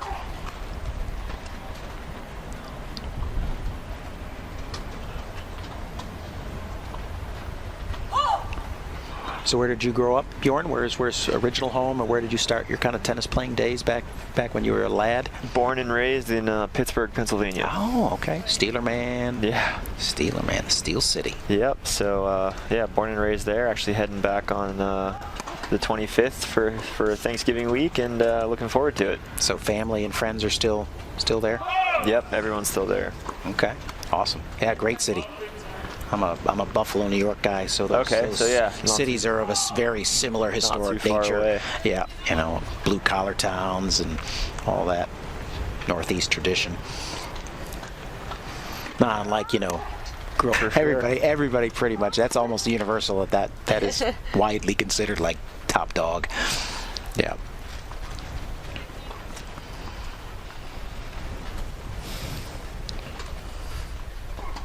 So we would agree that favorite domestic tournament is Indian Wells. Would we agree on that for you too? Would you say so? Yeah, I think so. I think you can. It's widely agreeable that Indian Wells is by far the best. And then for what you've experienced internationally, favorites that you have international. Australia? Yeah, I like Melbourne a lot. Okay. I enjoy Paris too. Yeah. I love the city. I love the event. I think. Wow. Great cat and mouse right there. That was a nice shot. Yeah. Good feel there. So how long? So you're going to Australia in January, and so say a tournament's going to begin on a Monday. How far in advance with that long a trip will both of you maybe get there to try to acclimate and get settled in? And so if you're starting on a Monday, when would you plan a trip to Australia going that far? I would personally probably leave Tuesday, since you lose the day. You arrive there Thursday morning, and then you have the rest of Thursday, Friday, Saturday, Sunday. Okay. For me, I think that's good enough. So 3-4 days. Yeah, I was gonna say around 4 days to prepare would be perfect. Okay. So when I asked that question, because here we are on a Tuesday, and the majority of these athletes, again, just trying to show the similarities of the approaches, right? The majority of these athletes started showing up on Saturday. So Sunday, Monday, here we are Tuesday. Saturday. I think a lot of them came in on Saturday, so they had Sunday, Monday. And most of them aren't traveling that far, Europe, and we have a few Asians that came, so they've got a longer way to go, but yeah, I think the worse the time zone, the more time you need to prepare. For Europe, I tend to not struggle all that much, so I'm okay with 3 days, maybe even 2 if I'm pushing it. But for trips like Australia, Asia, I probably want a little bit more time. And what's the longest either one of you has been back to back to back on the road kind of thing? I think the Europe trip has been the longest that I've been on the road. There was 1 year, I think it was... Match point for the Groot here, or set point. Sorry about that. Set point, add in here. Add out. I think it was 2 years ago, and I didn't come home in between the French and Wimby, so I was there for a little over 2 months. Nice. That was a great shot. Yeah, good. So it's a long time, 2 months. Yeah. Nice job there you go, taking it early, right? Yeah. Driving through What it. you like to see, down set point, still taking chances.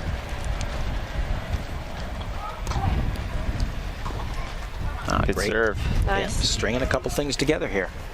Everything she needs to do. It's a huge serve at deuce. We've seen some nice variety in this game with the cross court short angled get to the driving forehand to the wide serve. I think the type of stuff that Sabine's going to need to do to keep Dita off balance a little bit. Heavy variety of stuff. I want to let a player like her get grooved. Surprised to see her walk around that. Right? Interesting to take the backhand. That one I don't think I understand that one exactly. And looked like that was setting up to just be a pretty simple forehand.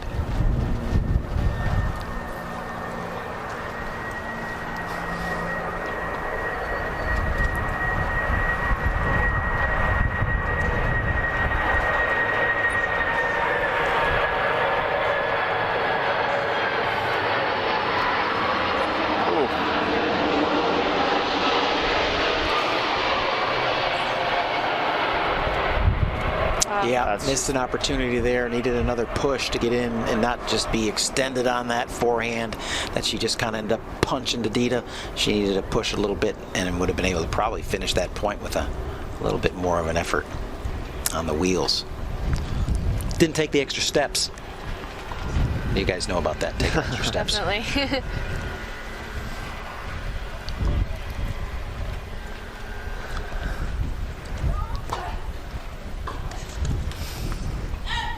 Oh, she wants that back. Yeah, hit it pretty clean. Just a little miss.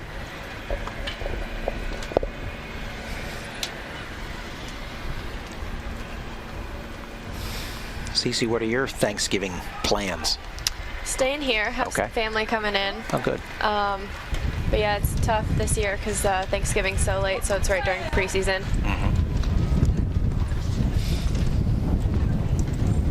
It's a great shot. Yeah, pretty effortless there. Just kind of rolled in. She seems to take the ball off the court very well. Yeah.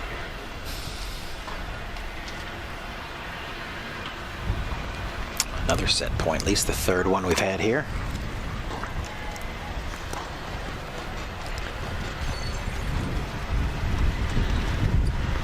It's unbelievable reach. Yeah, that's a great get to keep that point alive.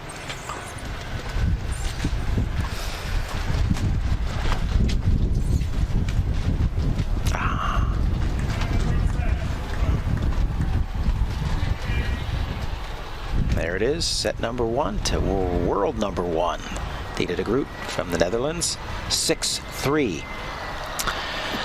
Again, this is a reminder that this is our last match of coverage for today. We've had 2 great matches prior to this, with world number 1 Gustavo Fernandez winning his opening round robin match in 3 sets over Stefan Olsen, and Shingo Kunieda, world number 2, defeating Gordon Reed from Great Britain in straight sets. And here we are with match number 3, world number 1 Dita de Groot just having completed a first set 6-3 over Sabine Ellerbrock. Paul Walker joined by Bjorn Frantangelo and Cece Bellis, as we've been talking kind of pro tennis tour life. At what age did you think it was possible, Bjorn?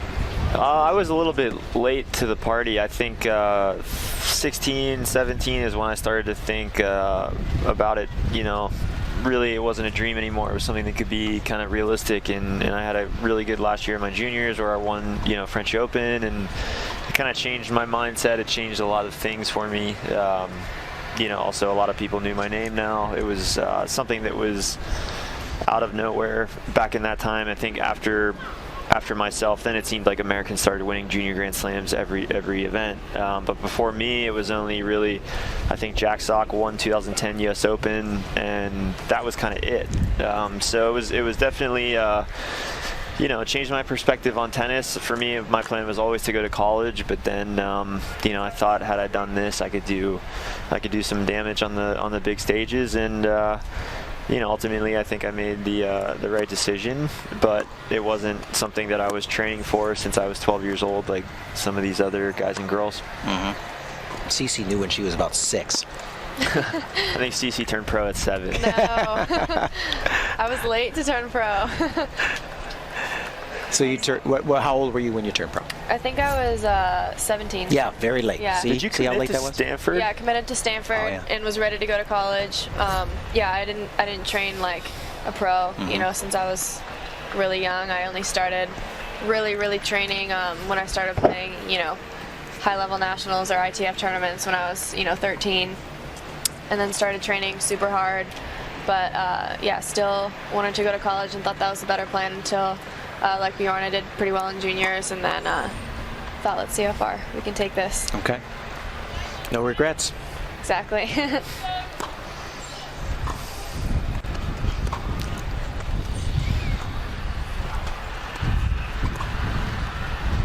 Stanford's loss is the WTA and USTA Pro Tennis gain. Any thoughts on where you would have gone to school had you maybe that route?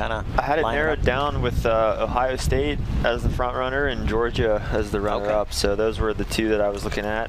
Probably would have ended up at Ohio State. looking back, I don't know how I would have handled the winters, you know, but I probably would have liked to be outdoors for tennis reasons. But at that time, yeah, that was my first choice.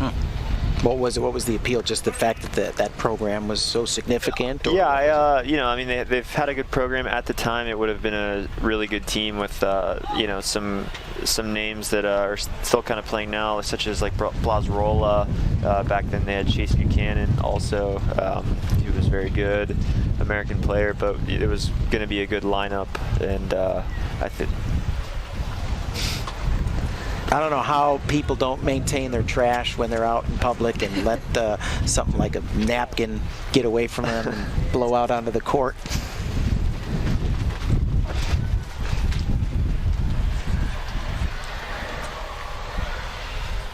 So a little reset here at 30-15.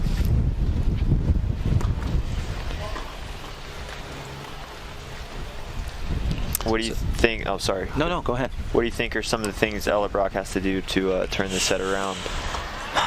You know, kind of commented on it a little earlier, where you know she's got to have enough variety to throw Dita off or keep Dita off balance, and not let Dita get a rhythm. When Dita's in rhythm, she's just going to overpower Sabine and be, I think, just too much for her.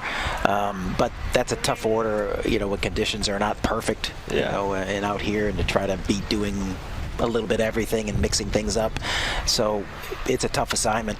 I mean, I think she did a good job in the first set. I mean, I think she had some opportunities there. Obviously, we looked to get to 5-4, and then maybe that set plays out differently. But since Sabine kind of closed that out 6-3, if I'm being honest, I think it's going to be a tough second set for Sabine. I think she did a nice job in the first set, but if Dita gets control of her serve, it could be a tough assignment here for Sabine.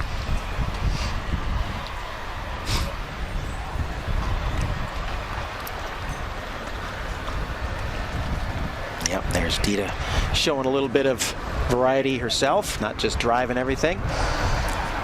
Great touch there.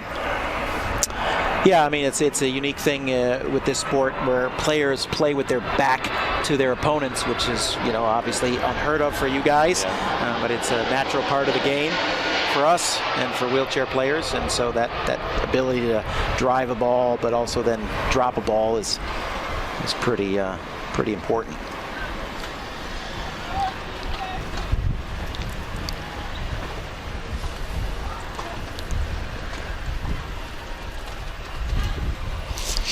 Mindset from the two of you, mindset in closing out matches. So you're in a tough match, maybe it's the second set, maybe it's third set, you finally get right there to that finish line, and whether it's returning or serving, talk to us about mindset, about closing out matches. Is it something you've been successful in your careers? Because we know it's sometimes historically be a tough thing for people to close matches out. So how do you approach that? Yeah, for sure. I think, you know, when you get to that point where, you know, maybe you're serving for it or you're trying to break to win, you just can't really think about the score too much. Try and stay as calm as you can and stick to, you know, your game plan for the match. And yeah, I think just not really thinking too much about it is the biggest thing. Bjorn, anything beyond that?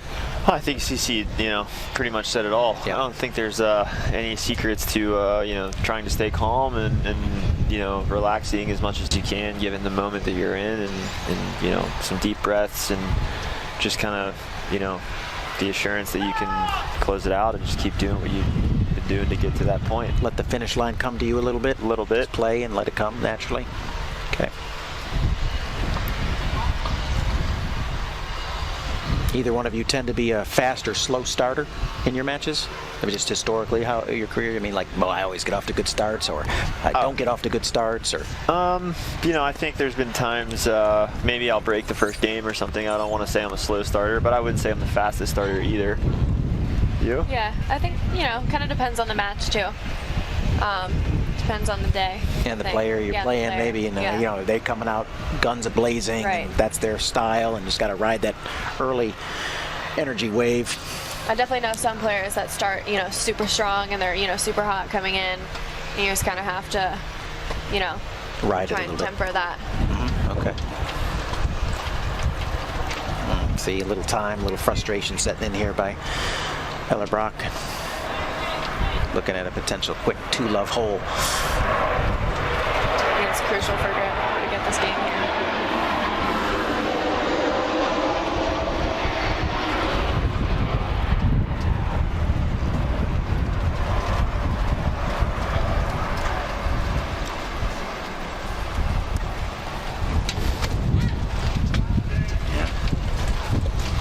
Yeah, I think from the losing that break when she broke back in the first set to lose the set, I think you're starting to see Ellerbrock talk to herself a bit more. She's starting to look up at the sky, looking at the conditions. You know, I think she's starting to get a little frustrated with how things are going today, which is understandable. Yeah, I think, you know, we didn't want to dwell on the head-to-head too much, but that's when that comes in. You're like, here we go again. Yeah, the you know, I mean, in. just can't get a hold of it, and it's not a good feeling, is it? In the group play, is it 4 players in each group? For the men and the women, four each per pool, and in the quad division, it's 3 each per pool. So there's six of the top quads here. So she could lose this match and still come out of the pool play if she puts a run together. Take a look at this pool and see who all's in here.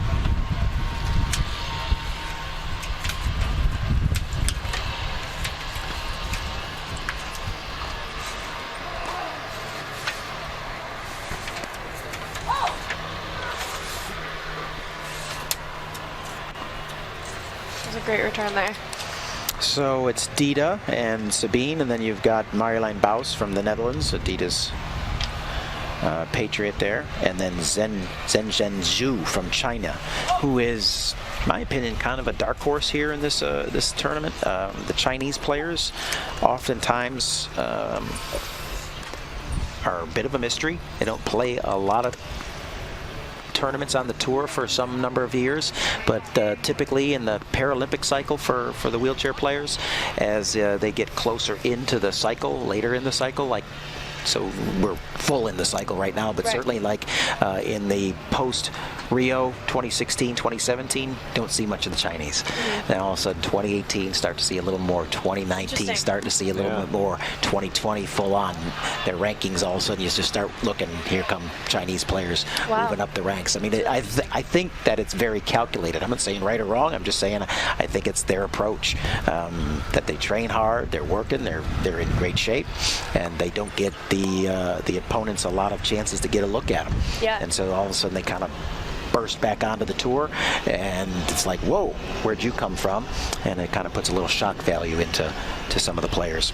Do you think they take a year or 2 off after each Olympics and then come back, or do you think training that whole Oh, I think they're training. Okay. Yeah.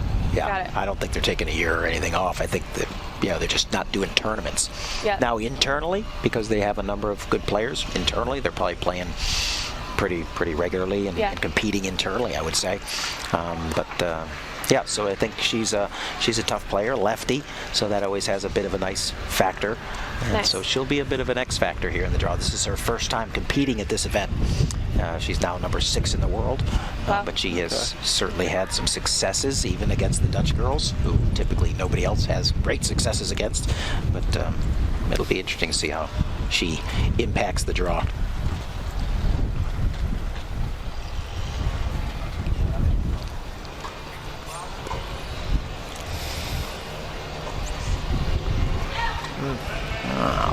A bit of a miss there by Dita.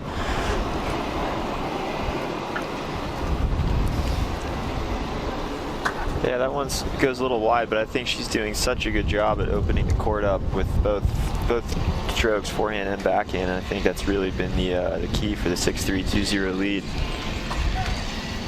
Yeah, totally going to tolerate that miss, I think. Just keep swinging.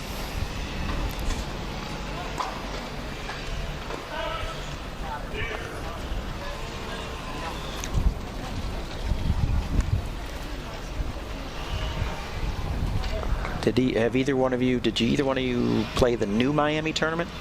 Yes. You did? Yes. Not UCC, right? You weren't? No, I went down there for an event, but I didn't play there. Okay, and how did you like the new Miami environment there, Bjorn?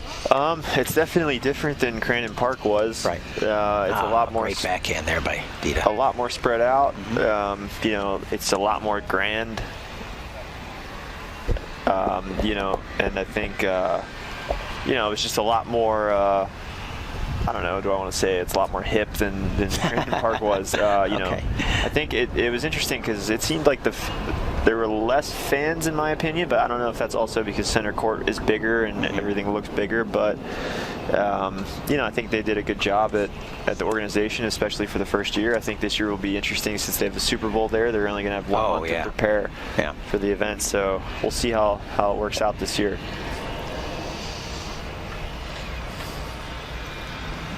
Yeah, definitely a change because I'm sure you played Miami so many years, and then changing venues is definitely tough. Even for me, Orange Bowl used to be there. So, right, me too. Yeah. So I was going there for so many years. It was interesting to see a new venue, especially in an NFL arena. Right.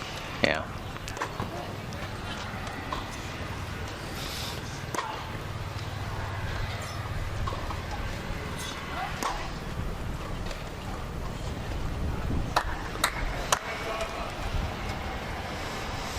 Yeah, I think this has become a pretty big game here with the amount of deuce and adds. I think if Ella Brock can get this break back, maybe she turns the negative energy a little bit positive and tries to make a run for this set.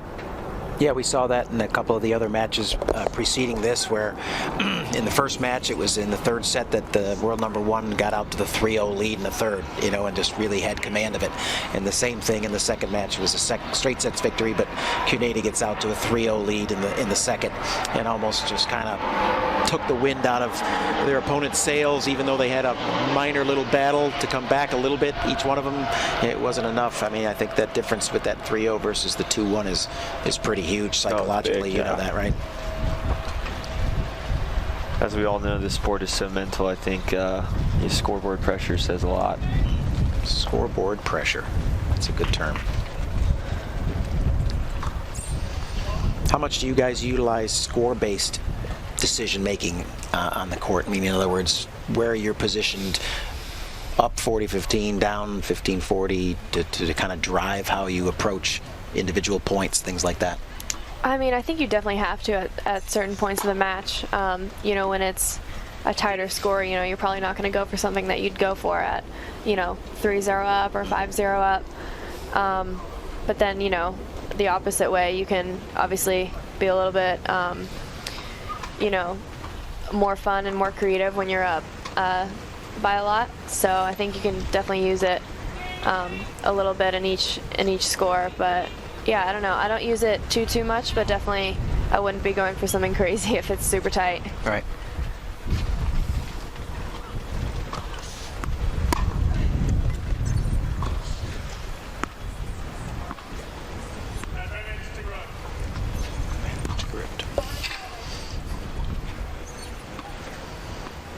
And as you guys are probably seeing, as you've been watching these wheelchair athletes over the years, the chair setups are becoming more and more unique to each of the athletes. You can see both of them in these, like what we call buckets. They're pretty much molds, to their bodies, and kind of encase their lower extremities, so that when their bodies are moving, nothing's moving down there and not getting any counter resistance in the chair. So I go left, everything goes left. I go right, everything goes right. And you don't have that swinging and swaying. So it's continuing to be, that design there for Dita is, completely and 100% unique to her body. It's pretty interesting. Are there instances where, like we do in the off season, if we're going to tinker with rackets and string or something like that? Obviously they will as well, but is it something maybe in December that they tinker with the chair a little bit? Is there anything? Yeah, that's a great question. I mean, as they all become, transition, say, out of juniors and start to become adults, right, where your bodies probably aren't changing to any great extreme height and weight and things like that. As you really establish what your body is and it's going to be, then you try to get it. All of these are what we call fixed framed chairs. So there is no adjustability in them. It's welds and everything like that, specific again to their measurements. Now it may take one or two, versions of it to get it just right, but more or less their bodies aren't changing that much. So once they get those chairs set up like that, they're pretty much going to run with those models until they decide, hey, it's time for a new one. But that's a good question. But probably not a lot of real, unless there's some change to their body. Yeah. You know, you packed on some more weight, or generally they're not getting taller or shorter at this stage.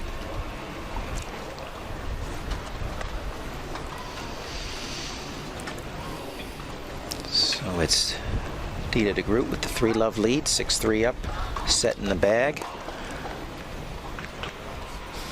Things are getting a little quiet here on the. Let's just cross over the 3 o'clock hour. Oh, that was a good slice, though. Yeah, I had a good look at that one. Yeah, I think this is where you're seeing Ella Brock maybe starting to press a little bit too much, not staying in the points, going for more.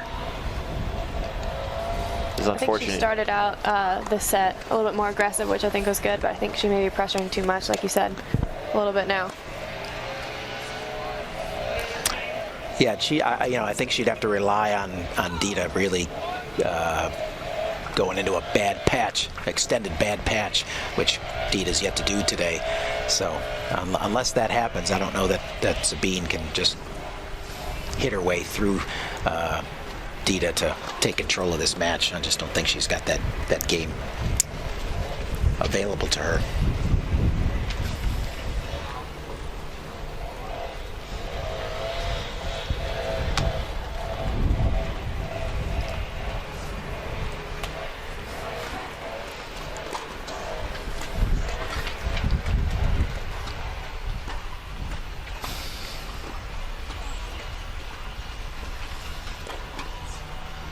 Yeah, again, it's just so calm hitting each ball. She seems so in control of everything right now. Yeah, plays a pretty classic style in regards to her hitting and recovering and getting into her what we call mobility patterns. Rarely going to see her out of position, and so it's going to take something exceptional to pull her. But if she's in her good position on the court, she's going to get a good look at. She is centered up. She's going to get a good look at a forehand or a backhand, whatever she wants. There's your guess. Still not over. Wow, unbelievable cover. Yeah, maybe we'll get a replay on that one, because that would be worth it.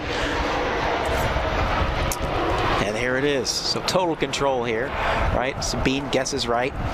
You think, got her. That was a great guess there. Yeah, and Dita doesn't give up on it. That's to her credit there. Instead of thinking this point's over, stayed on the wheels. It's good mentality from de Groot there, up 3-0, and with the lead she has, still chasing after that. Yeah, it's a good sign, right? Coaches like to see that, don't they? 4-love, Dita de Groot. 1 set to love.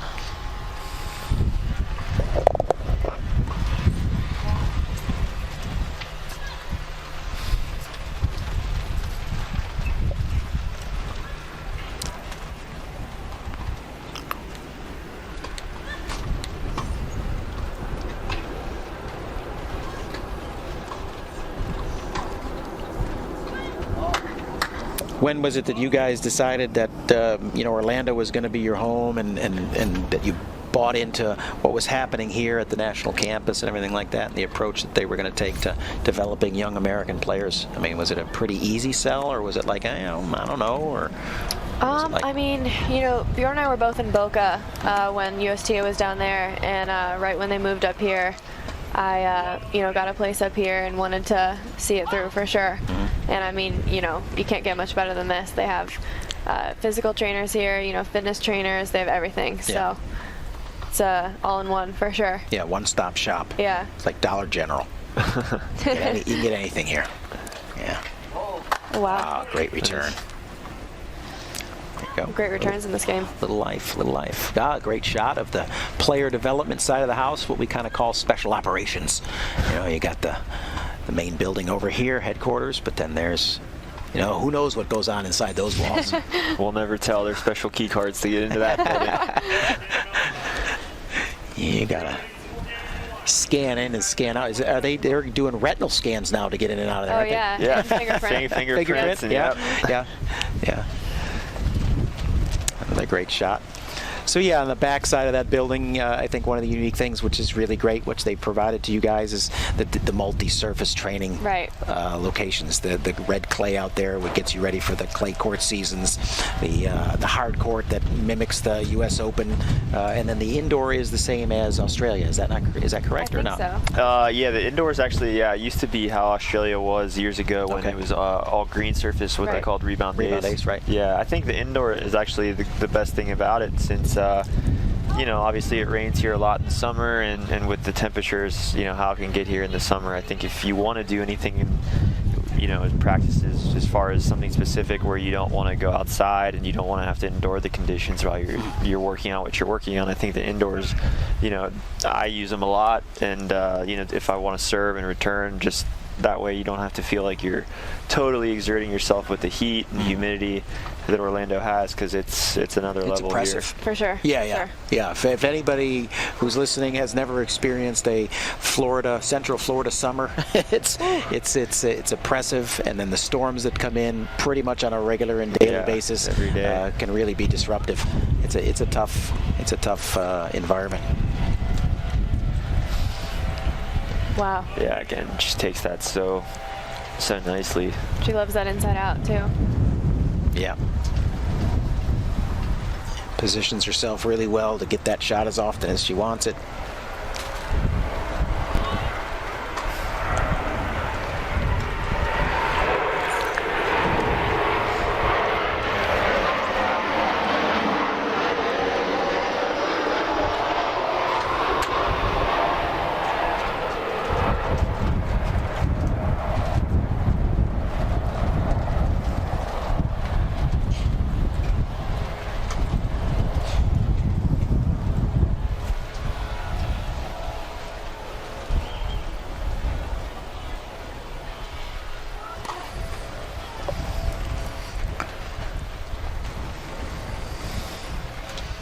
How much of again, because you guys have been exposed to it a little bit, but one of the unique things about this event is we have singles and the doubles getting ready to go. I mean, to me, and we've talked about it maybe before, but the doubles is such a dynamic event. So if you're around for some of that, haven't seen a lot of that, I think you'll really be amazed at the quality and the dynamic of the doubles that's going to kick off starting tomorrow. Oh, I'm sure. Yeah, I'd love to check that out. Yeah, it's a different game.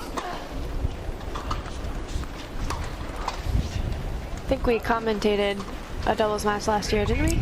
Nope, it was all singles. Okay. Yeah, it was just the event was I definitely watched some. Yeah, you've probably seen some maybe at the any of the Grand Slams or whatever. But yeah, last year was just the NEC Singles Masters. This year they're doing the NEC Singles and UNIQLO Doubles Masters. So, okay. They kind of combined these 2 year-end events, which are typically 2 separate events. But I think the players are happy to just come in for 1 full week and not have to have an extra trip in their schedule. For sure. 5-1, so Dita in total command here.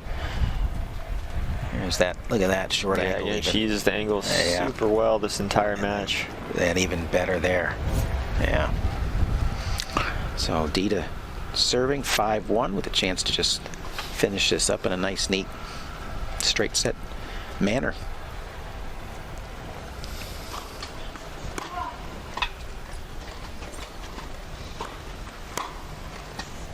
Sabine guessed right again. Don't you hate when you guess right and miss it? That is the worst. That is one of the worst. Like, of all the things I guess right, that's the tough part.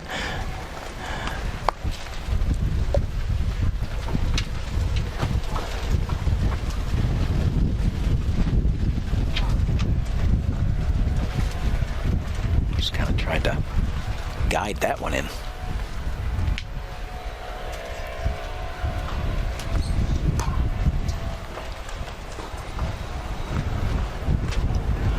Right on target. Wow.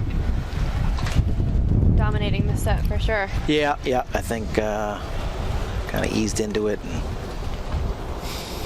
I think Sabine started to sense that she was. Again, I think she played pretty well in the first set, but, even just to no avail. I guess the good thing for this event is it is a round robin, right, for the first couple rounds. So Ella Brock has a chance to kind of redeem herself. an unusual thing for tennis players to have a second chance at life after you lose. Yeah, right. Yeah. That's a battle, isn't it? Mentally, to go down and then have to battle back through that. But, really, you think about I got to win one, right? Of those next two, it's like I got to win one, and then I'm alive again. I'm really alive again because you're assuming whoever you lost to maybe he's beating somebody else as well, and now you're right in the hunt. Just got one more. I'm right Keep there. it close. Maybe it comes down to games. And, sets games. All right, double match point for Dita de Groot. Let's see if she goes big here on the serve or anything like that. Trying to close it out with an exclamation point.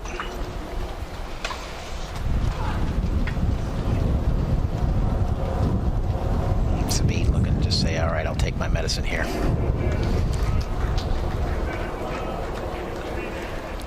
Six, 3, 6, 1. So in holding fashion, Dita Groot goes to a career 18-1 versus Sabine Ellerbrock and does it decisively in straight sets, 6-3, 6-1. And that will close out our coverage for today as we brought to you day number 1, 3 matches here on center court, all good ones. We've really been lucky to have you, Bjorn, and you, CC, join us a little bit, talk a little bit about the world of tennis. And again, not so narrow as to just talk about wheelchair tennis, but talk a little bit about your lives on the tour and everything like that, some of the similarities that pro tennis players have in their lives, some of the things you experience and encounter. And we're going to try to get an interview with Dita de Groot here. Is there anything you guys would want to be a part of that, asking some questions or anything, or what are you thinking? Yeah, sure. We can stick around, definitely. All right, stick around. Start getting your questions lined up.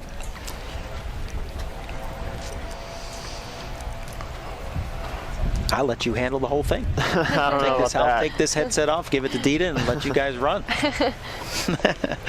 Rest of the week, just Bjorn and I. Yeah, there you go. Yeah, because you got nothing else going on. Yeah. Yeah.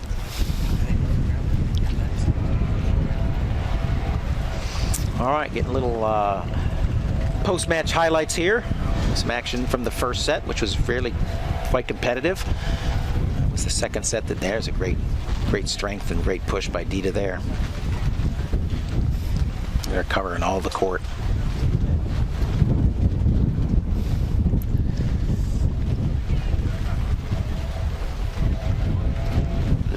Yeah, I think ultimately de Groot just has a little too much game for Ellerbrock, and clearly the matchup bodes well for de Groot. And she seems, like she is the #1 player in the world.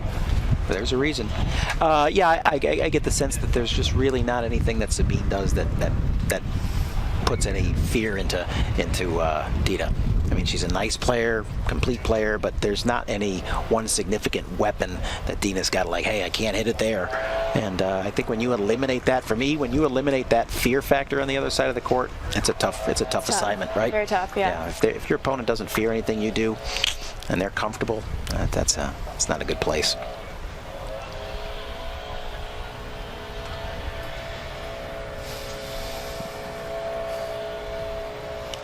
So how does a typical cool down look like for some of these guys and girls? I think she's going to push off here. We'll do this little post-match interview. Then she'll maybe would go to the gym or maybe get some bands out. Probably do some I would think do some rolling. Maybe some ice, obviously. If there's anything that she's trying to protect or just kind of be proactive about. The daily aches and pains. Yeah, right. Heck, you're 20-something years old. What kind of daily aches and pains could you possibly have? You'll be surprised. Yeah. I know. Hey, I'm 26 now. I'm closer to 30 than I was to 20, which is sad. Last look at match point. Great serve by Dita de Groot. Forces the return.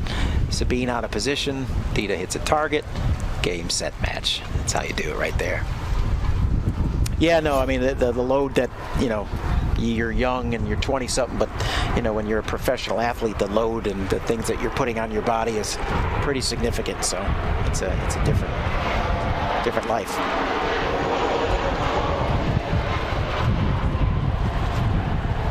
All right.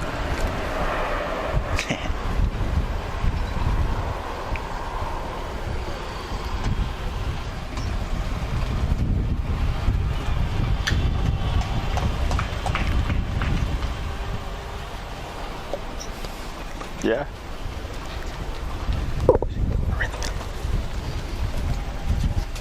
Yep, so we're going to probably have a chance to interview Dita de Groot here. So we're going to make a little, she's going to make a little space for her and probably punch her right in between me and Cece here. Thank you for the commentators. Great job. Excited to see what her thoughts are post-match. Yeah, you guys are used to giving post-match interviews a little bit and understand the routines and everything like that, so we're trying to give the same approach here for these athletes and everything like that. So Bjorn, if you just kind of slide out there, once Dita gets up here, she'll kind of punch in between us all here. The three of us will conduct this interview. We'll get some thoughts on Dita and her match and how she felt about things today. Yeah, nice young lady. And there is a fourth match going to be going on center court, but that concludes our coverage for today. We will again resume coverage tomorrow at 9:30 a.m. Eastern Standard Time, and we'll begin some of our doubles coverage tomorrow. But we're glad that we could bring you three of the matches today. We had two world number ones, the two current world number ones, and Gustavo Fernandez on the men's side and Dita de Groot on the women's side, playing here on center court today. So that was great. And we are now joined in just a very quick moment by women's world number one, Dita de Groot, and we're just honored to have you up here, Dita. So this is Cece Bellis, in case you don't know who she is. But she's a former junior world number one, just like yourself. And so the two of you could probably just sit down and talk about what it was like to be junior world number one at various times in your life. I think it was only, I think I actually was number one for only 1 month. That's all it takes. So, does that count? Of course that counts. Yeah. Hey, so welcome to Orlando again this year, and the kickoff day of the NEC Singles Masters. So you're happy to be here, feeling good and happy with today's performance? Yeah, it's really good to be back here after what feels like a long year. It's a bit strange, it feels like, because I haven't played any matches for 2 months now. So I stopped playing tournaments after the US Open trip. So it's a bit difficult. But yeah, it's nice to be back. So excellent. It's good.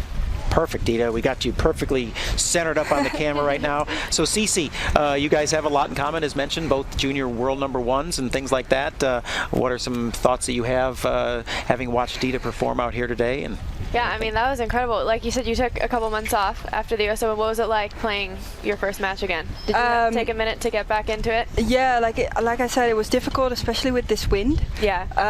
So I think the wind is difficult anyway, and then having your first match in a long while is definitely difficult. But I'm happy the way that I played the second set, and I was more consistent with that. So yeah, it was incredible. The second set, we were just saying you dominated it. It was awesome. Yeah. Pretty much from start to finish. So the round robin portion, I don't know if you know who you'll play in the next go round, based on the lineup, if it's going to be Marjolein or Zhu, right? But any preference on either one of those? I mean, you got to play them all eventually, right? They're actually in playing style. They're quite the same players. Okay.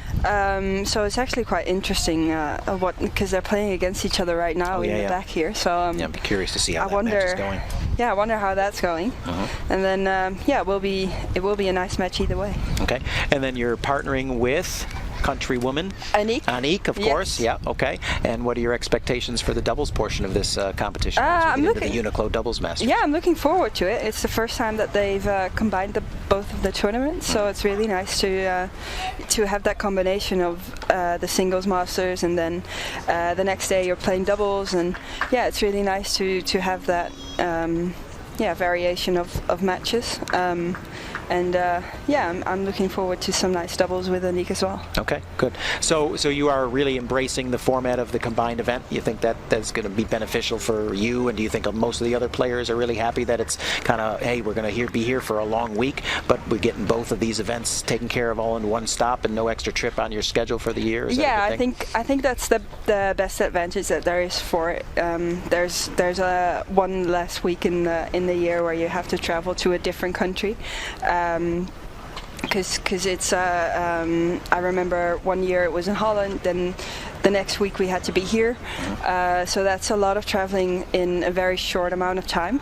And now that they've combined it, it's really easy, and yeah, maybe the tournament lasts a bit longer, but that's not that's not bad. And you've probably got a plan in place for your off season and everything like that leading up back into January. There's not much downtime actually. You've got all the holidays coming up, but the Australian trip is coming quite fast, and we've got our Dutch national championships in between. So we actually need to keep training, and I've had some days off after the US Open, and that's probably my. So more or less that was maybe your bigger time off, and yeah. Now you're kind of really back into it. And again, as you mentioned, that additional event, the Dutch National Championships coming up, which typically most other countries and players would not have to deal with something like that. But that's pretty significant for you guys. Yeah. It's definitely a special tournament for us because there are so many top players. But yeah, the 2 months that I've been at home, I really tried to have some days off, do some nice things, and then I knew that when November came and we had to be here after that, it's really just training and preparing for Australia. So there was not much time to take more time off. Okay, we're going to take a look at the last couple points here with you serving at the end. Put a nice job of putting some first serves in. Big backhand, pull Sabine out, get on the attack here. Oof, that always feels good, doesn't it? And then match point. Yeah, I think Sabine was like, I think I'm in trouble. I might as well just go forward. Head down, hit a target, right? Yeah. Isn't that what coach tells you? Yeah, she does tell me. Okay. All right. Well, you've had a pretty good career head-to-head against Sabine. I think your playing style must match up well against her. Your head-to-head career matchups really looked good. So it was probably a nice match for you to kick off with the competition. And, yeah, I like playing against Sabine. She's a very tactical player. She likes to really plan her point. And be smart in it, and I like to hit the ball hard, and yeah, it's nice to play against a player when you play like that. Okay. And any other thoughts you want to share with us as you're looking forward to the week? I mean, are you extending your stay at all, and maybe going to do a little beach time or anything before heading back to? I don't think so. I'm going straight home. I'm actually looking forward to going home. Yeah. And have the holidays coming up, be with family, and but yeah, it's nice to be here, and I'm happy the sun came. Yeah, finally, right? Yeah, first couple days in, you were a little worried, weren't you? Oh yeah, it was so cold. Yeah. But it's nice that the sun came out, and we're playing tennis. It's going well. It's going well. It's a good first day. Well, listen, we'll let you get on with your post-match routines. We appreciate you taking a little time to come up and share a few thoughts with us, Ditas. We want to wish you luck for the rest of the tournament, and congratulations on really what's been a spectacular year for you, and just finish strong. All right? Yeah. That's the plan, right? That's the plan. All right, Dita. Good. Always good to spend some time with you. Yeah. Thank you very much. All right. Take care. Well, Cece, that's going to be a wrap for us for today. I think at some point throughout the week you may get a chance to join us a little bit more. I hope so. Yeah, I hope so too. All right. But for all of us who are involved in bringing the broadcast to everybody out there in the world, we're going to sign off right now and let you know that we're back here again tomorrow at 9:30. UNIQLO Wheelchair Doubles will be starting up as we finished up day one of the NEC Singles Masters. So thank you for joining us. I'm Paul Walker for CC Bellis. Have a great night, and we'll see you tomorrow.